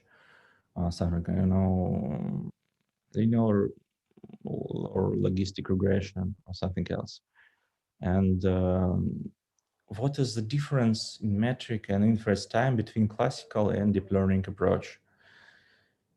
Is the model given tuned manually or algorithmically? What is the difference between train, validation, and test metrics? and we have the data scientists and domain experts done error analysis. Can we try interpretability? Have we tried to see why we get these errors and something else? Is there a pattern in mistakes of the model? Can it be solved with some post-processing layer or some additional feature? Is manual intervention needed after prediction and client usage? And how can it be reduced? And now one checklist all about deployment. Have we checked up opportunities for caching? Because caching is a good solution when we have not dynamic data, something, I don't know, text, text to speech or speech synthesis task. We have some templates or not all templates, but the 80% of data are templates, and only 20% are dynamic. We can easily the cache the first 80% and have a good cost efficient. Next one, have we defined a realistic load test as per traffic? If the peak load seems rare, and can we design some measure and let the failed request to be retried? This is point about realistic load testing, not synthetic, but really realistic. Are we sending particular message flags to respond to debug errors coming from the client? It can, at this point, can make your life easily when you're trying to solve the client problems. Should we deploy on CPU or GPU? Which components require GPU? What are commonalities and bottlenecks in prediction pipeline? Can we isolate them out?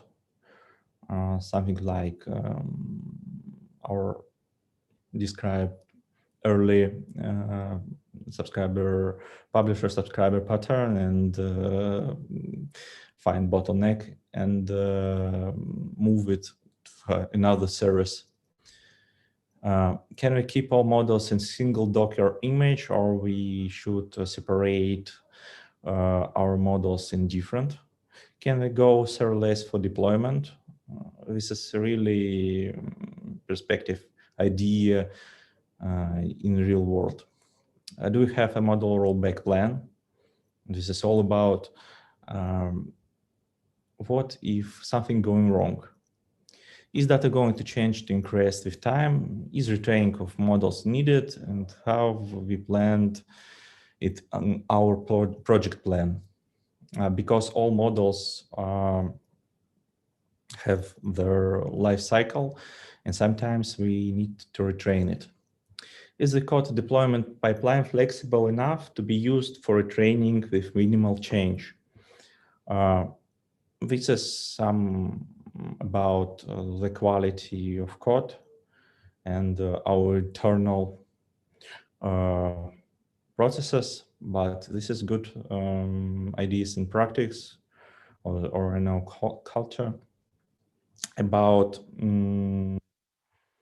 how we can prepare our code for using it in part after releasing, or prepare it for MLOps or something tools, which one will be automatically retrain or CI/CD practice in our live model performance in production, and how frequently reports will be generated. It's all about feedback. Feedback not only about production metrics, which I described earlier, and all about performance and quality in production. Go next, and before deployment our model in production,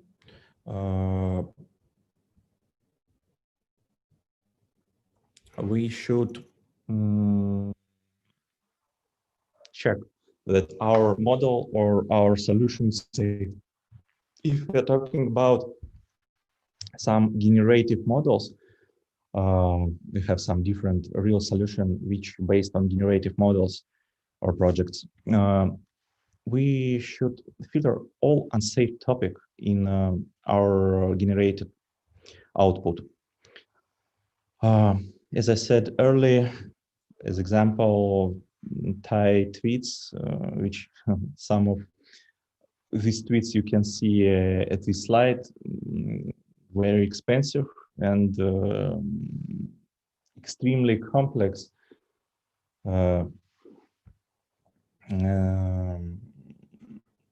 But this is not only one example. This slide shows a small portion of the tweets of the Thai generated, and it's clear that this behavior is unacceptable not only for Microsoft product but for all products which can be developed in similar companies and for all commercial bots. Because I think that the future of chatbots, it's all about generative models, some like GPT or something else. This is really, really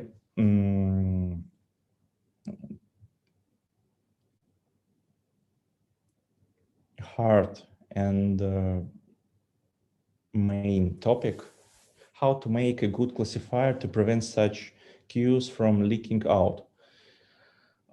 Before even raising the question about the data necessary for this, you need to understand where to draw the line between what is allowed in your company or in your bot and what is not allowed. In my story, I will not give you the answer to this question because the topic is extremely complex and required the involvement of different people to understand what could harm the company's image or even worse, cause litigation.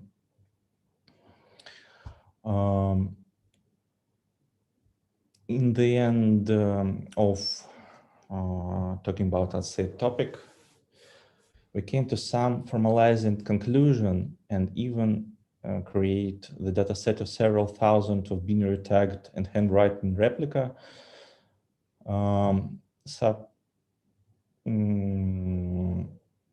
Quite a lot of replicas from the available data. We collect some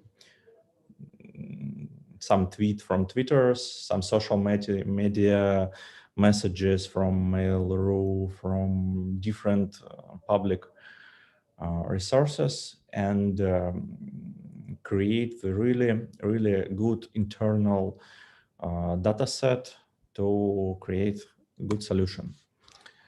And to train some model, not linear, not TF-IDF, not XGBoost, we create a real ensemble based on BERT and some other BERT, which one fine-tuned on social media data and data which we create with some augmentation methods, and we got the really high score. And in our models,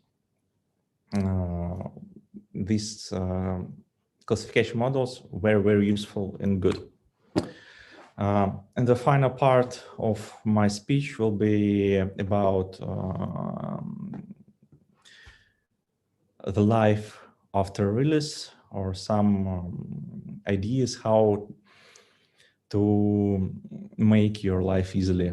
The code which developed in first part only, I don't know, maybe 10% of real task in our project.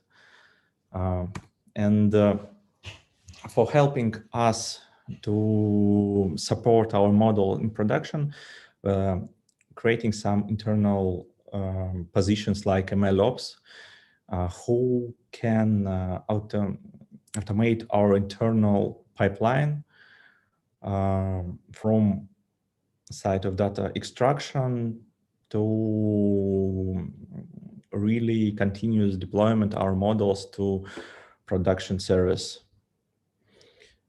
This is on the slide. You can see the whole pipeline of our automation. I have two different zones: development at the top and staging, production or pre-production at the bottom, and how our internal process can be explained. Some different triggers which we create based on performance monitoring or some additional stats that we get from production, or if we see that our cross-validation or check on real data with assessors and labeling and hand labeling this data show that our models are bad, we can trigger the automated pipeline, which run or evaluate the whole our code, started from data extraction, from future store or data store, make some data validation, data preparation, model training, model evaluation. And if we got the really good models at model validation stage, we'll push it to the model registry, and this trained model can be serving by CI continuous deployment to the production service. This which components or open source components or solution that can help us to create this automation pipeline. And finally, at the ending of my speech, a life cycle of ML project. As I said earlier, two stage, and all stage are joined, and we have no really the chain or guideline. First of all, you should planning, next only data collection, and next only training and debugging. We always can get by step or two step behind or back, and come from training and debugging to planning the project. This is really important to understand that this is a real life cycle, not only data, but and the models too. Thank you for your attention. Maybe some question about. Thank you very much, Nikita, for your presentation today. I will start with a couple of questions. First is, what do you think of a correlation between business metrics and let's say intrinsic academic metrics like F-score? According to your practice, how well these metrics which we calculate, which you can recalculate on data sets, they correlate with some real metrics which are used in different applications and generate revenue? Thank you for the question. It's really complex and hard, and I haven't got any ended opinion about this question. I have the different cases which show the both which can disagree with the hypothesis that business metrics are correlating with technical metrics, and which are not. For example, the real solution or situation, our chatbot, or I don't know, or some model which classify internal replicas which our department can collect from as feedback from our customers and classify it in some, I don't know, 50 class, 1510s. We have different models which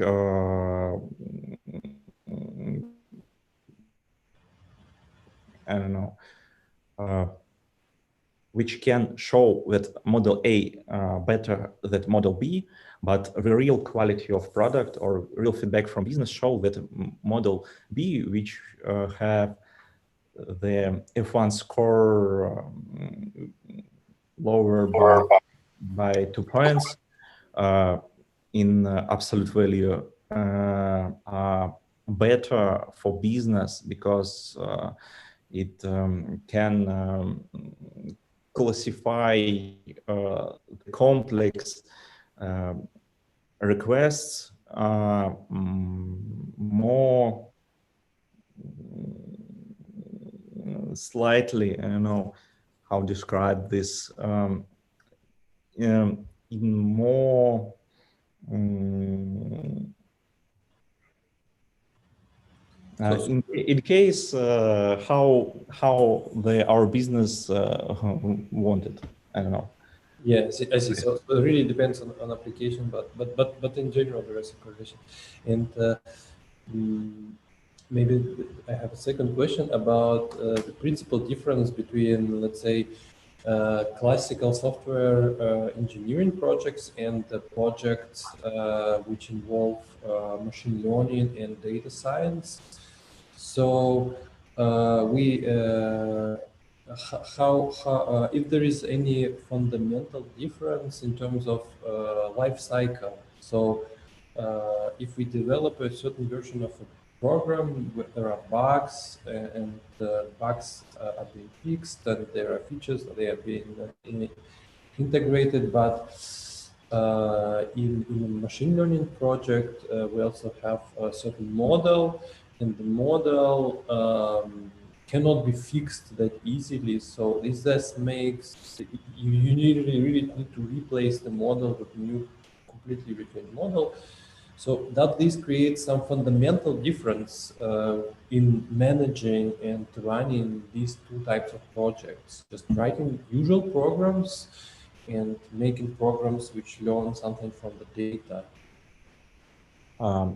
Yeah, thank you. In general, I think that no any difference, but the real ML projects or data-based project or data-driven project have a different time to market, which can be explained by the real time delayed or I don't know, by needing AIs take time or machine learning takes time. That's why in this project we have a different time to market. And the second difference that not only models have life cycle, but data have life cycles too. And let's see or look at the data, not only data, but a product. Data is a product. This is main difference. In real engineer software, we haven't got this part. We have only our project as a product or our service as a product. But in the data-driven solutions, we have two parts: our solution as a product and the data as a product. because we always should think about data and how we can moderate it, how we can collect, increase, decrease, allow, disallow, and something, etc. Methods how we can improve the quality of data, and data have own life cycle. I see. We have also one question from Mikhail.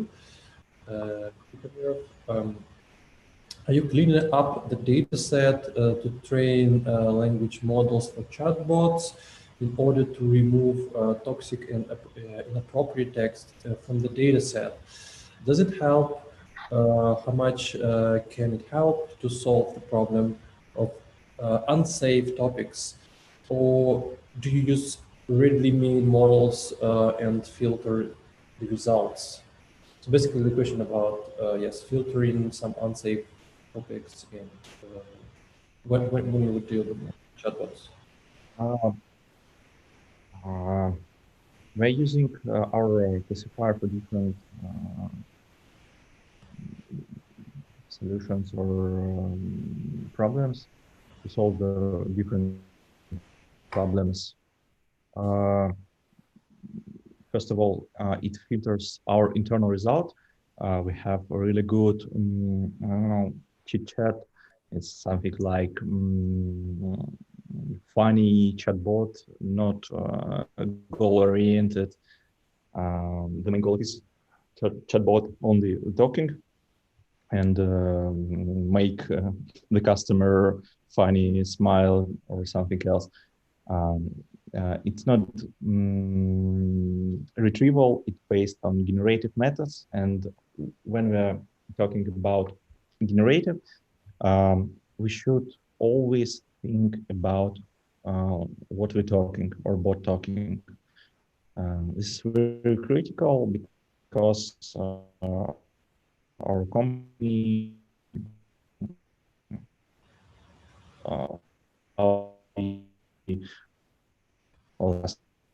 and first part of the question, I think after the set to train model for chatbots.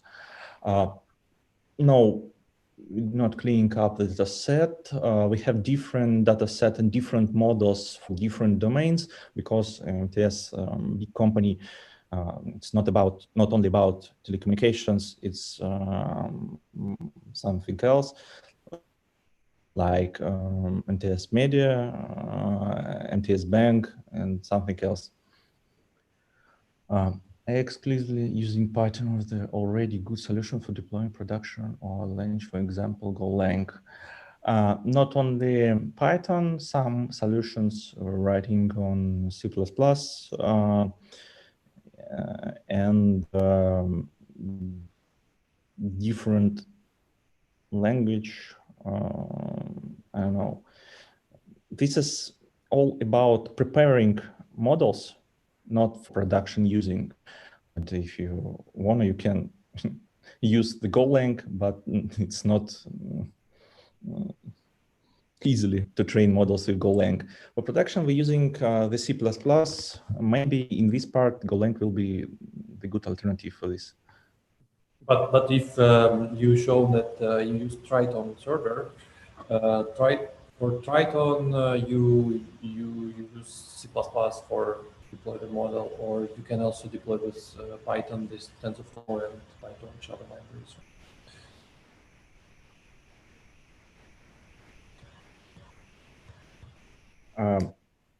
As I said earlier, some our internal solutions based on the Triton server, which can use real custom backends, which written in C++, and they're finally trained model in different standards, different formats like Onyx. We're using different frameworks for training. In general, we use both the TensorFlow in PyTorch Then we convert our models into ONNX format, and next we creating some wrappers around this ONNX format based on the Triton server. Thank you very much. So, yes, if there are no more questions from the chat, I will ask maybe one last question. You mentioned this server with language models, and which kind of language models are suitable for production? Because large pre-trained transformers can be extremely heavy in terms of memory they consume, but also heavy in terms of inference time. Can you afford in these online and real-time applications using large pre-trained transformer mask language models, or it's actually sufficient and needed to use simpler models?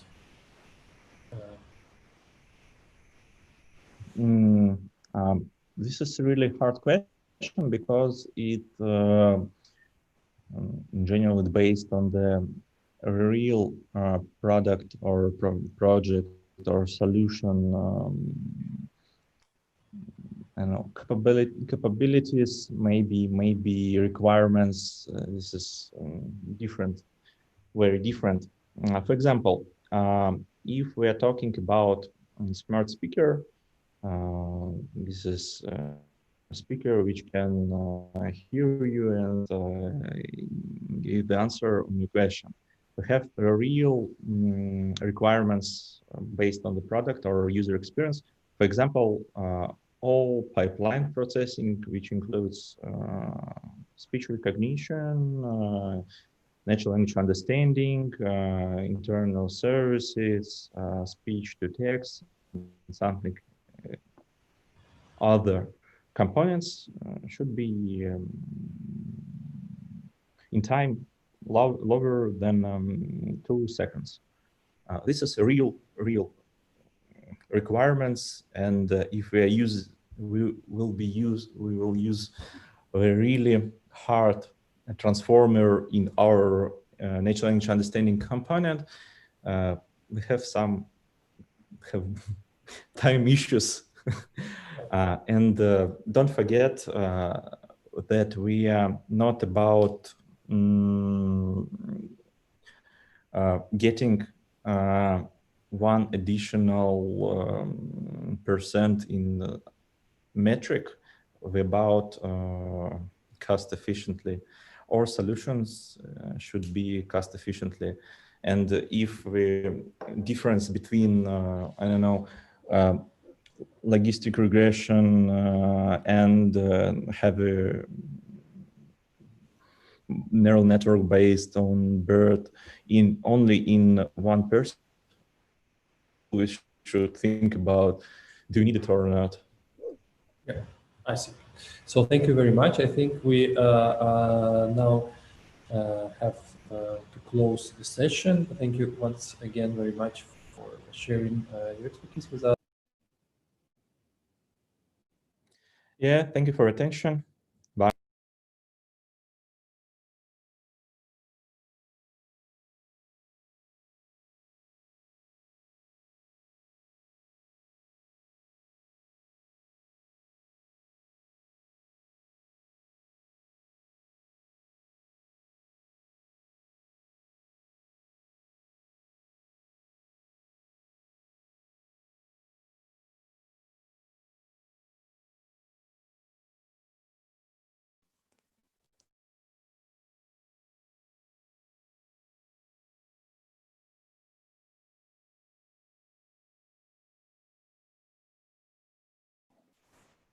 Hello, everyone. Let's start our NLP session. We will first talk about automatic emotion identification in Russian text messages.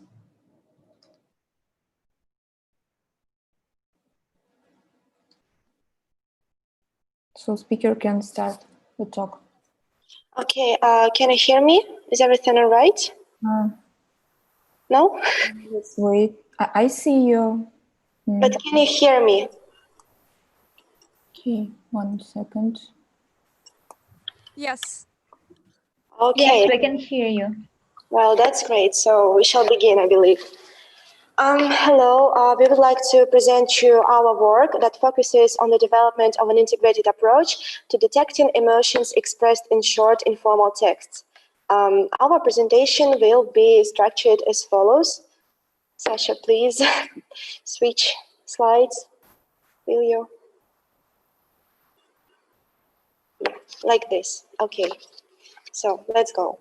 Okay, so as it was said before, our paper focuses on the development of an integrated approach to detecting emotions expressed in short informal texts, combining linguistic analysis and machine learning.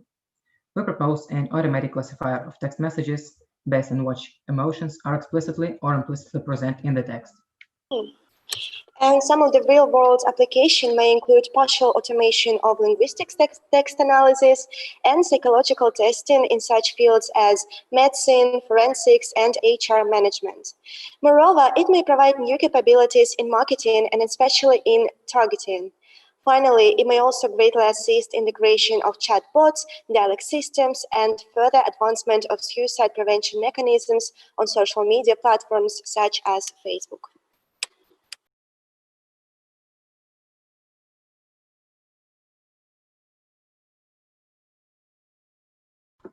Speaking of related work, as of now, researchers have achieved good results on image-based recognition. However, classifying textual dialogues based on emotions is a relatively new research area. Another challenge for automated emotion detection is that emotions are complex concepts with fuzzy boundaries and with individual variations in expression and perception. While a lot of progress has been made in this field, research into emotion detection in Russian language texts is still extremely limited. The present work is aimed at addressing this problem for Russian, and some features that we use are language specific. Next, to develop an automatic classifier of emotions expressed in text messages, it is necessary to adopt a classification of emotions. As of now, there is no generally accepted one. However, Ekman's classification appears to be the most widely used. It includes happiness, surprise, sadness, anger, fear, disgust, and contempt. But at the current stage of work, we removed categories of disgust and contempt for the lack of appropriate data. Moreover, the categories of fear and surprise were merged into the one category of uncertainty due to certain similarity of the ways in which these emotions are usually expressed. Thus, the classifier presented in this paper recognizes 5 categories of text, according to the emotion most vividly expressed in it. It is happiness, sadness, aggression, uncertainty, and neutrality.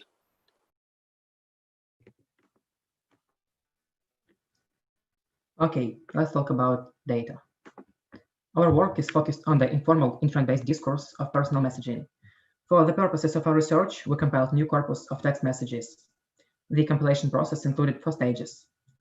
Firstly, sourcing and parsing of data. Secondly, data preprocessing. Thirdly, data processing. And finally, corpus annotation. We also want to mention that to create our message corpus, we chose personal messages and public messages and public chats from Vkontakte. It's a social network often used as a messenger, and Telegram, a messenger with some social network features, to create our message corpus. It's legal as stated in GDPR, or General Data Protection Regulation. We chose these services because they're highly popular among Russian-speaking people. So, the final collection of lemmatized messages consisted of 1,0800,000 messages, which on average were 4 to 5 words long. The statistical population of an average Russian speaker was represented by the sample of almost 4.5 thousand of people. And it was one of the bigger challenges to annotate the messages with emotion labels correctly and objectively. And to do so, it was decided to use emoji ideograms as an objective emotion indicator. Obviously, not all the messages in corpus contain emojis. Thus, it was decided to build 5 classifiers, one for each emotion, trained on those objectively labeled messages.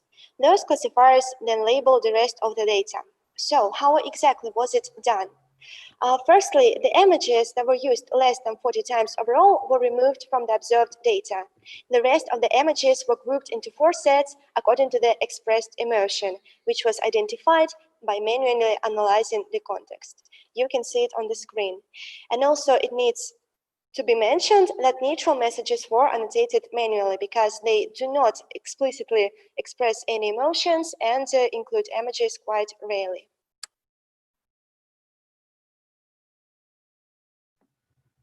Okay. In the next step, all messages containing non-standard, irony, or sarcasm use of emoji were excluded. The number of messages with emoji used in the direct meaning was 4,500 out of 11,287 messages containing emoji. Whether the use of emoji was direct or non-standard was estimated manually as well. The messages from the final dataset were divided into training set and validation set, containing 2,300 and 2,200 messages respectively. Then, in order to obtain 5 binary classifiers, either logistic regression or multinomial naive Bayes was used. For this purpose, we labeled the expected class as 1 and other emotions as 0. This is 1 versus all strategy. The classifiers had an F1 score of 90 to 93%.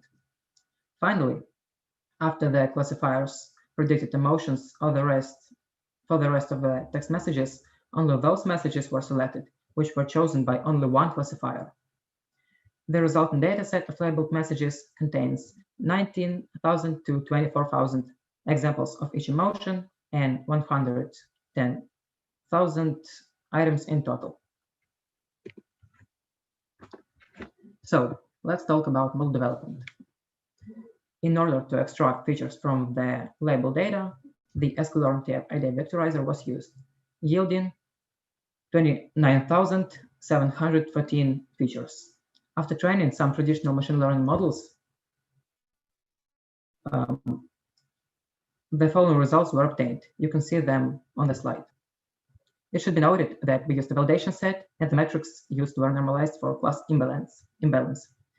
For further work, we chose the logistic regression as it proved to be the best fit for the data and the features we used. So, to combat overfitting, the logistic regression function was regularized. As a result, classifier performance reached 1.718, so it's F1 score. Okay, so let's discuss results and let's start with human performance. So to assess the model against human performance, an experiment was conducted. 4 people aged 18-19 years were asked to label a data set containing 250 random messages from the validation set.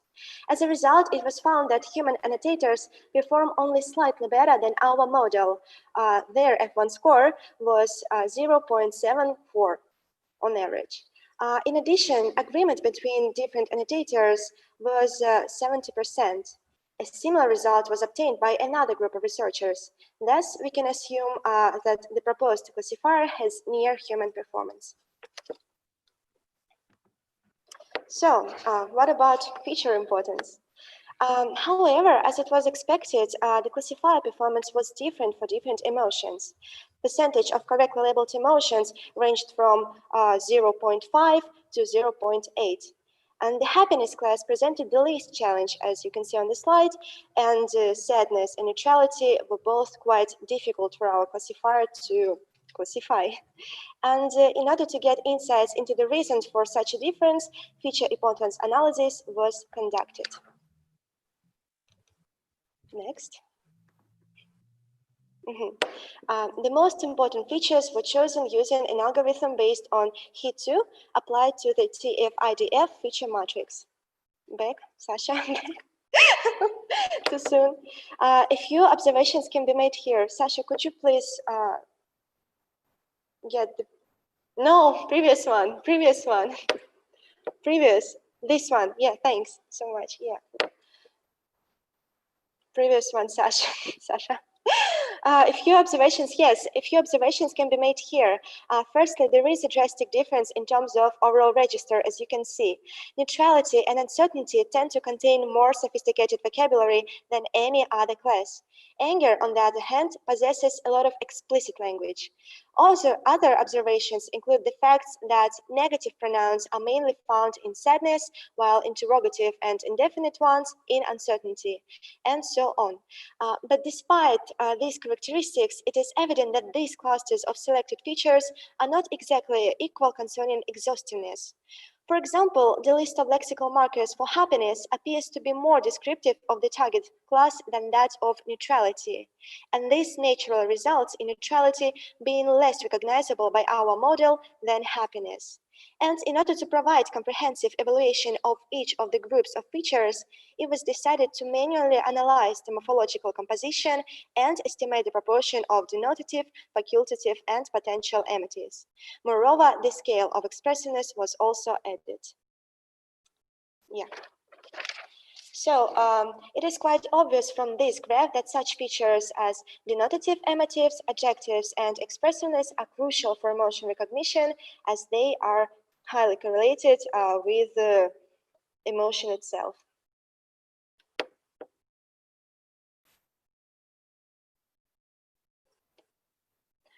Sasha, your mic is off. Sasha. It's crucial to analyze the mistakes our model is prone to. As you can see from the presented graph, top three error types are sadness, being confused with other non-positive emotions. Regarding sadness and anger confusion, mistakes of this type occur due to overlapping lists of features. Both sadness and anger messages tend to contain such markers as explicit language, which makes it harder to distinguish between them. As for the lack of distinction between sadness and neutrality, error analysis has shown that it's due to the total absence of denotative amatives in the neutrality class. If you remember, the list of features of neutrality class consists almost entirely of potential amatives. Consequently, whenever a neutral message contains a stronger amative of sadness, it's misclassified as such. Speaking of the reason for which sadness and uncertainty tend to be confused, one interpretation is that such emotions are often present in a message simultaneously, since it's natural for a person to be upset and afraid and surprised at the same time.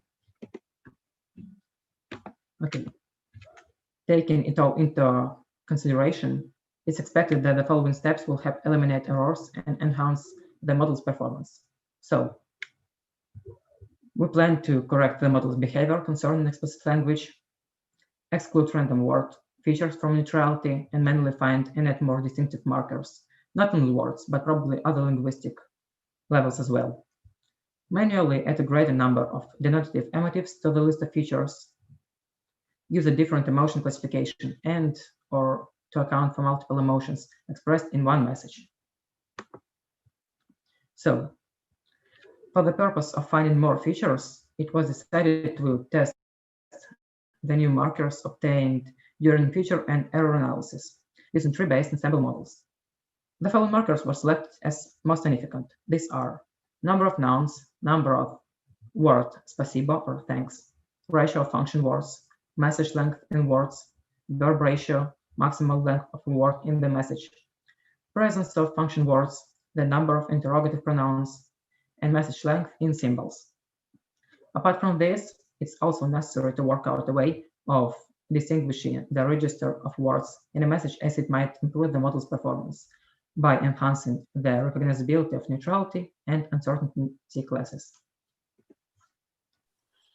So yeah, this is how we address the problem of developing an integrated approach to emotion classification combining both linguistic analysis and machine learning.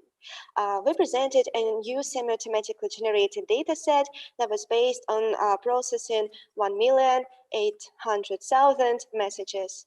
And we also proposed an automatic classifier of emotions presented in informal text messages in Russian with F1 score of 0.718, which is found to be close to human level performance.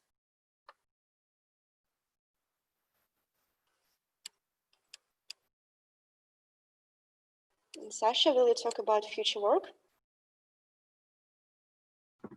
Feature importance analysis has shown that denotative emotives, yeah,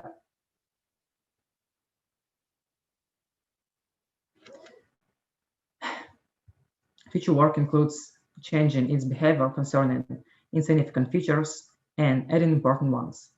Moreover, we plan to extend the emotion classification by adding the emotions of contempt and disgust and differentiating between fear and surprise classes. Finally, we plan to implement multi-level classification, as there are cases when the same short text or even a single sentence contains more than one emotion. So that's all, I guess. Thank you for your attention.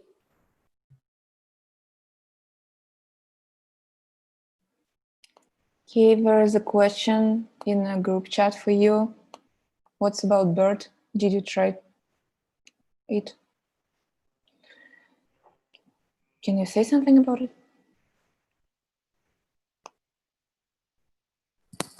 Sasha, can you?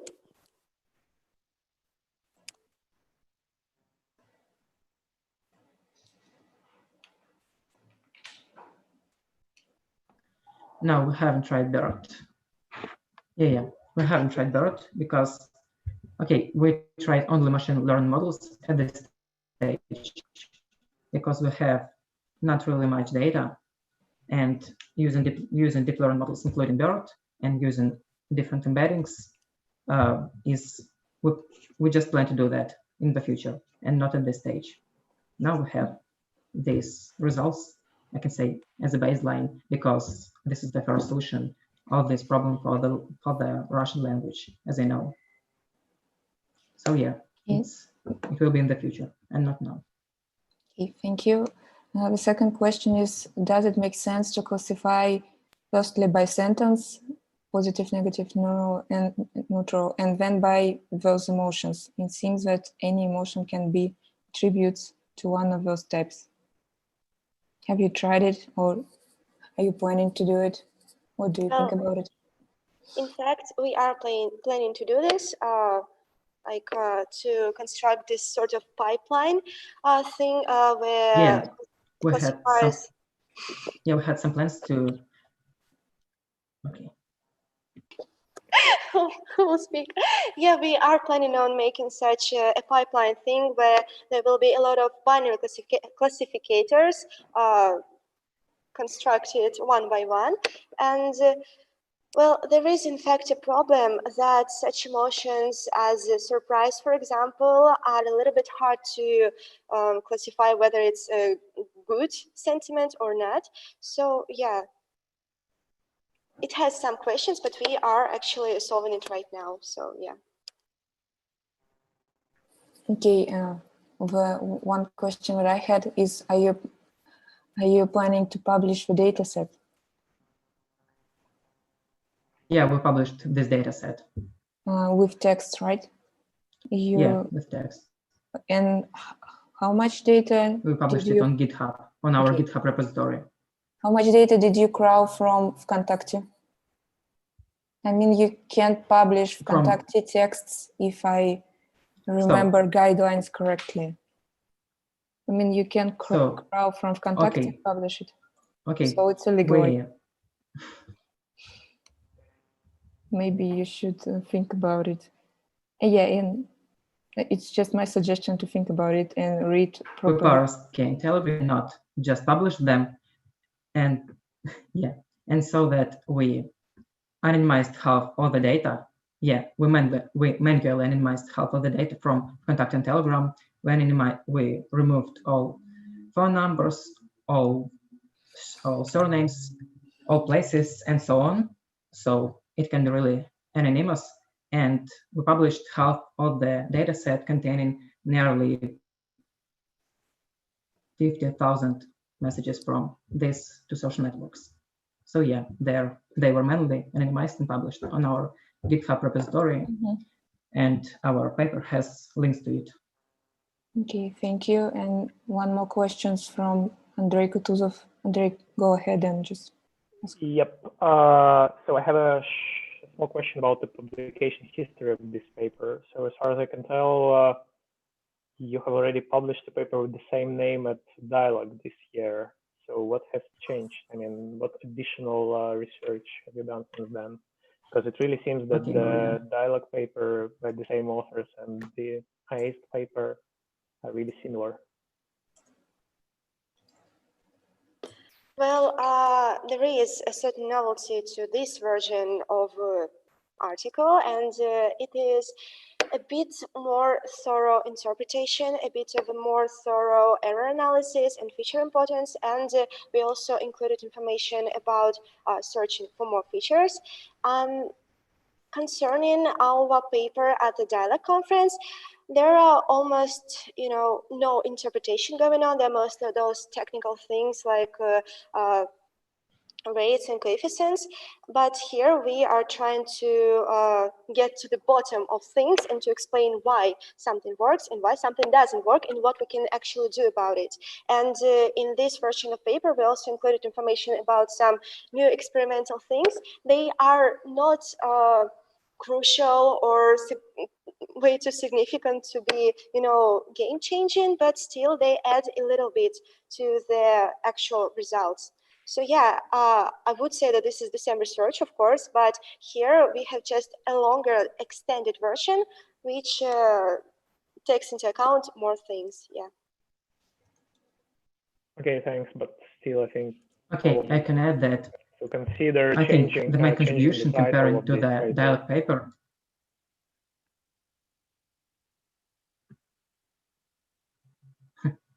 Okay, so let's continue with this next question from Natalia Lukashevich. Если можно по-русски, слышно меня? Слышно.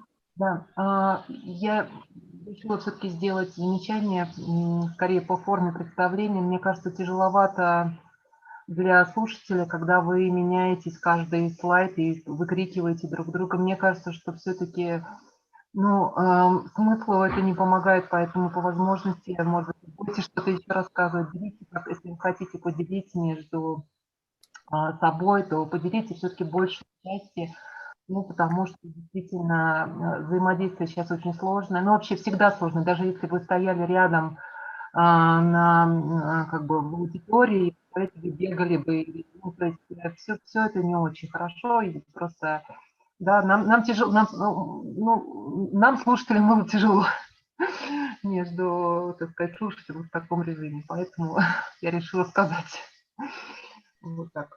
Все, спасибо. Okay, thanks. Thank you. Yes, let's thank the speaker virtually. I can actually do it. So the next talk will be on record about study of feature types for age-based text classification. And Irina, could you please start the YouTube translation? Yes. 1 second, please.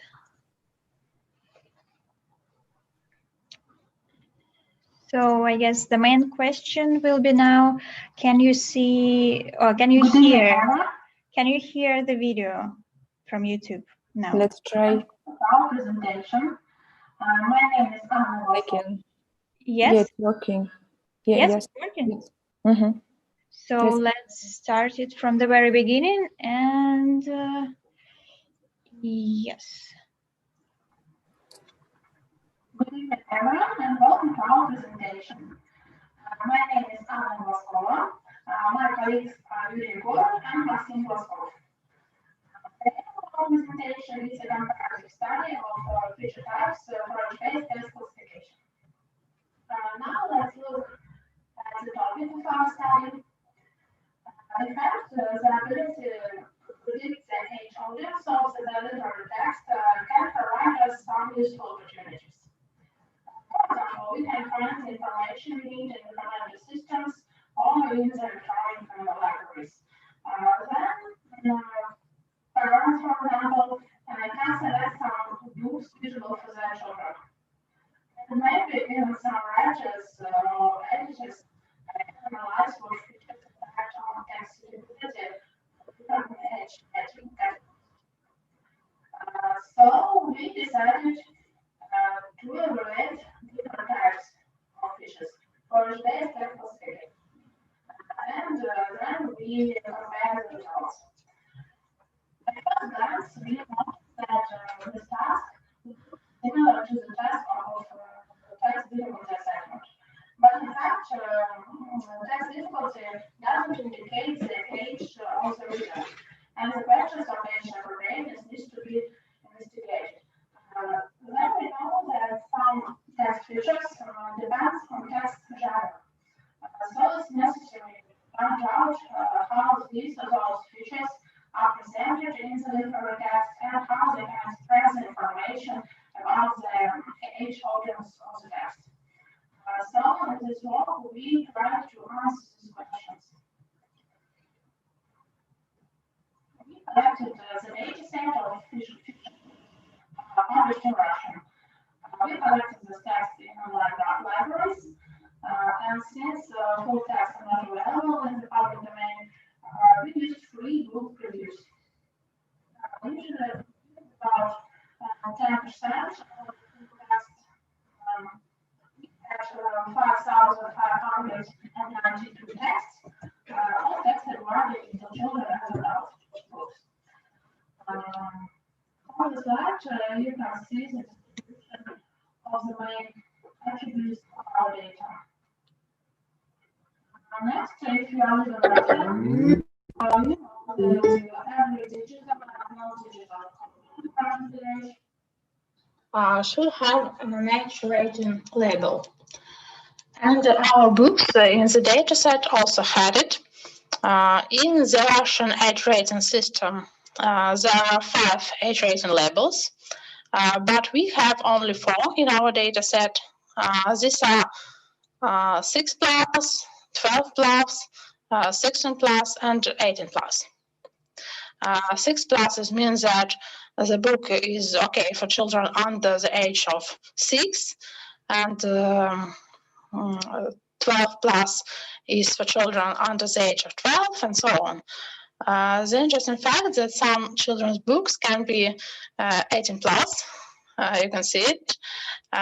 For example, these are some romantic stories for girls. So we decided to save these age rating labels and try it as additional features in our study. Next, we identified 6 types of features. We named the first type as general features. These are average number of words, average number of sentences, and all that. The second type is readability features. This is values of 5 common readability tests. The third type correspond to lexical features related to the dictionaries of the most common words and so on. The next type is grammatical features, the fraction of different parts of speech. The sentiment features obtained with the Russian sentiment lexicon. And finally, publishing features. These are age rating scores and the texts of book abstracts. So we created 2 baselines. The first is a random forest classifier trained on TF-IDF scores, and the second is a linear SVM classifier. Then we consistently edit our features to the baselines and compare our results with the results of 3 neural models. The first is fine-tuned through BERT. The second is convolutional network trained on pre-trained walk-to-web embeddings. And the last is a feed-forward network trained on robust text embeddings and age rating values. The details of the implementation you can see in our paper. So we evaluated several models. The blue points show the models that used publishing features, and the black points are other models. and you can see the results. This figure shows that publishing features can greatly increase the quality of classification, and the best result was obtained with the model that used all additional features, including publishing features. Among the models that didn't use publishing features, the BERT model showed the best result. Almost the same results for the SVM classifier. Here we can see slightly better values. Our best value is 9577 of F measure. In conclusion, we can say that our results show that features used in text difficulty evaluation can improve the quality of age-based classification. Then the publishing attributes could notably increase the quality of machine learning approaches. And next time we want to evaluate other types of features, and we'll also try to predict age rating scores using our corpus. So that brings me to the end of my presentation. We are so sorry that we were not online today, but if you have any questions, please feel free to contact us. Here you can see my contacts. Thank you for your attention and have a nice evening.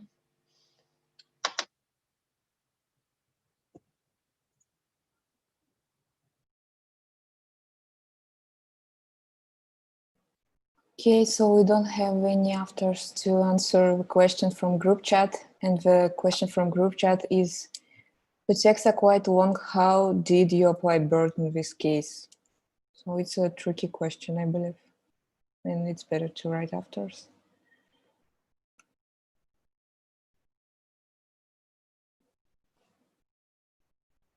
We still have like 15 minutes to discuss this paper. I'm not sure we can discuss anything without afters. Yeah, yeah, indeed. And yeah, actually,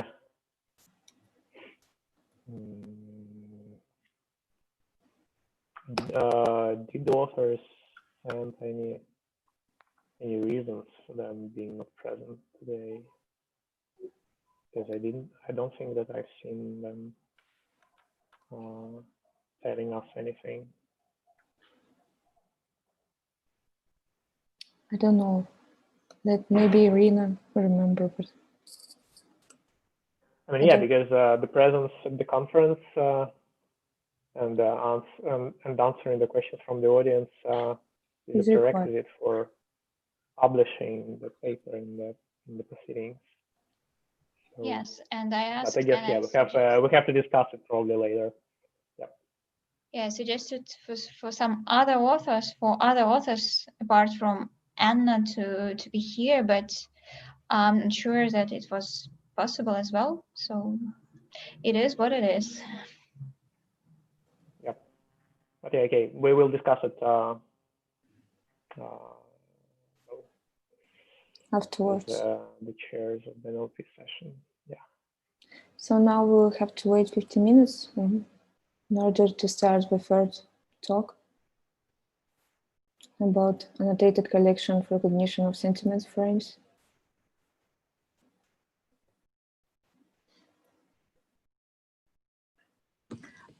Do we have to wait, or can I start now?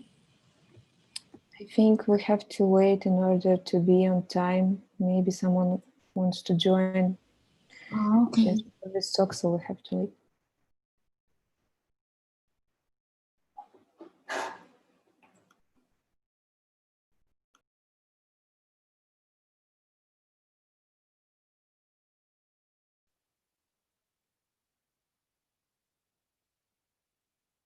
Actually, I think there is some discussion starting already in the chat about the contact data.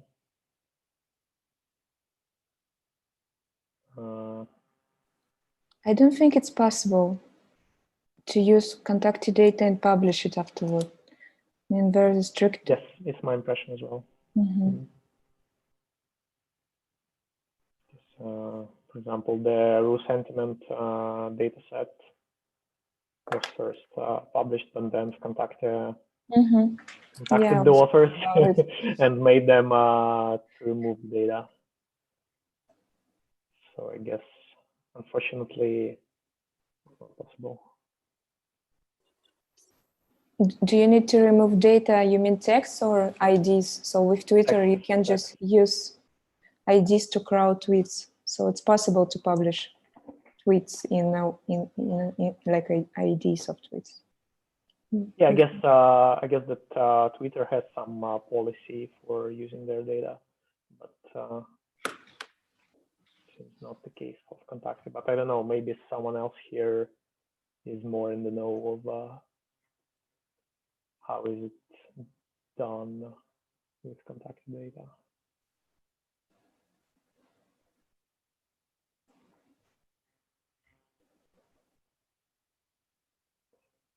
I think at some point several years ago, Одноклассники, social network, used to provide some access to their data for researchers, but not Contacted. So, yeah. Do you know something about Telegram? They like motion dataset was also a crowd from Telegram. So is it allowed to publish? Yeah, it's an interesting question, by the way. I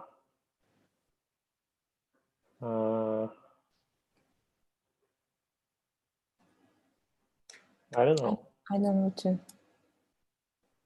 Has anyone here had any experiences in scrolling and using Telegram chats or channels? And publish a paper about it, sharing datasets. It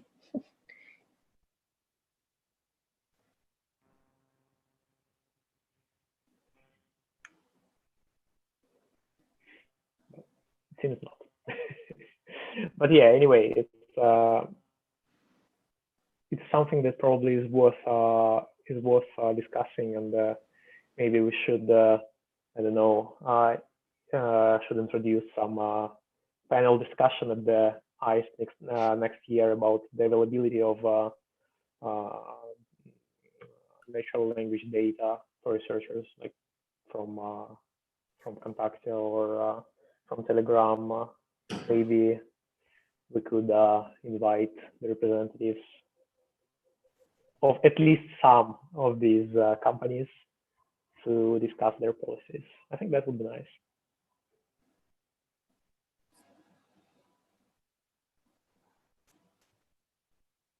Oh, and by the way, just a small question for the audience. Do we have anyone here who doesn't speak Russian? Because maybe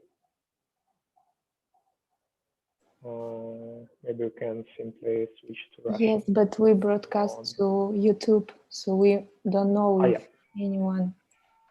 Okay, makes sense.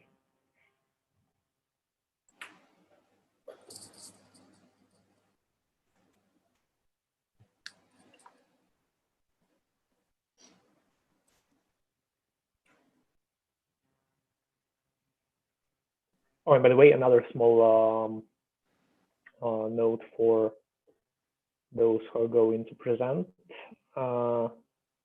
If you haven't yet sent your slides to the AIST conference email, then please do that, because otherwise your slides will not be announced on our Telegram chat, and they will not be seen by our almost 200 subscribers. So if you want your slides to be announced and advertised, then please send your slides to our mailbox. All the authors should have received the should have received an email asking you to do that.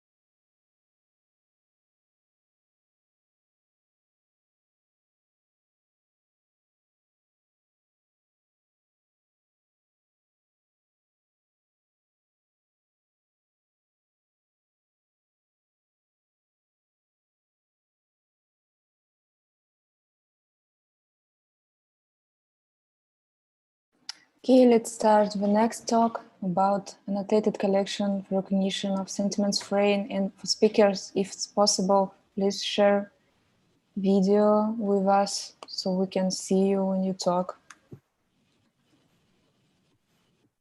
and feel an engagement. Okay, I hope you can see the slides and you can hear me. I'm going to start the presentation.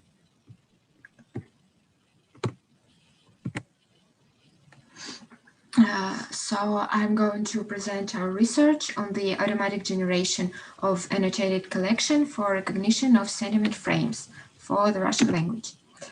In order to conduct the sentiment attitude extraction task, sentiment lexicons are essential. Most of them are quite simple structurally. It's just a list of words with numerical scores of sentiments.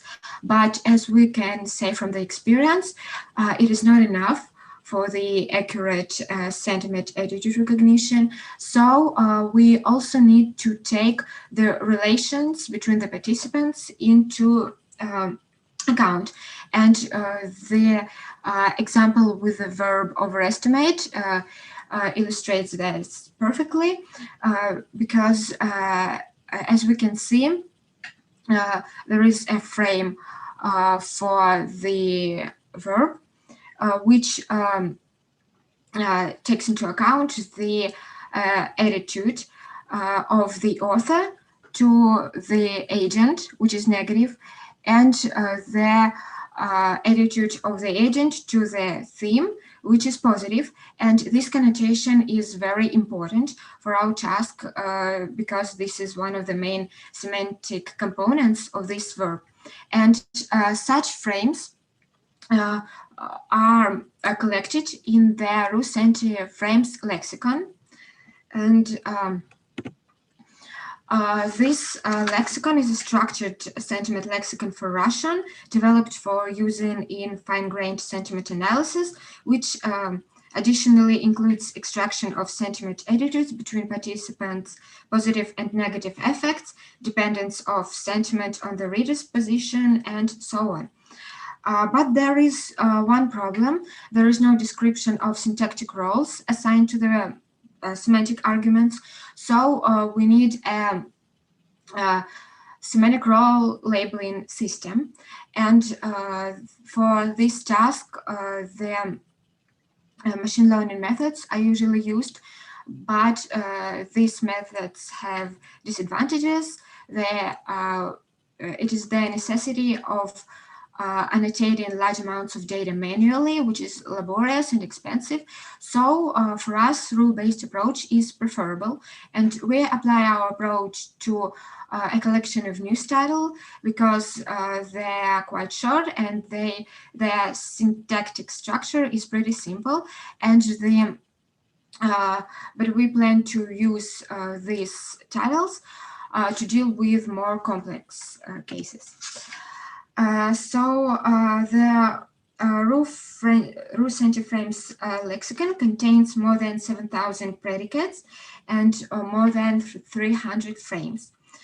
The arguments are numbered and are given brief descriptions. Also, the frames provide more detailed information about the polarity between the predicates arguments. The graph variance contains sets of synonymic constructions for the basic predicate, which is labeled as title, while the graph roles refers to the predicate's semantic arguments and gives a short description for each role.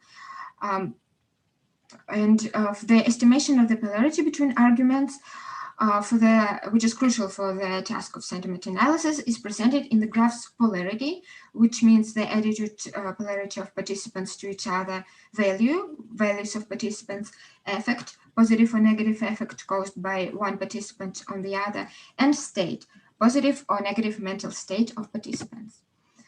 The entire collections consists of more than 300,000 titles, and the preliminary processing includes tokenization and normalization. Then, on the tokens of each title, the retrieval of predicates from the frames is carried out including those consisting of more than one token, utilizing Engram model. After that, the amorphous syntactic parsing is implemented by means of the deep Pavlov-Ruth-Integrous joint parsing model with the output in the conlu format. And also, I will later comment upon why we also need named entities extraction. And for the semantic role labeling, it is important to classify sentences and predicates in a manner that allows us to define specific features for each class, which helps increase the accuracy of the semantic parsing. The predicates are classified depending on their voice, on the number of arguments, and on the control type. And this classification of the sentences is based on the number of clauses, the presence of an infinitive verb form, and the dependency type of clauses. Also, the subordinate clauses of time, location, and manner were considered equal to independent ones, since they do not impact on the argument structure of the root verb. So the algorithm. To extract a 0, we need to consider that in the majority of titles, it is the syntactic subject in the nominative case, but there are cases of dative case as well. So the algorithm is as follows. First, we search for the canonical subject. If it is not found, we search for the dative one. Otherwise, we state that A0 is absent in the sentence. A1 is considered to be a direct object in the accusative case, but it can also be genitive, locative, or instrument case. And we look for those as well. But in order not to catch any adjuncts of time and location, the BERT model is used to extract named entities. And the canonical A2 is usually the recipient in the dative case or the instrument in the instrument case. And if neither is found, the search continues for the genitive and locative cases. But for argument predicates, the situation is slightly different. Since there are only 4 such predicates in the frame collection, it is more convenient to utilize individual rules for each one. And here, to distinguish between the arguments, it has been especially useful to take the category of animacy into consideration. To implement these modifications, the animacy annotation has been added to the frames. The argument descriptions were complemented by one of 3 tags: somebody, animate, something inanimate, or any, both animate and inanimate. And as we can see from the example on the slide, the only way to differentiate between the prize and the defeated one is to look at the animacy, because they both can be marked by the accusative case. In the basis of the algorithm, there lie 2 principles. The first one is the correlation between the semantic and syntactic structures. For example, we can say that the semantic agent is usually the syntactic subject. And also the theta criterion by Chomsky, which means that each argument bears one and only one semantic role, and each semantic role is assigned to one and only one argument, and implies that in the sentence there can be only one occurrence of each semantic role. But we also added one more point to this list. We calculated the posterior probabilities of the co-occurrence of a certain case and a certain type of predicate arguments, utilizing the information from the frames. And using this probability distribution, we created this order in which we searched for each case, for each predicate type. So let's take a closer look into the output example. Medvedev thanked the ex-president of Brazil for the strengthening of friendship and cooperation. As we can see, all the semantic roles are labeled correctly. Medvedev is a canonical subject in the nominative case, and the ex-president of Brazil is a direct object in the accusative case. And the reason is marked by a genitive case, is marked by a noun phrase, which includes both accusative and genitive case. So we extract the entire noun phrase, which is also important. But in order to see how useful the corpus can potentially be for our task, a large sample of data was processed to see how much needed data we could collect. And the analyzed news corpus consisted of more than 150,000 titles, and almost 88,000 of them were useful, which means they contained the predicates from the frames.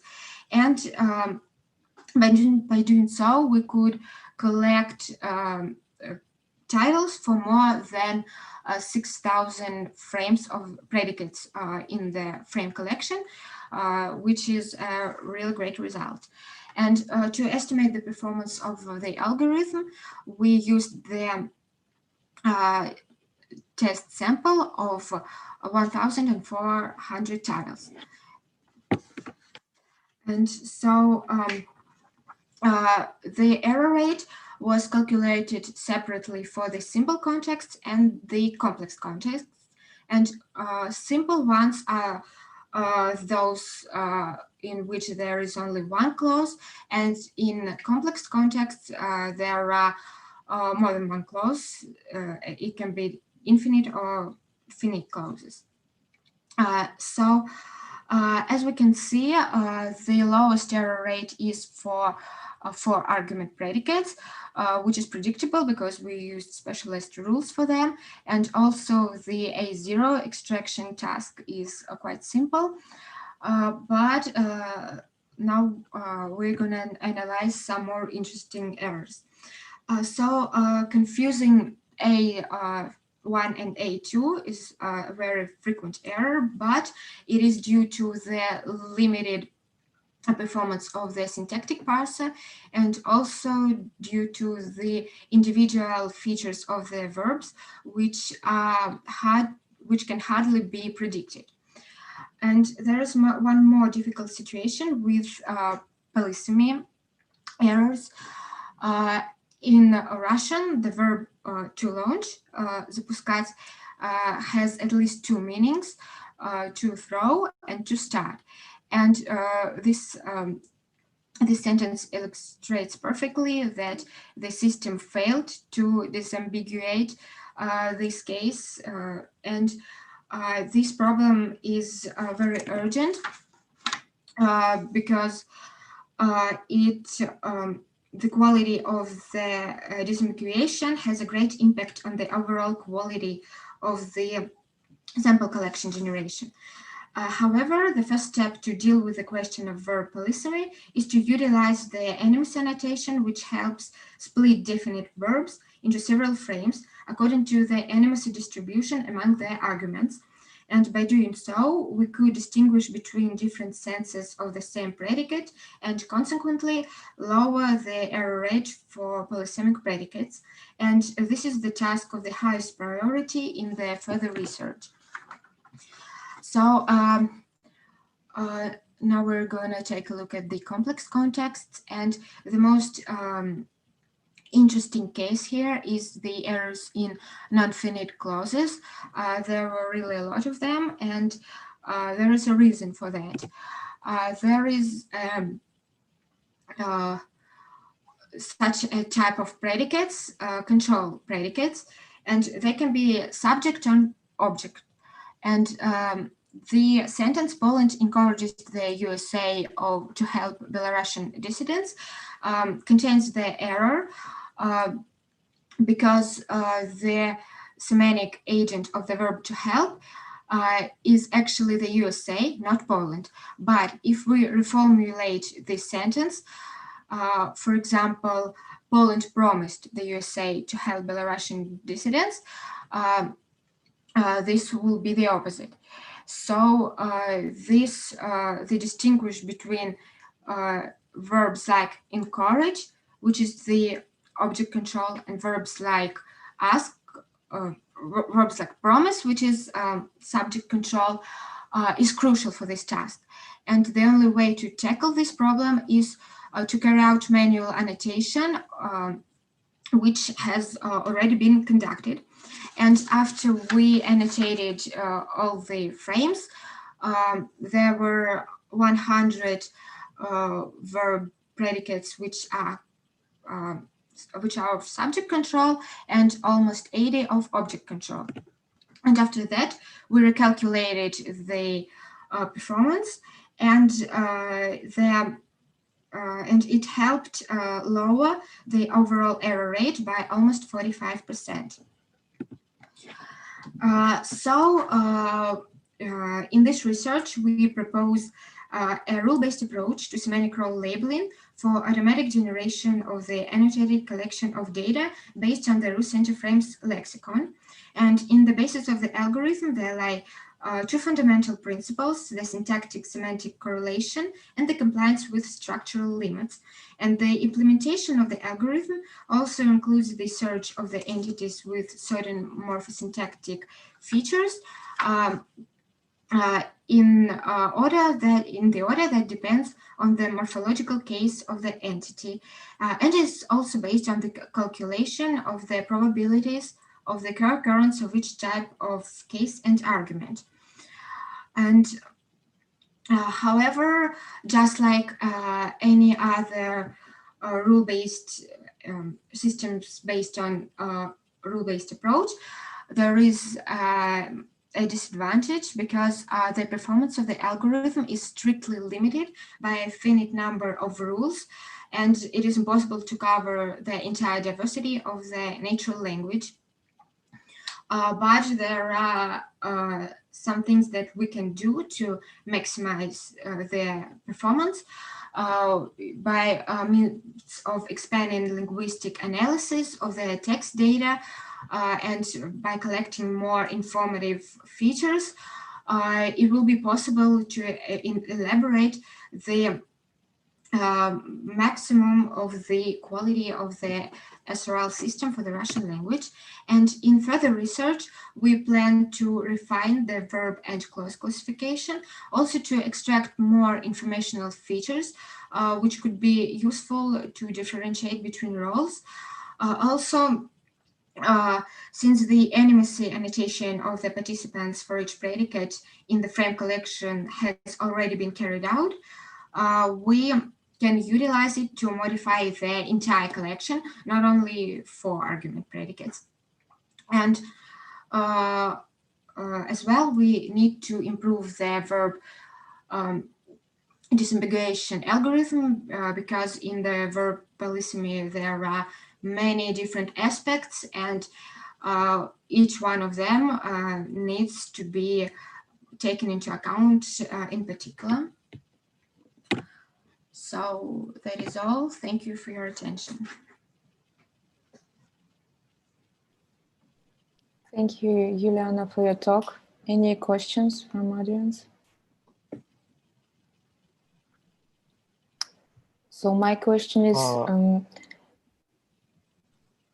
so I don't see any raised hands. I have a Andrei, question. do you want? Yeah, you can go ahead. Or if you want. Okay. So, okay. You can ask, and then I have a different question. Yeah. Thanks. Correct me if I'm wrong, but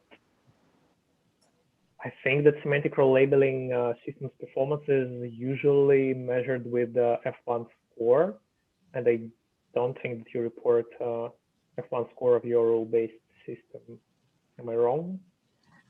Yes, we didn't use F1 score because we tried to estimate the performance in a more linguistic way to cover all possible features, and we came to a conclusion that the best way to do that is just to estimate the percentage of the errors, and this is what we did.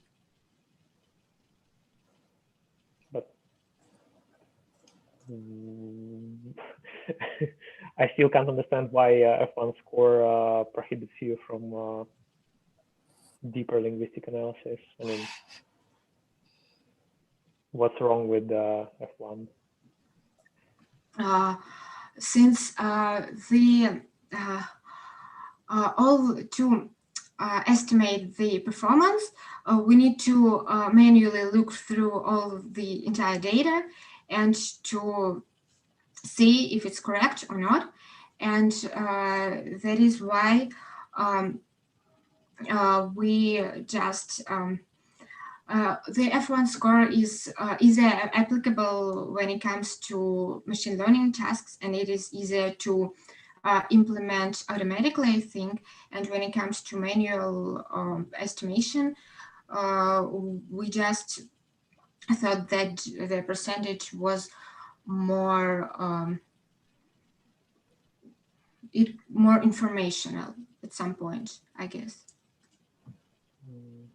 But in further research, we are likely to take into consideration other methods of estimation. Yeah, because currently it means that we can't compare your system with other semantic labeling systems for Russian, because they all report macro or micro F1 score, and it's not even clear whether your rule-based system is on the same level or better or much worse than, for example, SRL system from Shomanov and Devyatkin 1217, I think. They reported something like 80% micro F1 score. So can you at least approximately estimate what's the F1, what's the macro F1 score of your method? Just for us to know whether it's really possible to achieve more or less the same performance level using rule-based methods. Can I add something as a co-author? I think that maybe Juliana missed this information, but one of the goals of this study is to create collection, annotated collection for machine learning methods. So Devyatkin and others use a labeled collection with annotated by other groups, but if we have specific resource, we need our own annotated collection for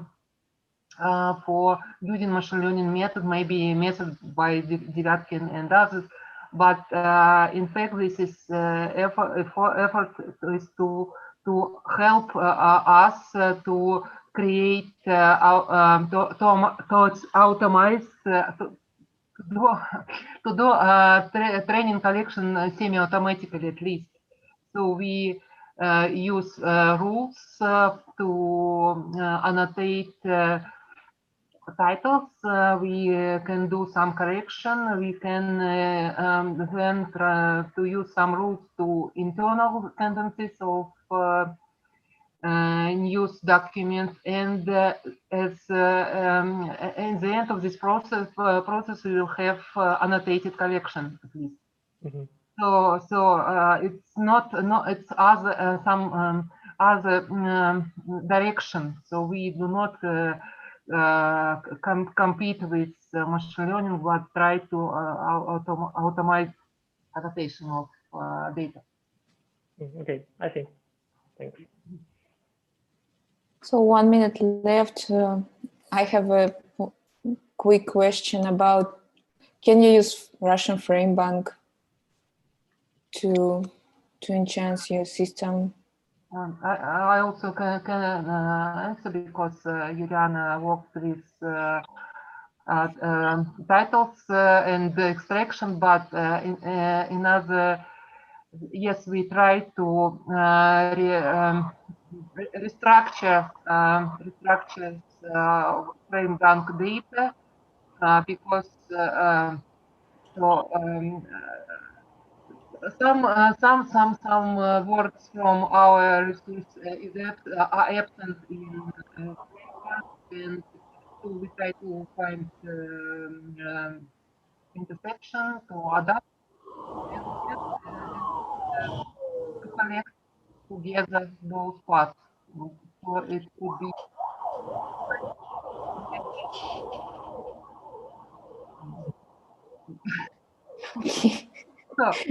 so we try to use it. Okay, thank you for your answers. Let's thank the speaker. And the next talk will be about metagraph-based approach for neural text question generation.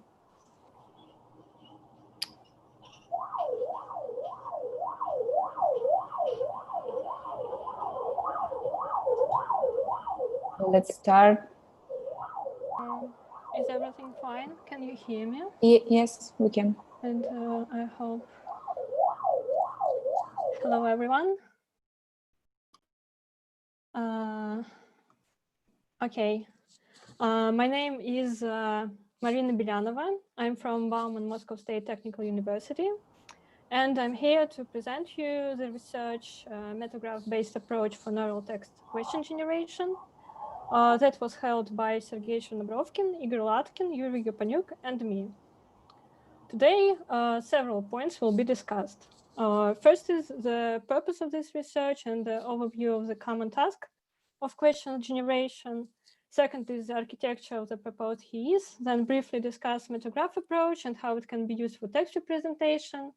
And finally, the structure of the neural network model will be described, and model evaluation results will be discussed. The main purpose of this research is to check whether the metagraph-based approach can give the results that are better or comparable to the previous research, and to check if it is actually applicable to this kind of task. In order to check it, we first propose the HEIS architecture of question generation system, then the application of the metagraph approach for the text model description, and at last, we check if the evaluation of the metagraph model is comparable or better than the reference model.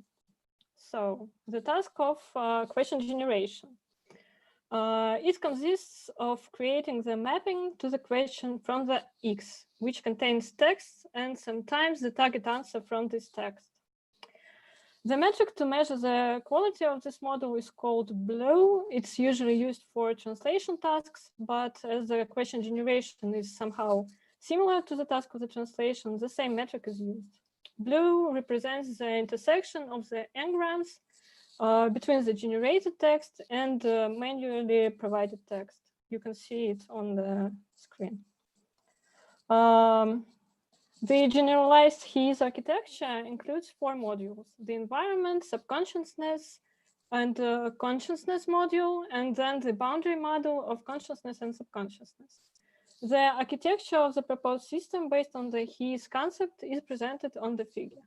The environment in text documents is text documents that are used to generate questions. The repository of concepts and layouts of questions acts as a boundary model of consciousness and subconsciousness. And it contains concepts selected from the text and links between them. And generated question layouts are also placed in the storage.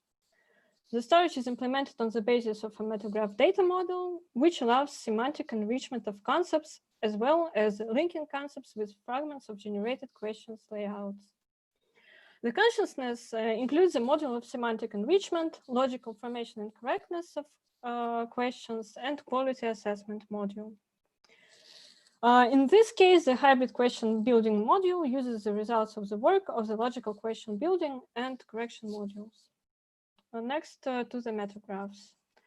The graph structures are commonly used to represent textual information, since they allow us to reflect the dependencies between text parts, make links to external data, and with that, improve the quality of the model. Or not the model, even of any algorithm. However, in the general case, the form of a graph can be limiting, since it doesn't allow us to construct natural complex connections of entities. For such purposes, we use a metagraph model for text representation. The metagraph consists of meta vertices that contain vertices that store data and update attributes during processing using, for example, multi-agent system that can be easily paralleled. A metagraph has an important feature that allows us to combine many vertices in a hierarchy by including them in one meta-vertex. Simultaneously, the same vertex can be included in several meta-vertices, which can determine different semantic properties of such inclusion. The same applies to the metagraph edges, as they can connect vertices that belong to different meta-vertices and so to different hierarchy levels. This model stores the entire structure of the text in a single format, allowing us to use data at any stage of text processing. For example, the following different type of sentence parsing structures can be stored in a single metagraph model without changing its original structure, as it is represented on the figure 2.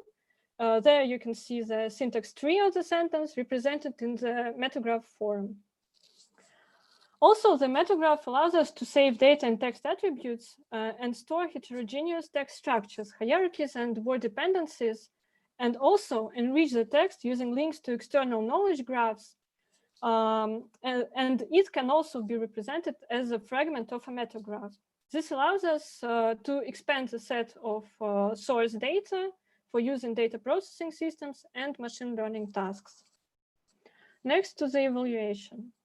For the evaluation, we use the model from the article of Chen, Wu, and Zaki with an additional metagraph module from the section above.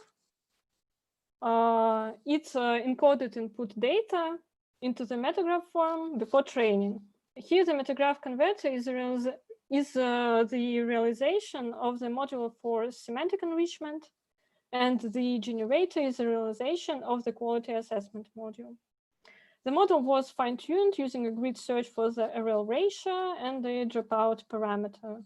The random seed kept constant, of course, due to the duration of the training.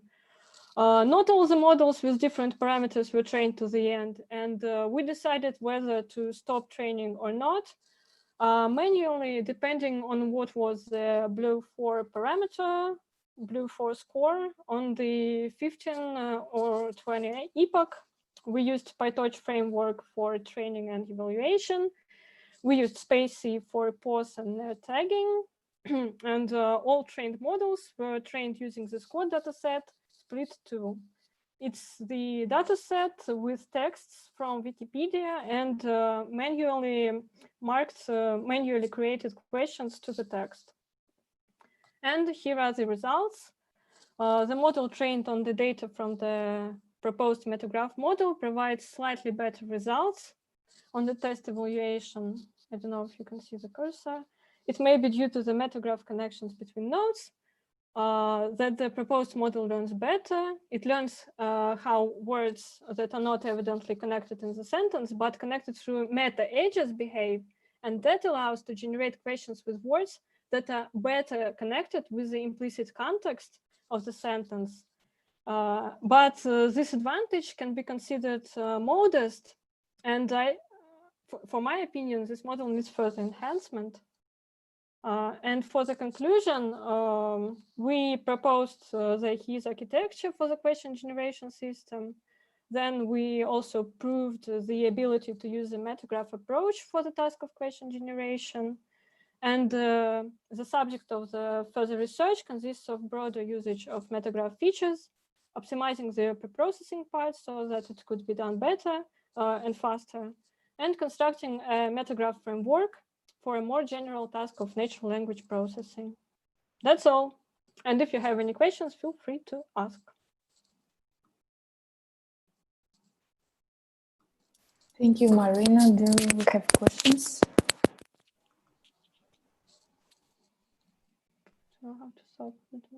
I have one question. For me, it's not that clear if your model is better according to BLEU score. Can you try to compare output to see how it differs between models? Yes, we've done poll for 25, I think, respondents answered this poll. And we had 10 randomly selected questions with randomly placed 10, we selected 10 texts, and we had 10 questions from each model that were generated. And we also put them in the poll and asked to mark which question fits better. And most of the respondents, but not everyone, they marked that our proposed model generated the question that suits better for the text.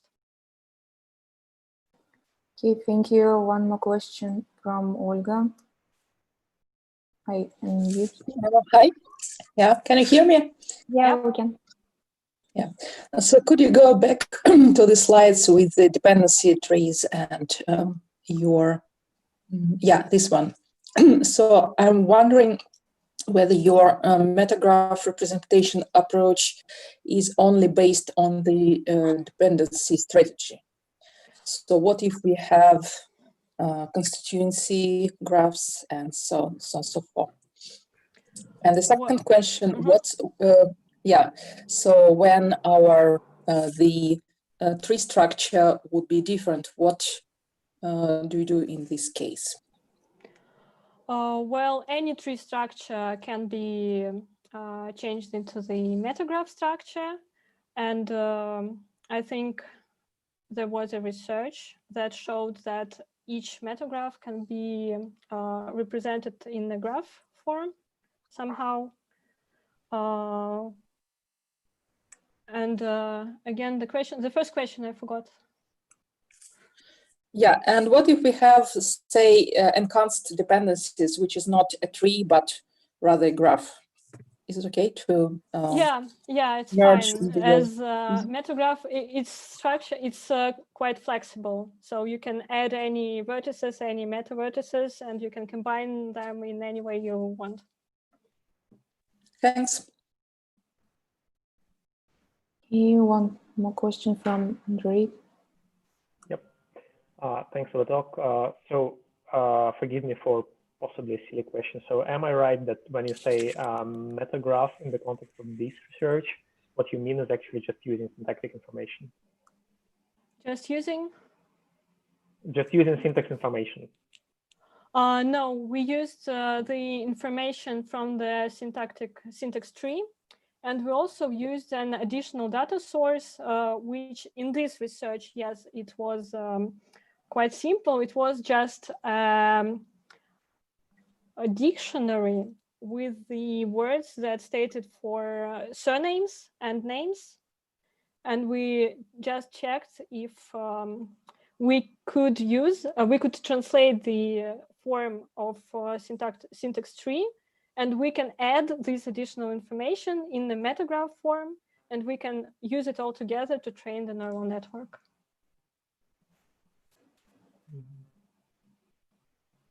Okay, and have you tried a summarization study, like to find out whether this information about proper names actually helps? I mean, do you actually need this? Maybe using syntax is enough. Well, perhaps it was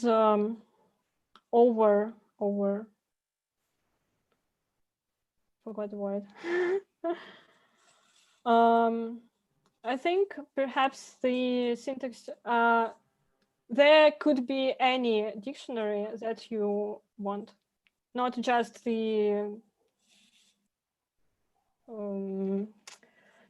dictionary with surnames. It could be the hierarchy of the dictionaries, which could be complex ontology, for example. Like you can have each word included in the ontology marks and ontology connected with the ontology vertices. Okay, I see. Thank you.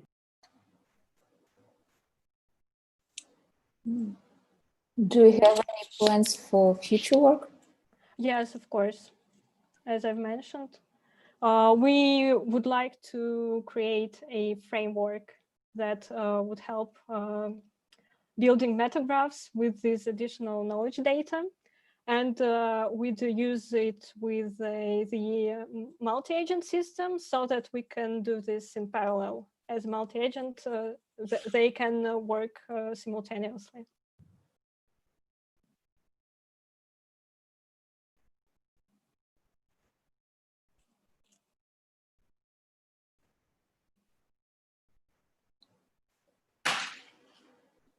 Anything else? Yeah. So do you planning to give different features for different agents? Am I understand you? Do I understand you in correct way? Different features for different agents. Mm-hmm.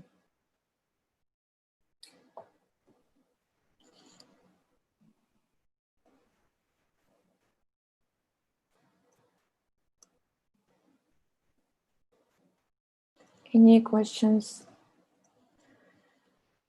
left? I don't see any in group chat, so we still have 9 minutes, I believe. Okay, perhaps I'd stop the demonstration.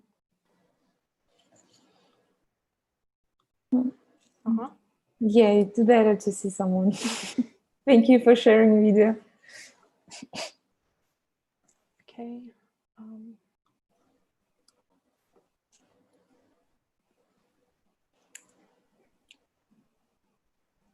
Do you know, my question is about size of a graph. How long should be your graph in order to use the model?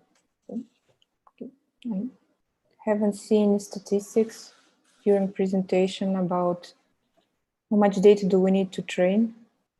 Oh, as the neural network model, it is quite heavy. And it actually, the size of this model, it was that big that my graphic card on which I trained, it had 6 gigabytes of RAM, and it had no space left when I trained. No, I mean how much nodes and edges do you need in your graph in order to train properly? Is it matter, or how heavy should be your graph, not in terms of RAM size, okay. in terms of nodes and edges? Well, it was quite heavy. It was really, there were many nodes, there were many edges. And yeah, it was quite big. I just cannot tell you the exact size. Mm-hmm. We used algebraic properties of metagraphs.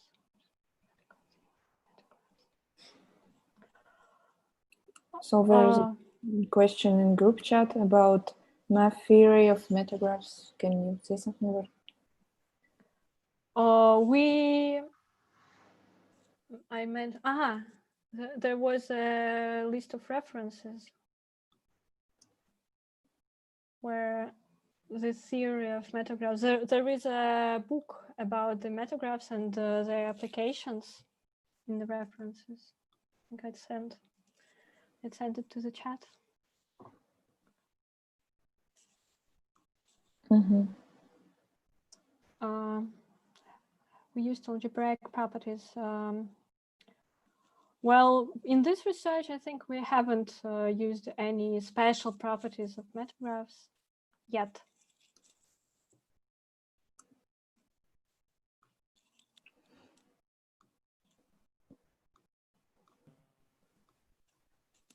Since we still have time until the next talk, just a quick note. I've just tried to find the term metagraph on Wikipedia, and it seems that Wikipedia doesn't know anything about this. So it seems like really an exotic notion. But now you know it. Maybe you should write the article on Wikipedia, or maybe I should. Yeah, I mean, it was not intended as an insult or something. Of course, it's great to introduce new thing, and yeah, it's nice to learn a new thing. Yeah. I think about it.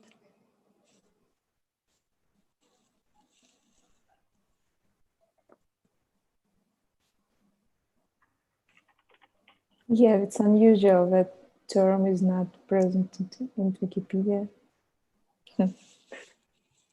Yeah, neither in English nor in Russian. Yeah. But yeah, that's interesting.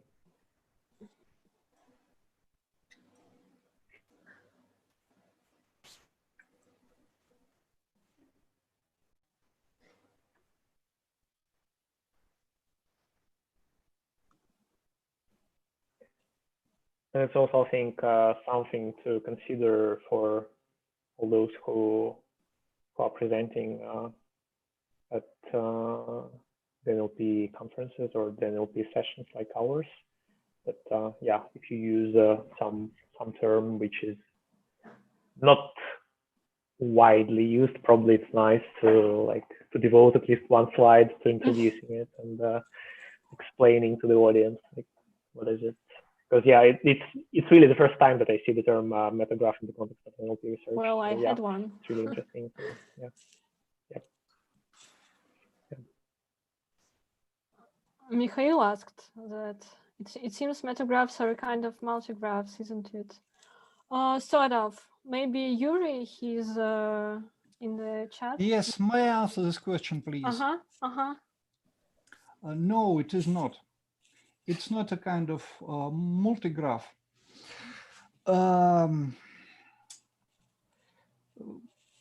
If I have a couple of minutes, may I share my screen with presentation? You have 3 minutes left. So, Irina, can you? Thank you. Just a moment, please.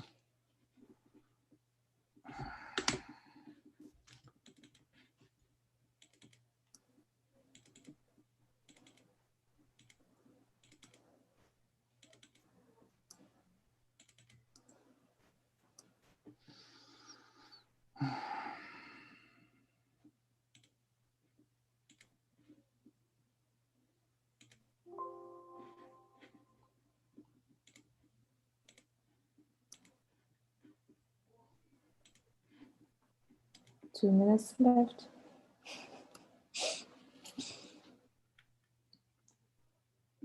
Can we see the presentation? Yes, we can. Thank you. I'm sorry, it is in Russian, but I will try to answer this question. The metagraph is a kind of complex graph model with emergence. What means an emergence? We have some vertices and edges, and these vertices and edges may be nested in meta vertex, and here an emergence occurs. And this meta vertex may have another edge connected to the other meta vertices, and because of this, it's not a kind of multigraph model. This model is close to the hypergraph model, but the hypergraph model is a very simple model, which is only seems that this is a model with an emergence. The real model with emergence, complex graph model with emergence, is the hypernetwork model. The hypernetwork model was proposed twice by Professor Popkov and by Professor Jeffrey Johnson.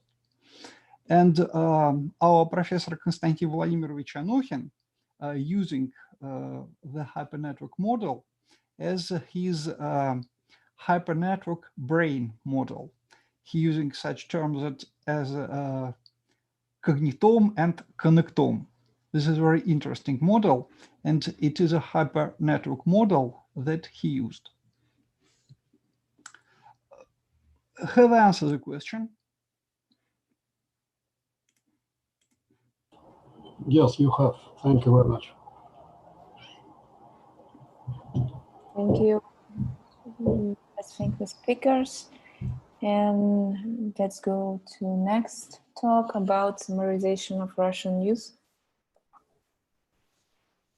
Okay, so let me share my screen. So everything is working. Yes, you can see it. So yeah, now. So it is showing. Yes. Yeah, we see. Okay. So it would be better if you start presentation mode. I started. I'm asking if it's showing correctly. No, it's still in. We still see PowerPoint. Oh, okay. It's strange. Well, I have a solution. I can stop sharing. Share just this screen, and then now it's better. Yeah, now it's perfect. Okay. So, good evening. My name is Daniel Chernyshев. Today, I'd like to talk about abstractive summarization of Russian news learning on quality media.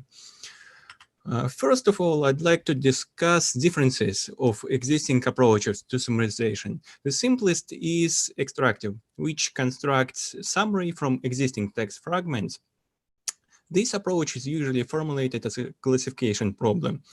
Abstractive, on the other hand, generates summary using any board resources and poses a text generation problem, which requires more sophisticated methods. These methods can be summarized with the following scheme. The first block of summarization model is an encoder, which just extracts text features. These features are then passed to decoder, which attempts to build conditional word distribution for summary language. And to ensure attention to important details, both encoder and decoder are accompanied with attention mechanism. So to obtain summary in text form, model uses distribution sampler like Greedy or Beam Search. There are several datasets for short and long document summarization, but most of them are in English. Only just recently, a Russian news summarization dataset Gazeta.ru was published, and it was obtained using approach for the largest summarization dataset, Newsroom. The idea of this approach is just to extract available articles from the internet and search HTML meta tags for summaries. And if there is a semblance, just check if it's a distinct text and not a duplication. The main flaw of this approach, of course, is that meta tags are not that reliable. This is a translated example from Gazeta.ru dataset. As the summary, I named it description, was obtained from description meta tag. So the problem is that this summary looks more like an introduction than summary. The article is about celebration of Easter New Year and who performed.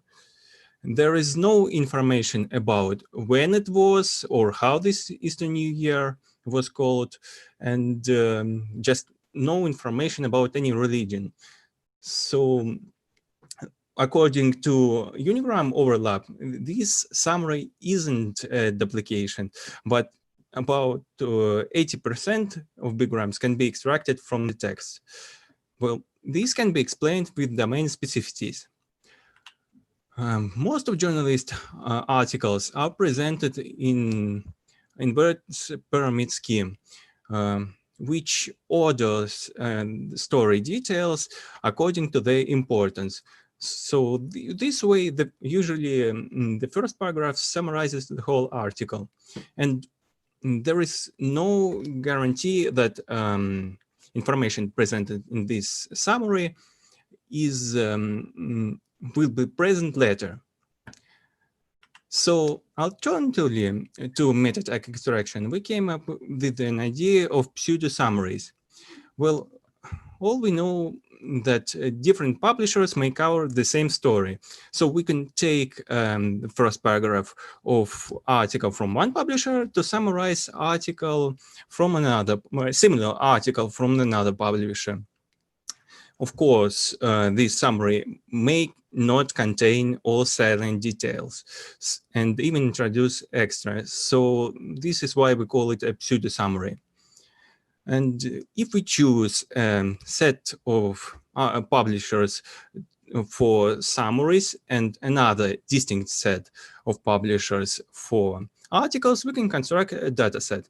But it is important to note that this actually dataset is not attractive summarization because it's much closer to style transfer with compression.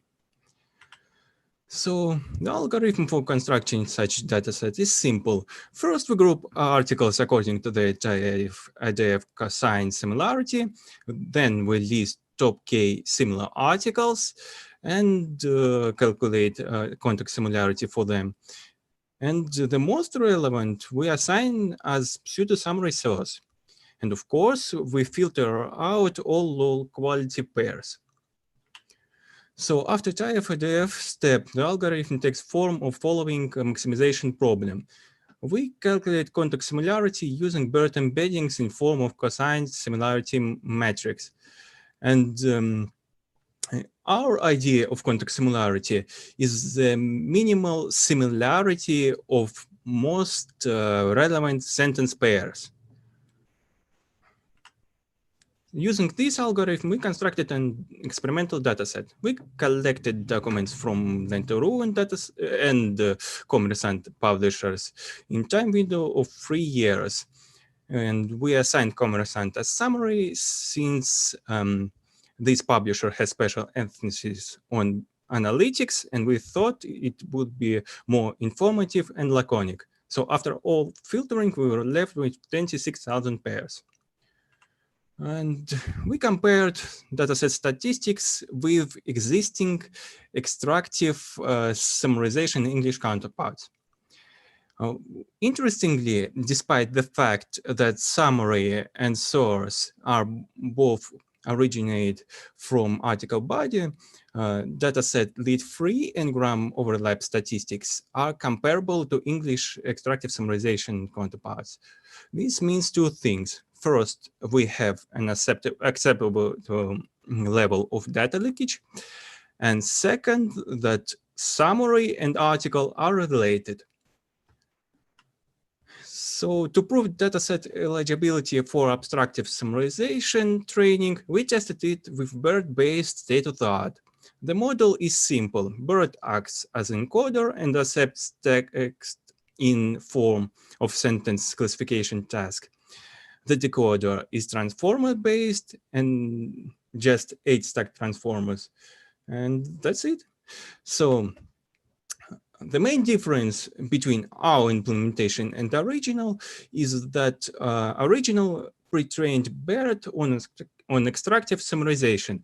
But in our case, we have much lower document count, so we just used a special version of RuBERT pre-trained on news article language.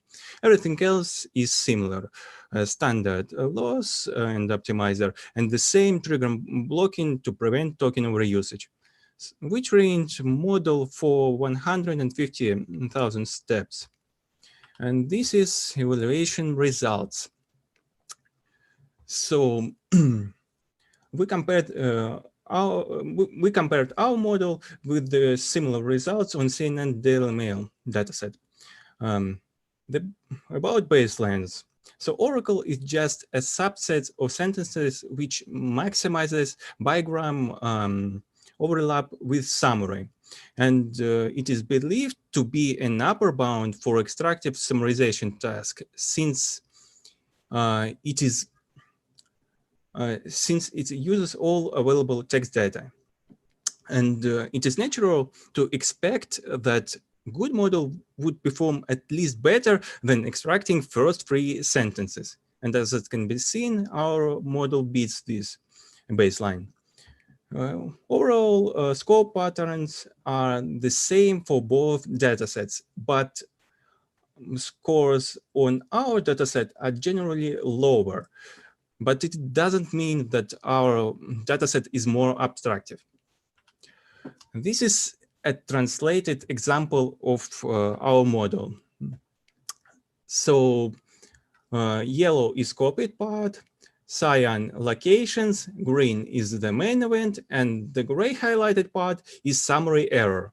Article is about gas explosion accident that happened near Kolomensky metro station. And both target and article clearly state that information about accident was received from investigative committee. But the model got confused when it later encountered Ministry of Emergency Situations and took this entity as an informant. But, we can say that generated summary is correct, but this little flaw actually questions the whole reliability of the system. And this is a shorter example about Tyson Fury returning to boxing. So target summary is correct, but somehow our model decided that Tyson Fury was returning to the United States. However, it then continued with the correct first fight date. Well, these artifacts are the result of abstractive summarization problem statement. On this figure, we show the difference of word distribution. So the lower the word, the more it likely to be encountered only in article language. And the higher means the same for the summary.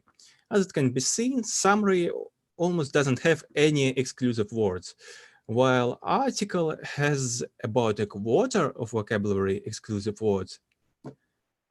And from prediction distribution, we can see that model tends to avoid this exclusive area and generally follows target distribution. This encourages the model to ignore direct text facts and trust its own experience more. So from our research, we learned that our algorithm can be used to produce a dataset for training an abstractive model to level better than lead-free. And the quality is comparable to English counterparts. However, current abstractive summarization problem statement causes artifacts and which should be controlled. And despite the fact that popular metrics correlate with existing correlate with human judgment, these metrics just fail to detect factual errors. So that concludes my presentation. Thank you for your attention. Now I'll be glad to answer your questions. Thank you, Daniel. Do you have any question?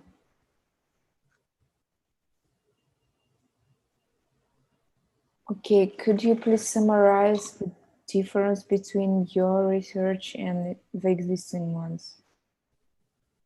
It wasn't clear for me, actually.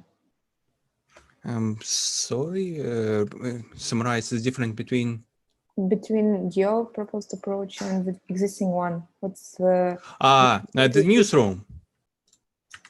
You're asking about newsroom approach.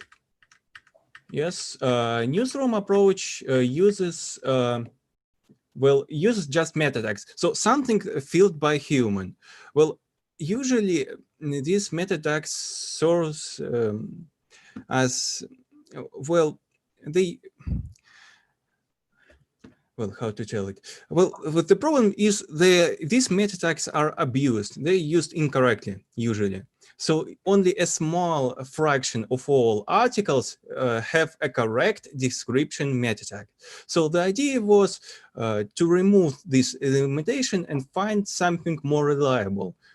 So instead of using something ready, instead of relying on humans, we just decided to use the domain specificities. So just use the first paragraph that summarizes to summarize another article. So that's the main difference.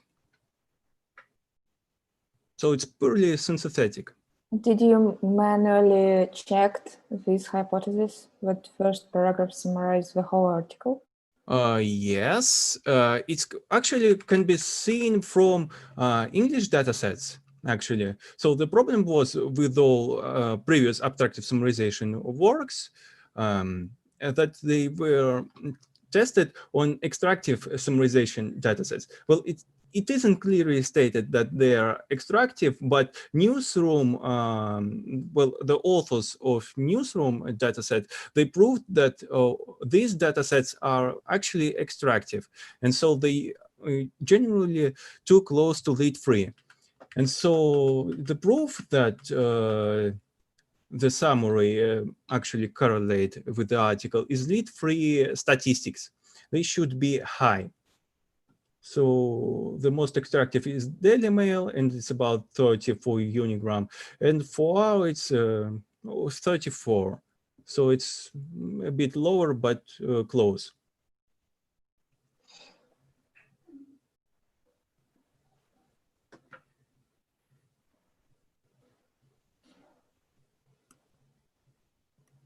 Thank you.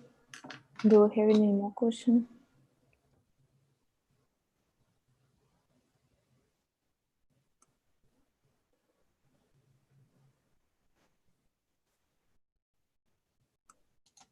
Okay. Do you have any plans for future work? Well, yes. Actually, in conclusion, well, the problem was this abstractive summarization problem statements. So we are working towards defining a more correct problem statement. So just to remove this problem of a strange artifact. Well, the problem is that it's hard for metrics, for simple metrics, to see the difference between factual error and paraphrase.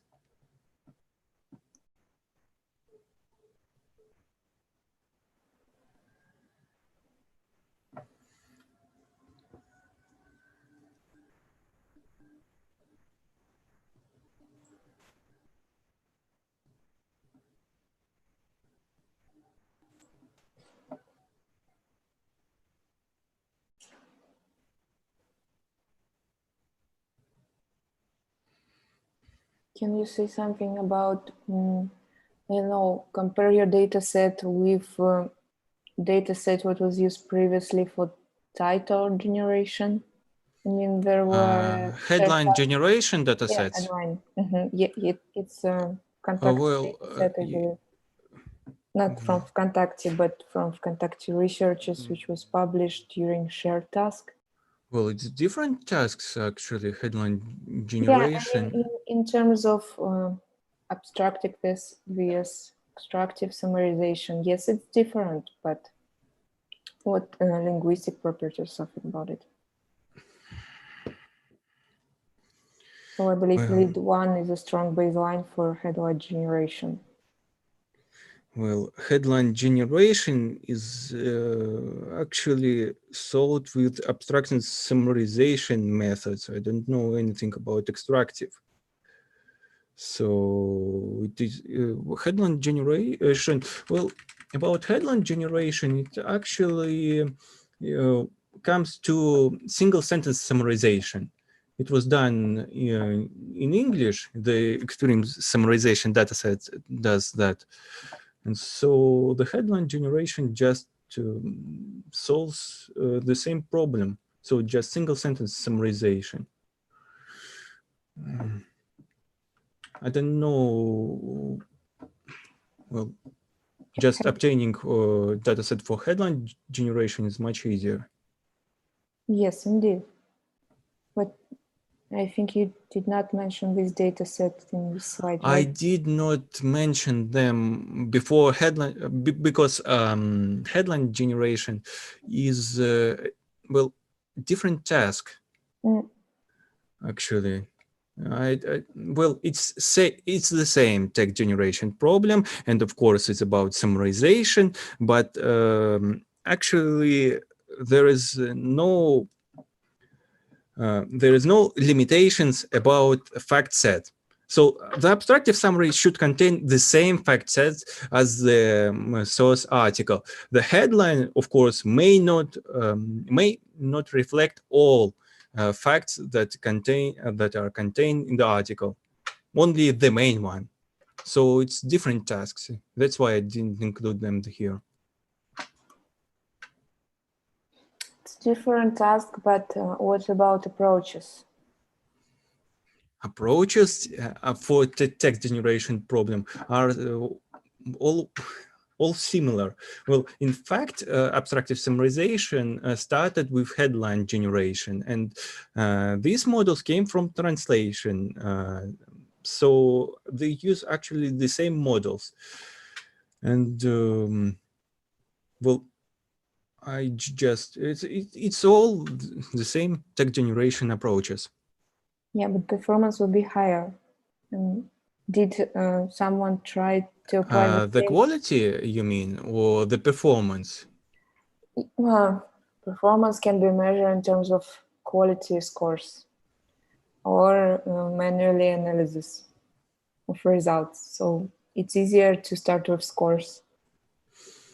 Well, I have an example in my head why a headline generation problem isn't the right thing to start with.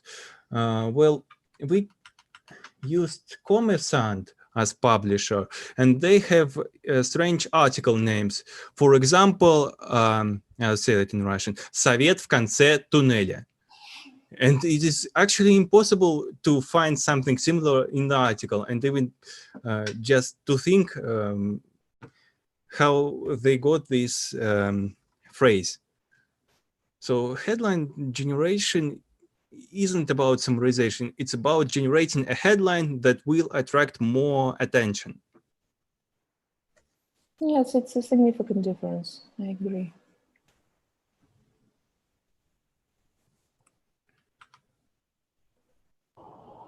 Very good example, thank you. Such headlines is the essence of mass media very often. That example is very good. That's why we were studying Commerçant. It's another reason.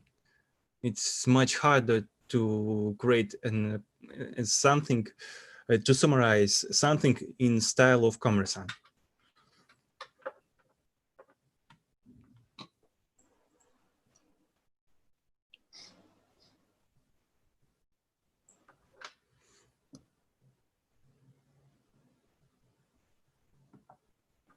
Okay, we have 2 minutes left. Any questions from the audience?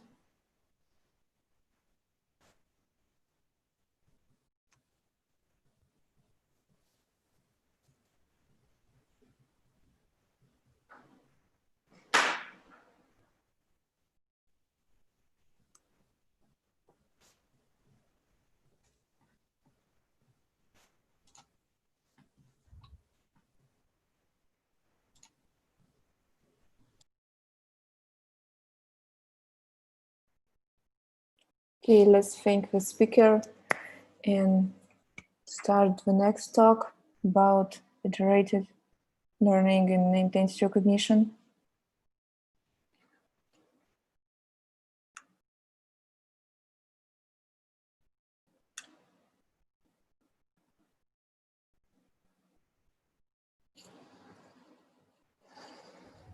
Hello, everyone. One moment. Is it okay? Yeah, it's okay. Okay, fine. I want to show our work, federated learning in named entity recognition, and I faced it in practice, and it was the reason why I start this work. Okay, we start from definition of two terms. First, named entity recognition. Simply words, it's a simple NLP task when we should extract entities, predefined entities. For example, person or location. Here we see example, and we should properly identify fragments and their borders. Next term, maybe unknown. It's a private model training technique. When data is distributed and final data is obtained by subsequent local training and then aggregation on central server. Okay, I like pictures more, and here I show what is it. We have two users, user 1, user 2, and they have all own data, and they don't want to share this data with us and send this data to our server. Okay, we send to them training scripts. They train locally and send to our server only information about this data. For example, model, or maybe gradients or another information. After aggregation, we may predict if the model achieve sufficient quality or continue to train. Okay, there are a few federated learning algorithms. First, SGD, but it's too slow. Sorry. Second one, and the most popular in practice, federated averaging, when we repeat n times local training and then average the model.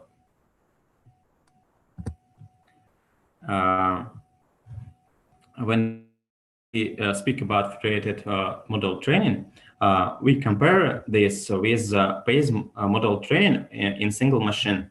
For this reason, I use PLSTM CNN CRF for NERV task and compare it with the model trained in federated approach. I should say about a few preliminary actions that I faced in practice. First one is model capacity test. We should understand the expediency of our federated training. For example, we may choose left model or right model for training, and we know that left model has small capacity, and adding new data to training data for this model will not give us new quality. And this model right has good capacity, and we should use this model for federated learning. Okay, second one, preliminary action, is how to create local private dictionaries. We know that NLP task, we use auxiliary dictionaries, for example, word2ID or tag2ID, chart2ID, and we have to have one shared dictionary, and we have to provide privacy for all clients' data. You can use this scheme to do it. Third question about initializing local optimizers. Every global training round, we should initialize the learning rate for our optimizer. And I tried 4 simple strategies and global initializations, where we start with a step multiplied by the number of global rounds, was the best. Experiments, I use BLSTM CNN CRF embeddings from scratch and cherry CNN and get such digits, such results. I have a unique distribution of data, and average across clients and without ethics. Second part of experiments, I used pre-trained embedding, and we got a significantly increase of speed and quality too. And the third part of experiment was about using different character embeddings, and I got that Charlie stem. We got slight changes in speed and quality too. And here is final table with results and conclusions. First, the model chosen for federated training should have sufficient capacity. The second one, that you should to think about privacy with your data, for example, auxiliary dictionaries, and you can use our scheme. And the third, it's better to use pre-trained embeddings and convolutional blocks to increase the learning speed. And in case of federated learning is even more important than in case of training on single machine. Thank you for your attention. I'm open to your question. Okay, thank you. Do we have questions?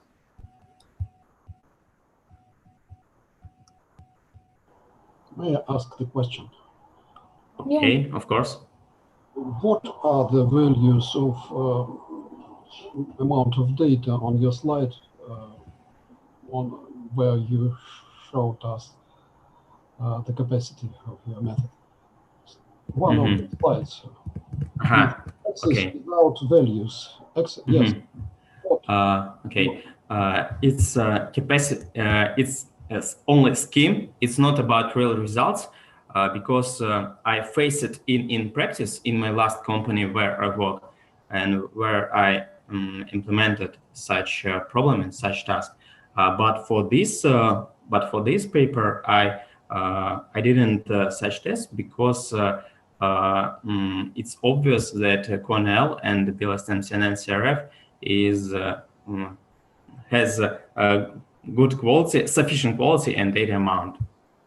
But in practice, it's very, very important to provide such a model capacity because it's a question only about expediency, only about your money.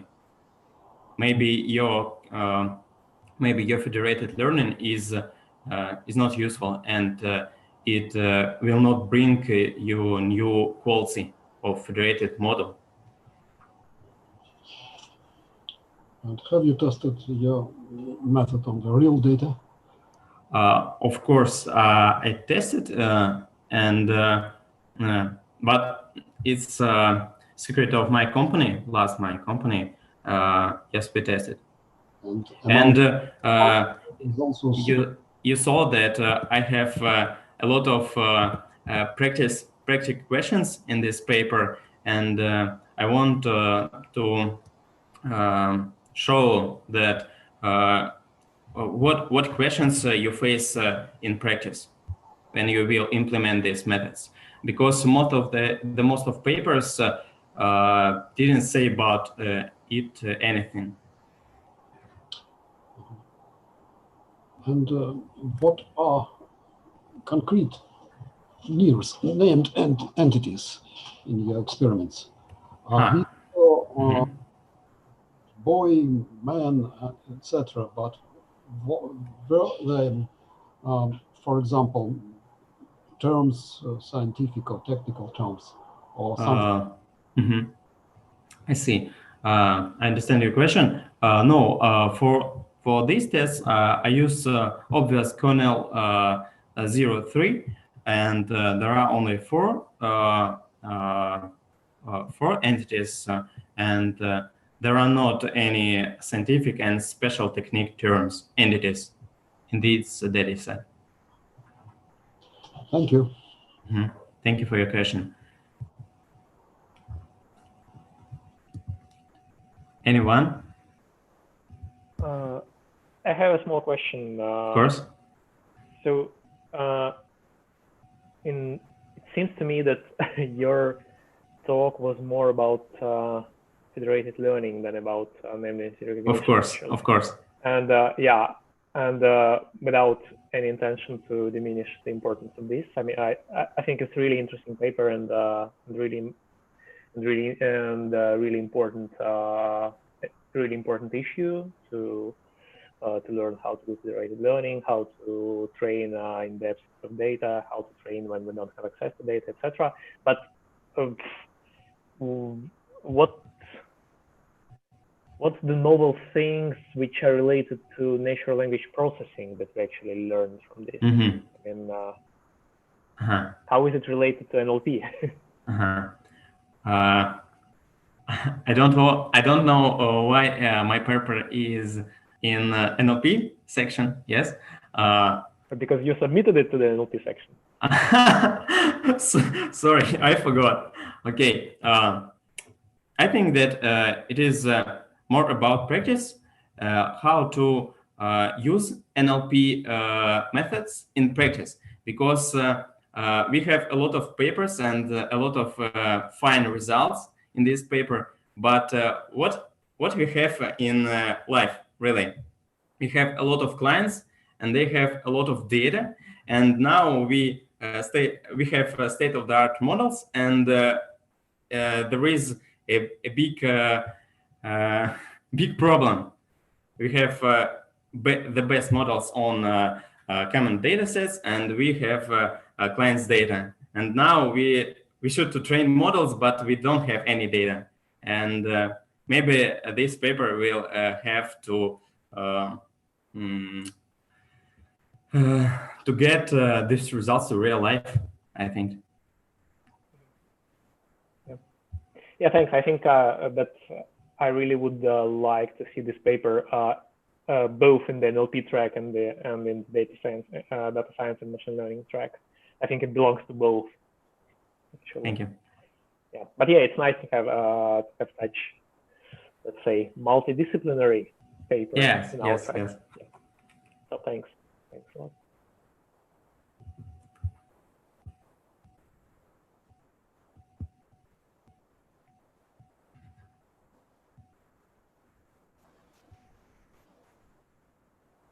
Okay, I think that's it. That's all.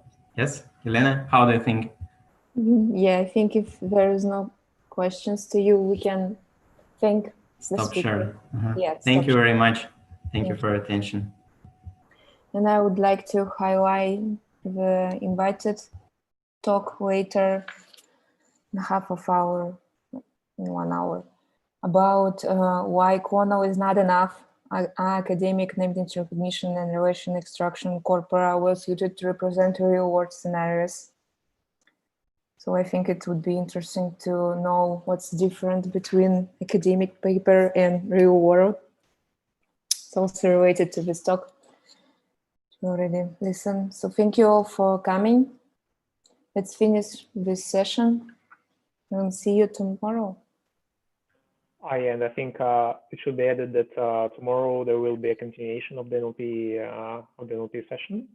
So we'll have presentations from the papers accepted to the supplementary volume, and we also will announce the best paper in the NLP track. So you better come and learn who is the best NLP presenter, what is the best NLP paper in this AIST. Yeah, and we'll see you in 40 minutes at the keynote speech, the keynote talk. Yes, 40 minutes.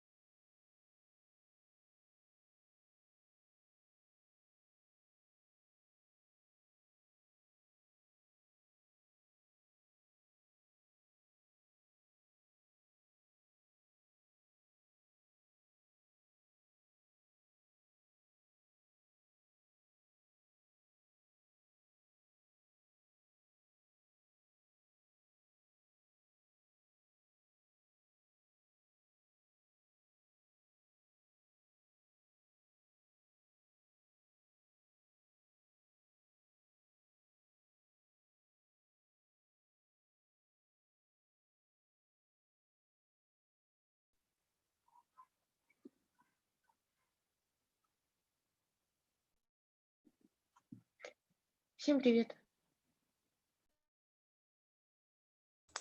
Привет.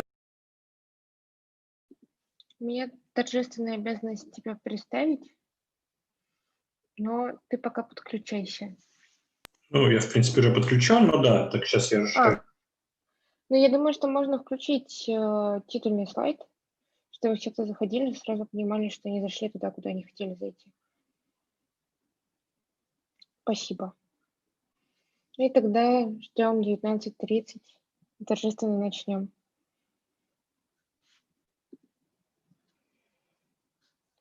Я только не понимаю, мы говорим по-русски или по-английски?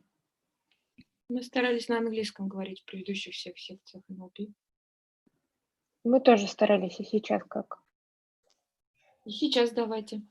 Ну, это не проблема, в общем, давайте говорить по-английски, просто кажется, что здесь нет иностранных слушателей, но, с другой стороны, почему нет? Мы делали из логики, что мы на YouTube еще делаем транслирование, а там ты не знаешь, кто тебя слушает, это все записывается. Логично, да.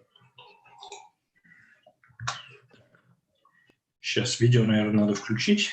Угу. Да, видео очень включить, если есть возможность. Да, конечно. Так.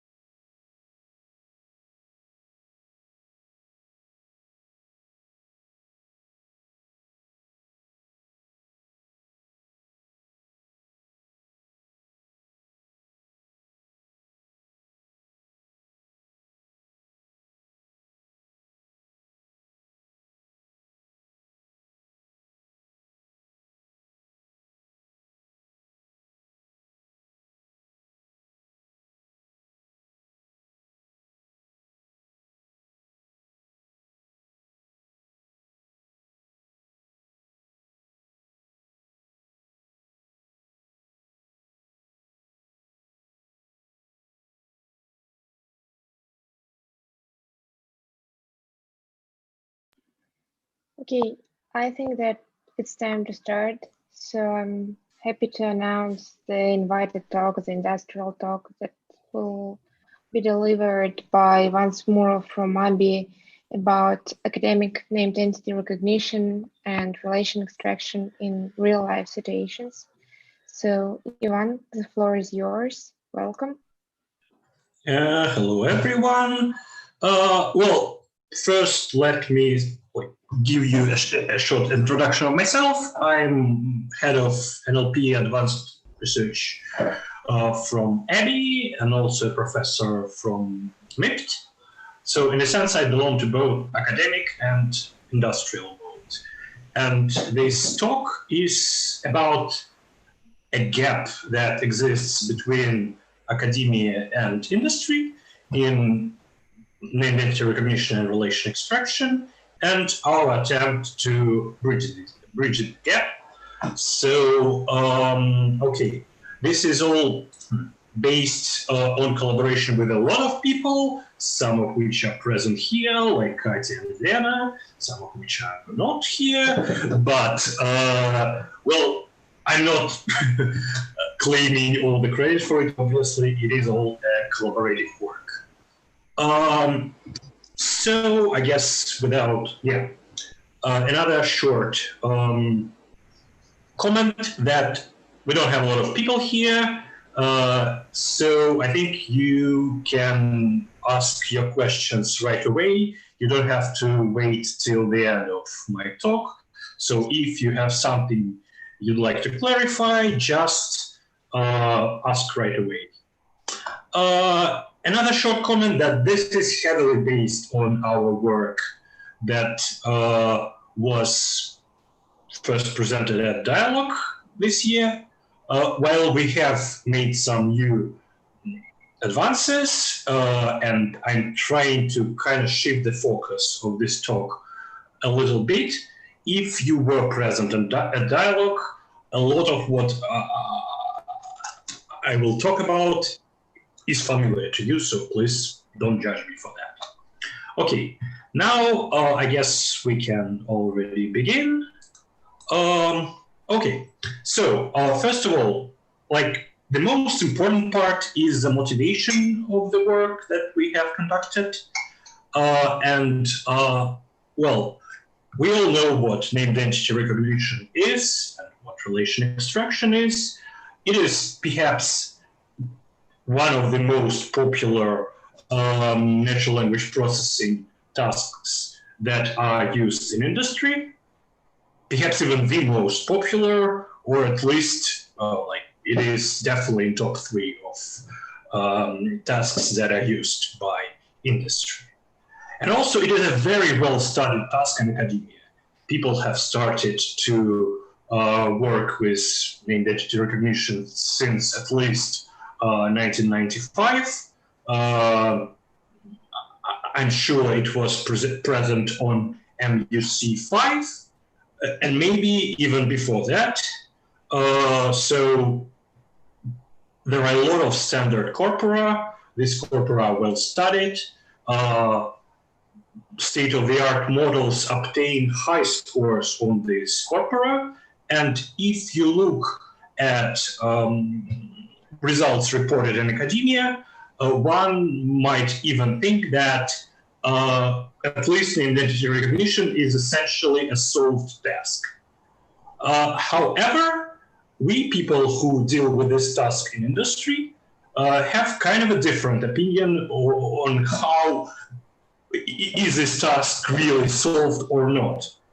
Like when people report, I don't know, 0.95 on CoinLL 2003, they assume that most corporate that, for example, people in industry have to deal with are essentially like this corpus. And assume that the scores you can obtain for your practical solution are, well, if not 0.95, at least in the same range. But like the practice isn't this bright. So usually we in industry obtain some much lower scores. Typical number is 0.8, maybe even lower depending on the exact nature of corpus. So we can kind of identify that there is a huge gap between corpora that exist in academia and texts that are usually used in industry.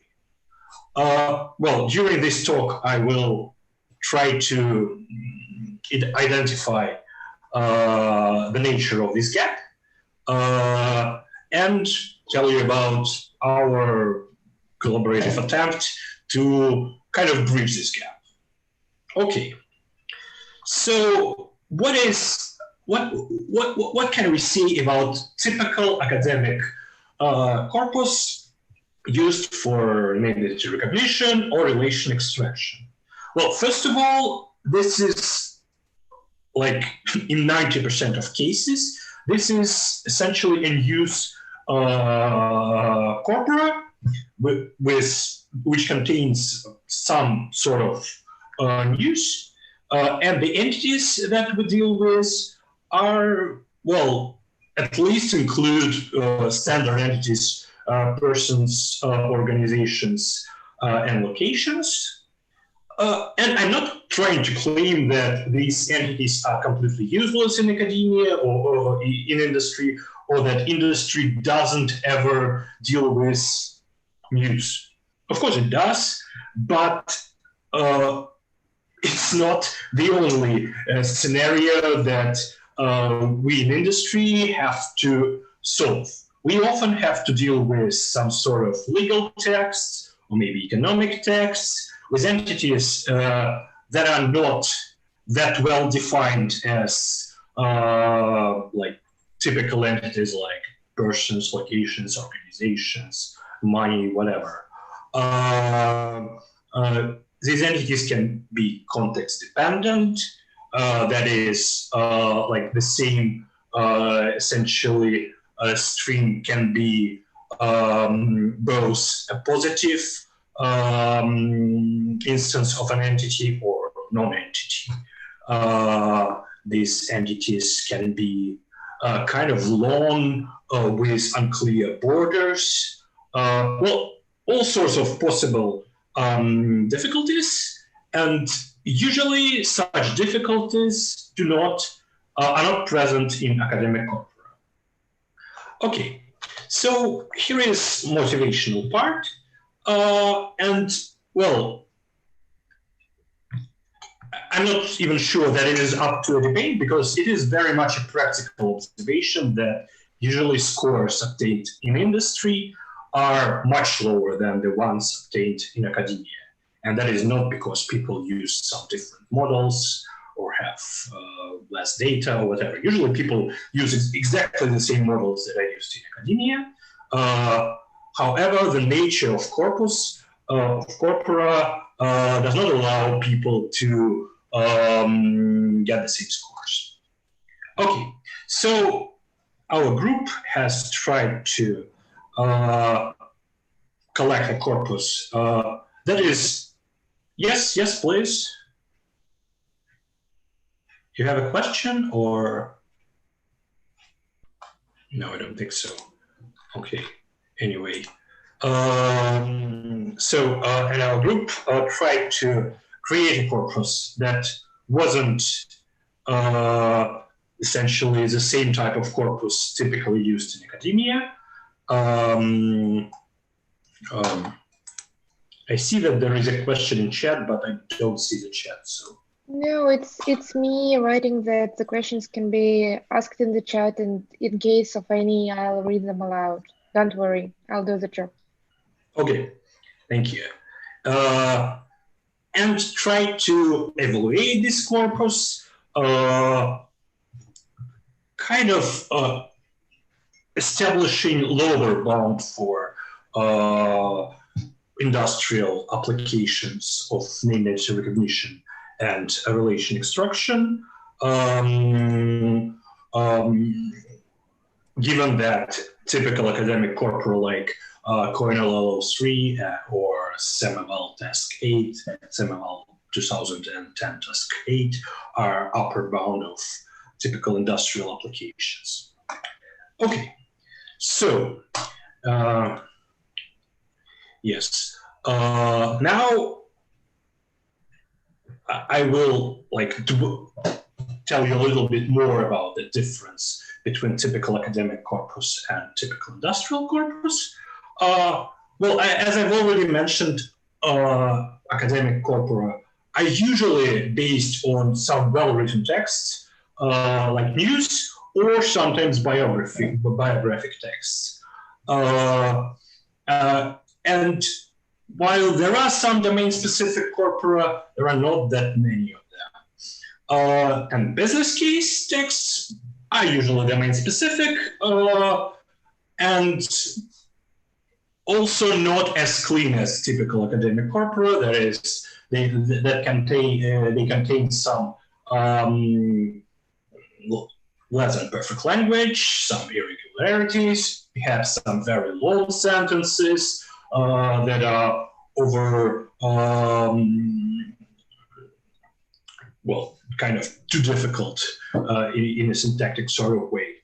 And also entities in academia are almost in all cases well defined and usually are quite compact. That is, we don't typically see entities spanning for, I don't know, 20 words.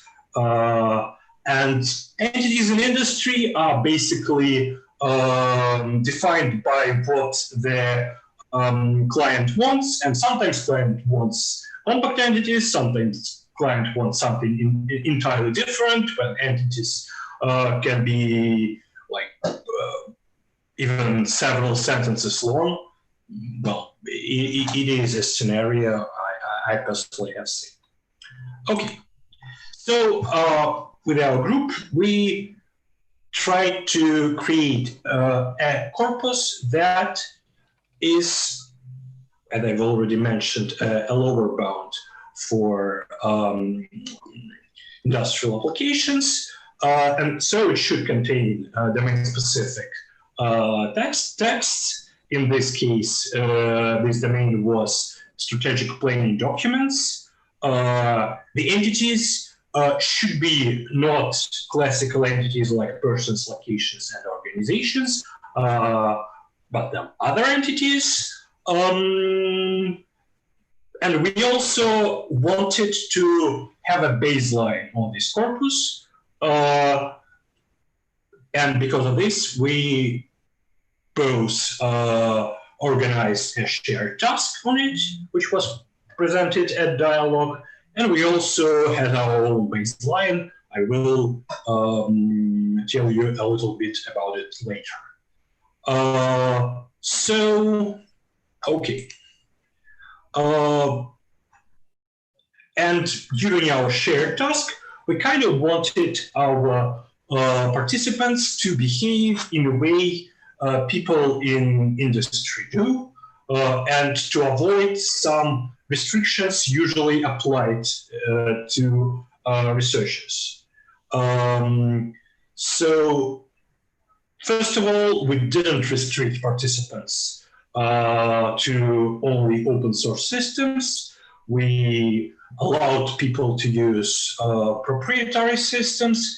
However, none of our participants did, so this kind of wasn't a success. We also explicitly allowed participants to create additional markup from unlabeled texts that we have provided.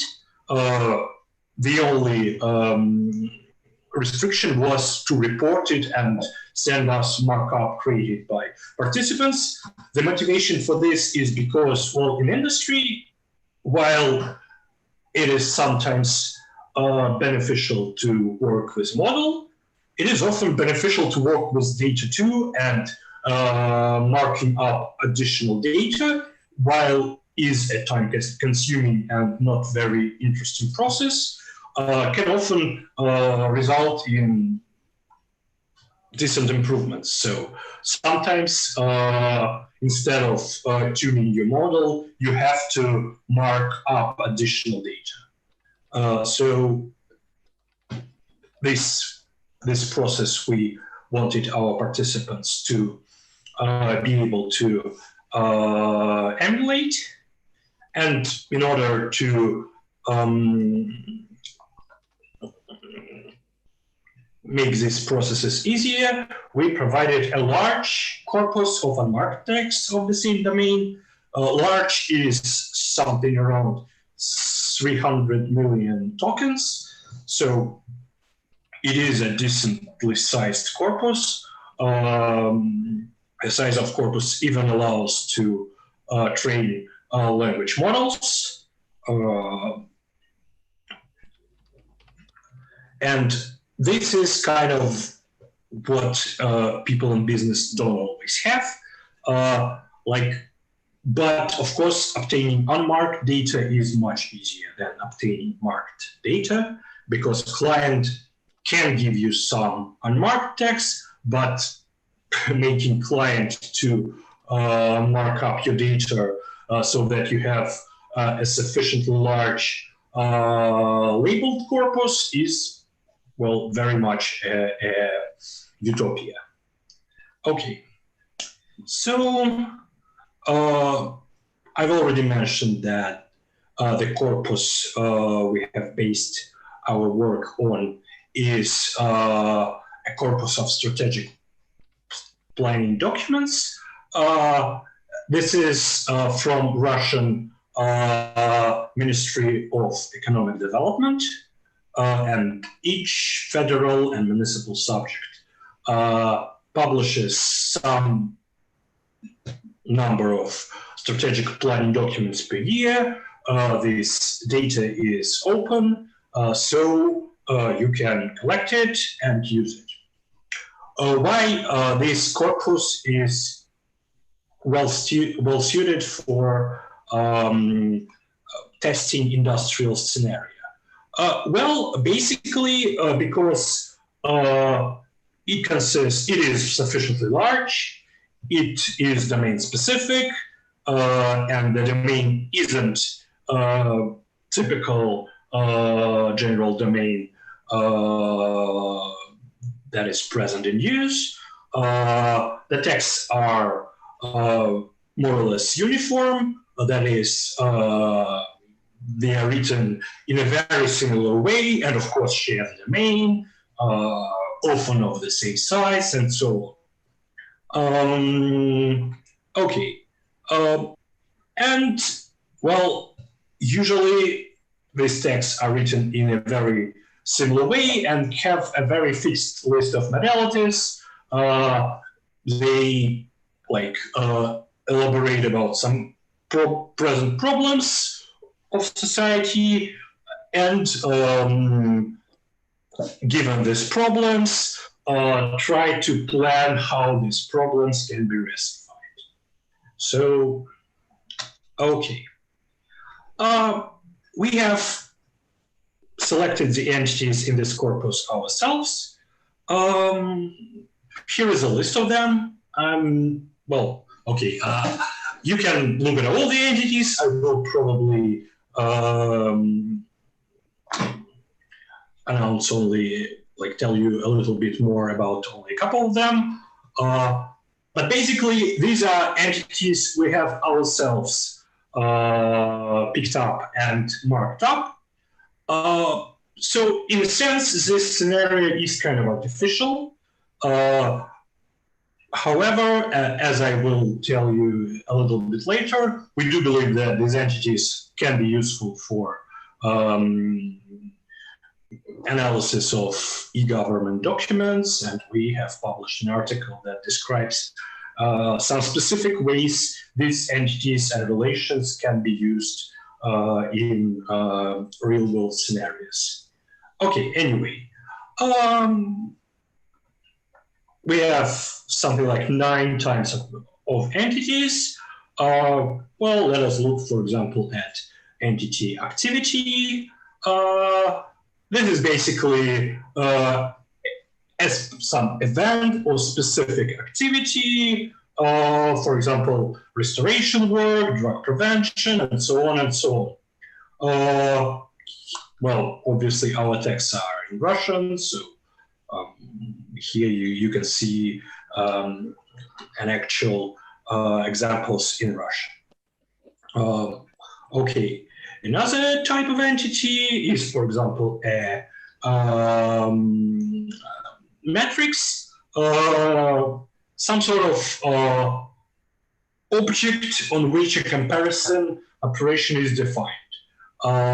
For example, unemployment rate, it has some numerical value, so it is a matrix, or total length of roads, and so on. So in total, there are 9 types of entities, and 11 type of relations. Relations are kind of different nature. We have basically 9 entities that represent like a full table of positive, neutral, and negative stuff that was in the past, is in present, or will be in the future. For example, present, like negative stuff in present is landscaping work is not completed. So it is in present, and it is negative, that is, works are unfinished. So we basically have a relation for each of the values of this table, and we also have 2 more specific relations, goal, which is abstract goals, and tasks, some specific tasks that can be used to further the goal. For example, the example of goal is decrease of unemployment level, which is an abstract goal. We don't know how exactly can this be achieved. And specific task is, for example, capital kindergarten repair. That is some specific task that, among other stuff, reduces the level of unemployment. Okay, so as I've already mentioned, we didn't, we wanted a showcase scenario for kind of worst case business scenario. But, so we did kind of invent the entities ourselves. So trying to defend some specific entity is not like a hill we want to die on. However, as I've already mentioned, we do believe that this specific markup can be useful for analysis of e-government documents of the type that is present in our corpora. We have analyzed how exactly these entities can be used. And if you want to see some specific examples, please see our article, So What's the Plan? Mining Strategic Planning Documents, that was published at DTSG conference this year. Okay, so anyway, we don't have any questions so far, right? Okay, we don't. Anyway, okay, now how we did like make this all work. First of all, we had an annotation pipeline using BERT interface. I don't know, like here you can look at how our people who created markup for our corpus, how they have seen all the data that is present. So we can see entities marked up by some colored spans, and relations between entities represented by arrows with a type of relation. Okay, so for example, you can see that обеспечение личной безопасности граждан, that is making sure that citizens are protected is a goal, and so on. We also employed active learning because marking up all these documents from scratch would be a very difficult task. So we had our documents, we had name entity recognition, and also relation extraction model.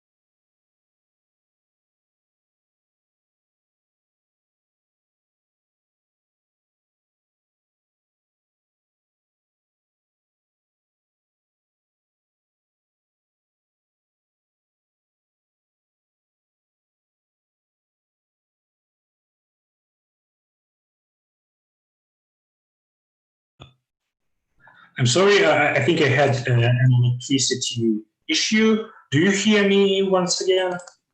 Yes. Yes, all right. It's right. Okay. Sorry for that. Sure. Okay. But anyway, I have pretty much finished talking about active learning. So the manually corrected documents were used as the new training set for active learning model.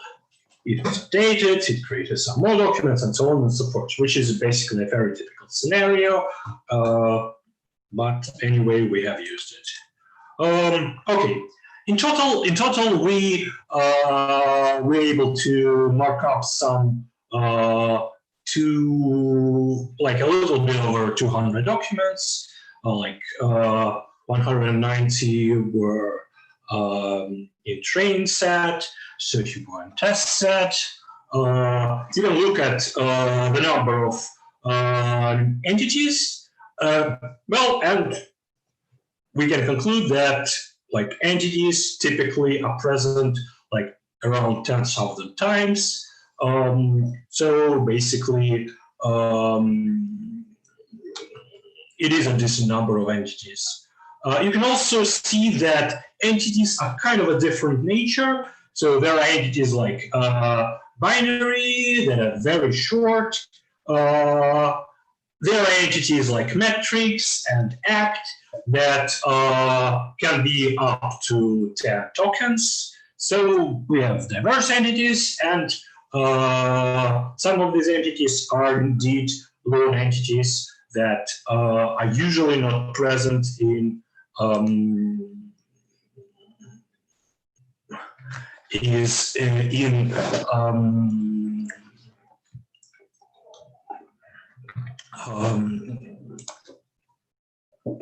typical academic corpora.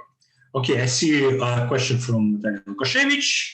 Why личная безопасность граждан was not marked? Because, again, this is a specific, we had some specific markup guidelines, and according to these guidelines, we had безопасность as an entity, not личная безопасность граждан. Again, I'm not exactly, I don't want to discuss this in some specific detail. We, like people who created our guidelines, had, again, honestly, I don't really remember why in this specific case we had this specific markup. I'm sorry, I'm not really able to answer your question definitively. But, well, we had an entity only on безопасность, which is kind of a entity, we can look at an entity qualitative, I don't know, I guess we could include lichny in the entity, but this is very much a debatable case. Yes. Again, I have some problems reaching the chat.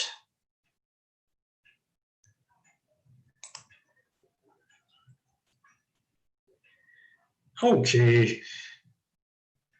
Again, you can see that these entities, well, these are the two questions that I see are very similar in the sense that you would like to increase the number of tokens that are inside an entity. Again, I'm not saying that this is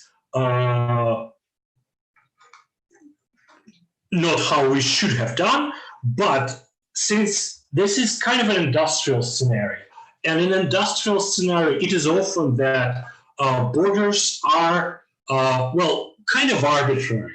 That is, what clients really wants, he wants to see like a point in text where the entity is present, and the exact borders of entities are not really what he thinks a lot about, typically. So again, sure, in both cases that are in question, we could have decided to mark up more words as an entity.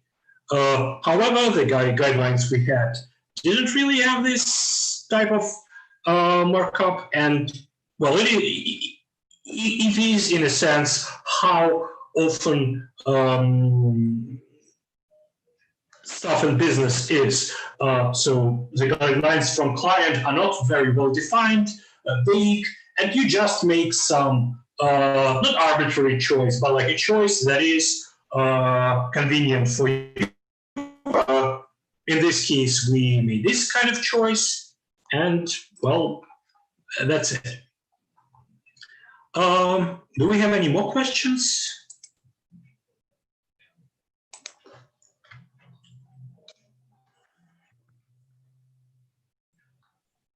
Okay. So here there is a number of relations present in our corpus. You can see that relations are much less frequent than entities, typically several hundreds, for some specific relations, several thousands, but for some relations, even less than 100. Okay. So again, the shared task that we have conducted on this material at Dialogue Conference had three tasks: namely recognition, where no markup was provided, and participants were to mark up some specific spans as belonging to some entity. There was a relation extraction task with given named entities, that is gold standard named entity spans were provided, and participants were asked to provide relations between these entities. And the final task was end-to-end relation extraction, where no named entities were provided, and the participants were asked to, again, provide named entities and relation between these named entities in some format. In all cases, the participants were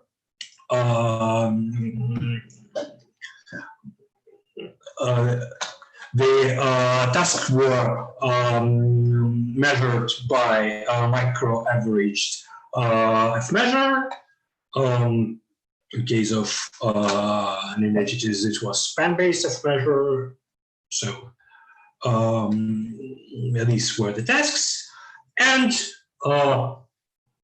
despite that our participants did use more or less state-of-the-art models, like BERT-based models for both named entity recognition and relation extraction tasks, the scores obtained by our participants are, well, much worse than the typical scores obtained on academic corpora.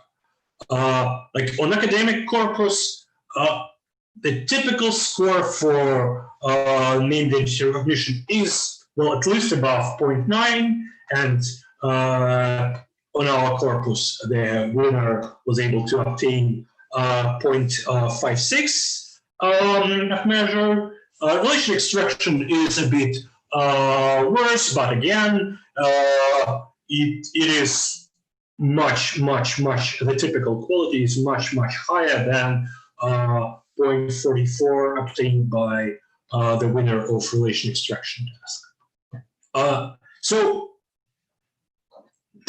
like, if we assume that our corpus is created in the correct way, then our goal is kind of reached, because we have created a corpus that is unlike academic corpora, and the scores obtained on this corpus are much worse than scores typically obtained on academic corpora. Again, I'm not claiming that on all industrial applications we have this type of scores. Of course not, but this is kind of worst case scenario. Typically, the quality obtained on industrial corpora are kind of a mix between these scores and the scores on standard academic corpora, so would be in the range of 0.7 or 0.8. Okay. Okay, here is some histogram of results. We also have conducted some sort of internal evaluation. Our idea was to fine-tune language models on unannotated part of the corpus, and to see if this fine-tuning would yield some better results than obtained by participants. Well,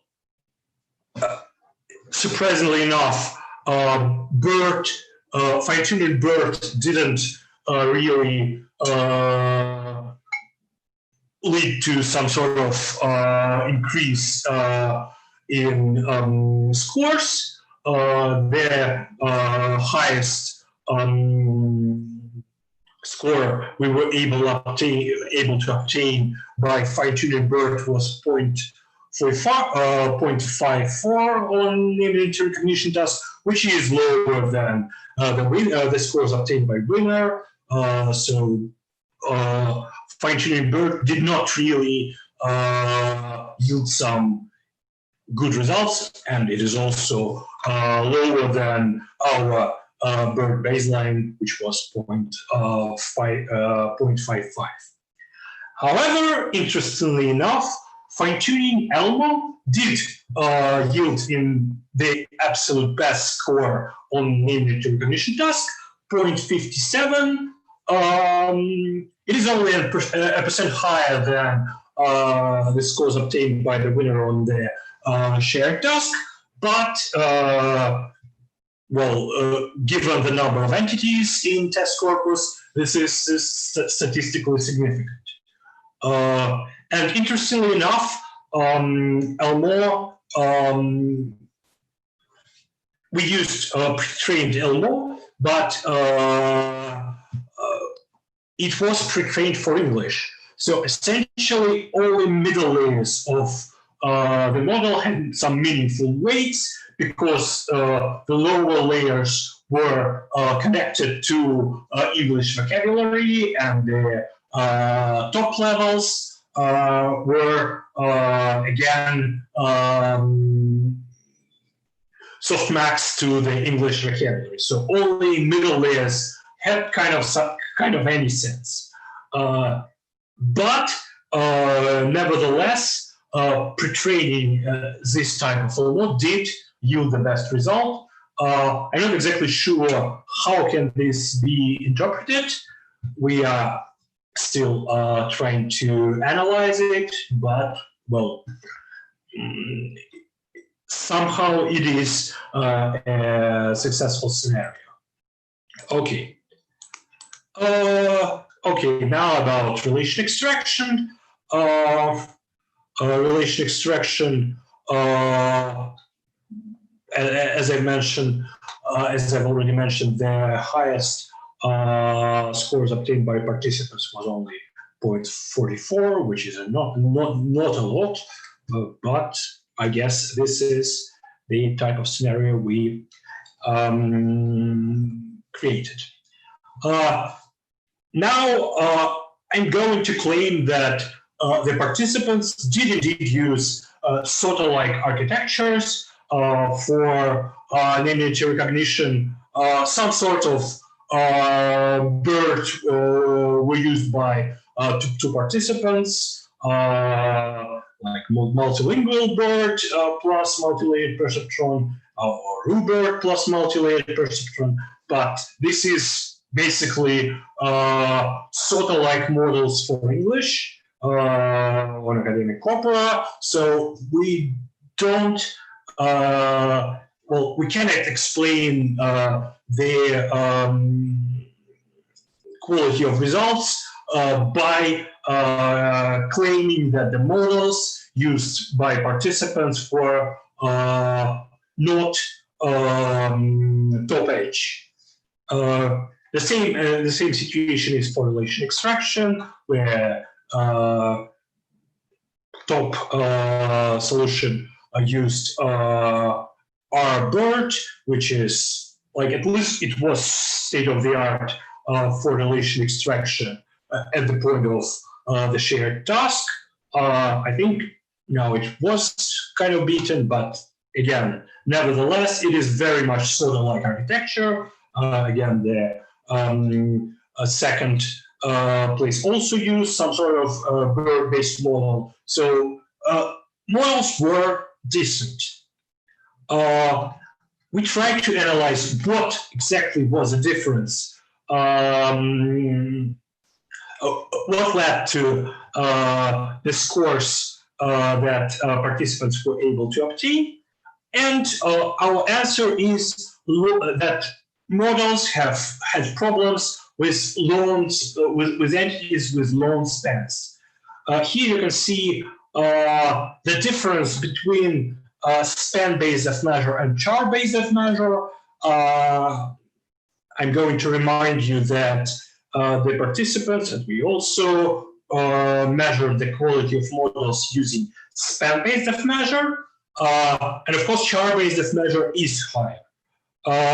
And we can see that for longer entities, entities with longer mean char lengths, the difference between span-based F-measure and char-based F-measure is high, at least 0.2, and in some cases 0.3. So we can conclude that one of the main difficulties of the corpus we have created, among other features like domain specificness and so on, but one of the most difficult parts were longer entities. And of course, the longer entity is, the less defined the borders of entity are, so this kind of the same stuff. We also have tried to claim that it is nothing wrong with our corpus, because corpora that had the similar qualities, that is, that contained a lot of long entities where borders are sometimes not that well defined. On such corpora, scores obtained are very much similar. For example, if we look at Ensemble 2020 Task 11, propaganda detection, where participants were asked to detect acts of propaganda in an entity type, so in text. Some spans were labeled as instances of propaganda of some specific types. And of course, these spans were longer than typical persons, locations, and organizations. They also had less well-defined borders, same as in our corpus. And you can see that basically the scores obtained on this corpus are very much comparable to our scores, something along 0.52. So basically, in our case, the highest score for name recognition was 0.57 that was obtained by us after the shared task on several task 11 this year. The highest score was 0.52. So very, very much comparable scores. Okay, so now two conclusions. We have tried to identify a gap between academic and real world business corpora for namely recognition and relation extraction. So we tried to bridge the gap by creating our own corpora, our own corpus that, in our opinion, does share some qualities with worst case scenario business applications. This corpus is domain specific. It contains some entities that are not well defined and sometimes long. And shared task, we have conducted both internal and external evaluation on this corpus. So external evaluation was done in the form of a shared task at Dialogue 2020. Internal evaluation, we have created some own models that I've told you about, but both this evaluation demonstrate very, very similar scores. So in our opinion, our corpus is well suited to be treated as a testing ground for worst case industrial applications for namely recognition and relation extraction. So I guess that's it. Thank you for your attention. You can look at our corpus, or you can find our corpus at GitHub. Any questions?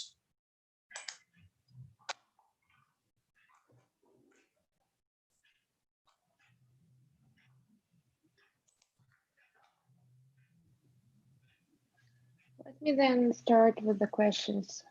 Okay. So can you somehow sum up with an advice for those of us who work in industry and face similar tasks? So when you have some similar sort of maybe noisy annotations and the standard models don't give high results, so what should we do? Well, this, in my opinion, this work wasn't about what should we do. It was kind of first we should identify the problem, and the problem is that if you look only at academic publications, you can expect that on such corpora your model would yield some, I don't know, 0.9 F measure. Well, you shouldn't expect that if your corpus is not like standard academic corpora based on use text, dispersion locations, and organizations. So essentially what I do believe our work has demonstrated, models that can be used on this type of corpora are essentially the same that academic corpora. However, the scores obtained are, of course, much lower. So I guess the answer is you should do whatever you usually do, but you shouldn't expect high results because if the corpus is of the type as rebus corpus, then the scores, or for example, corpus for propaganda detection on Senegal, then the scores you will be able to obtain will be much lower than you could expect if you base your estimation only on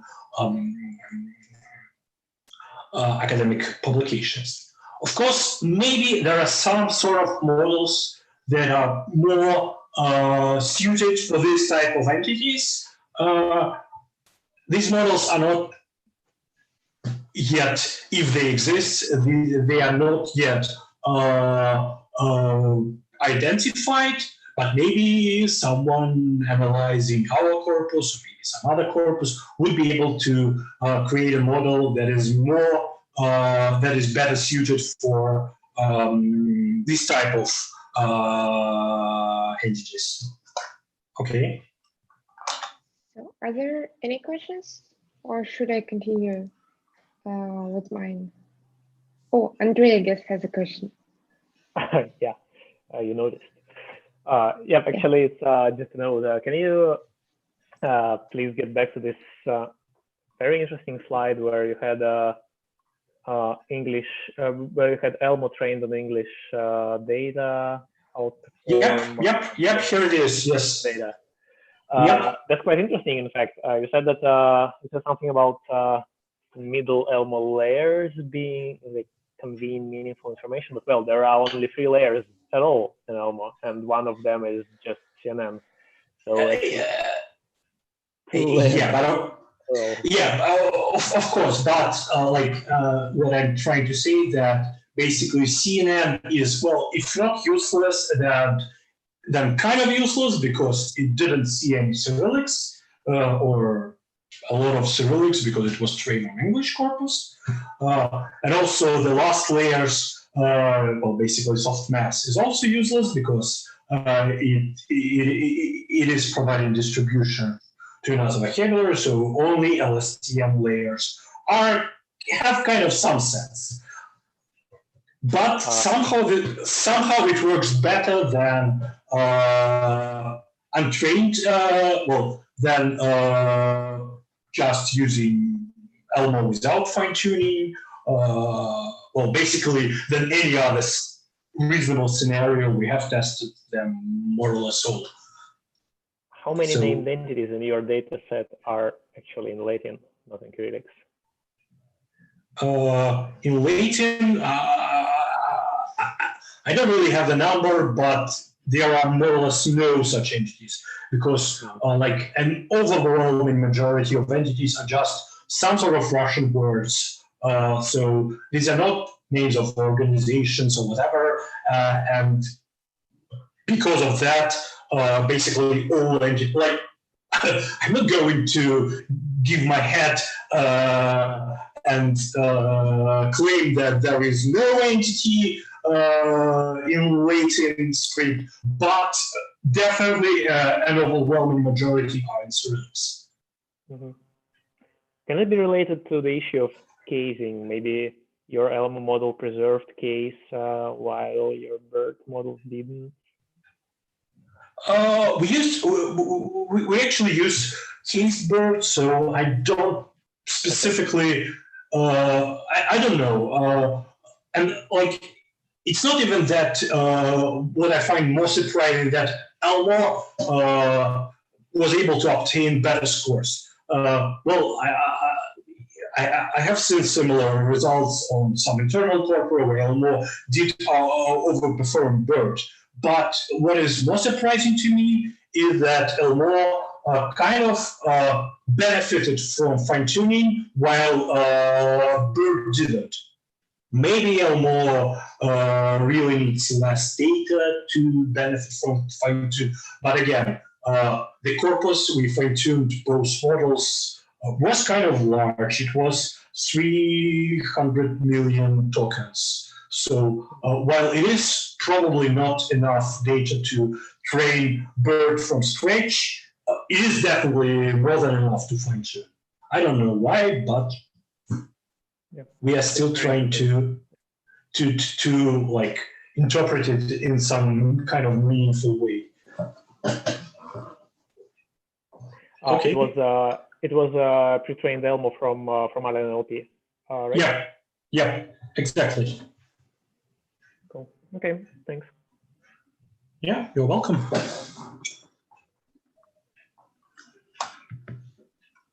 Are there any other questions?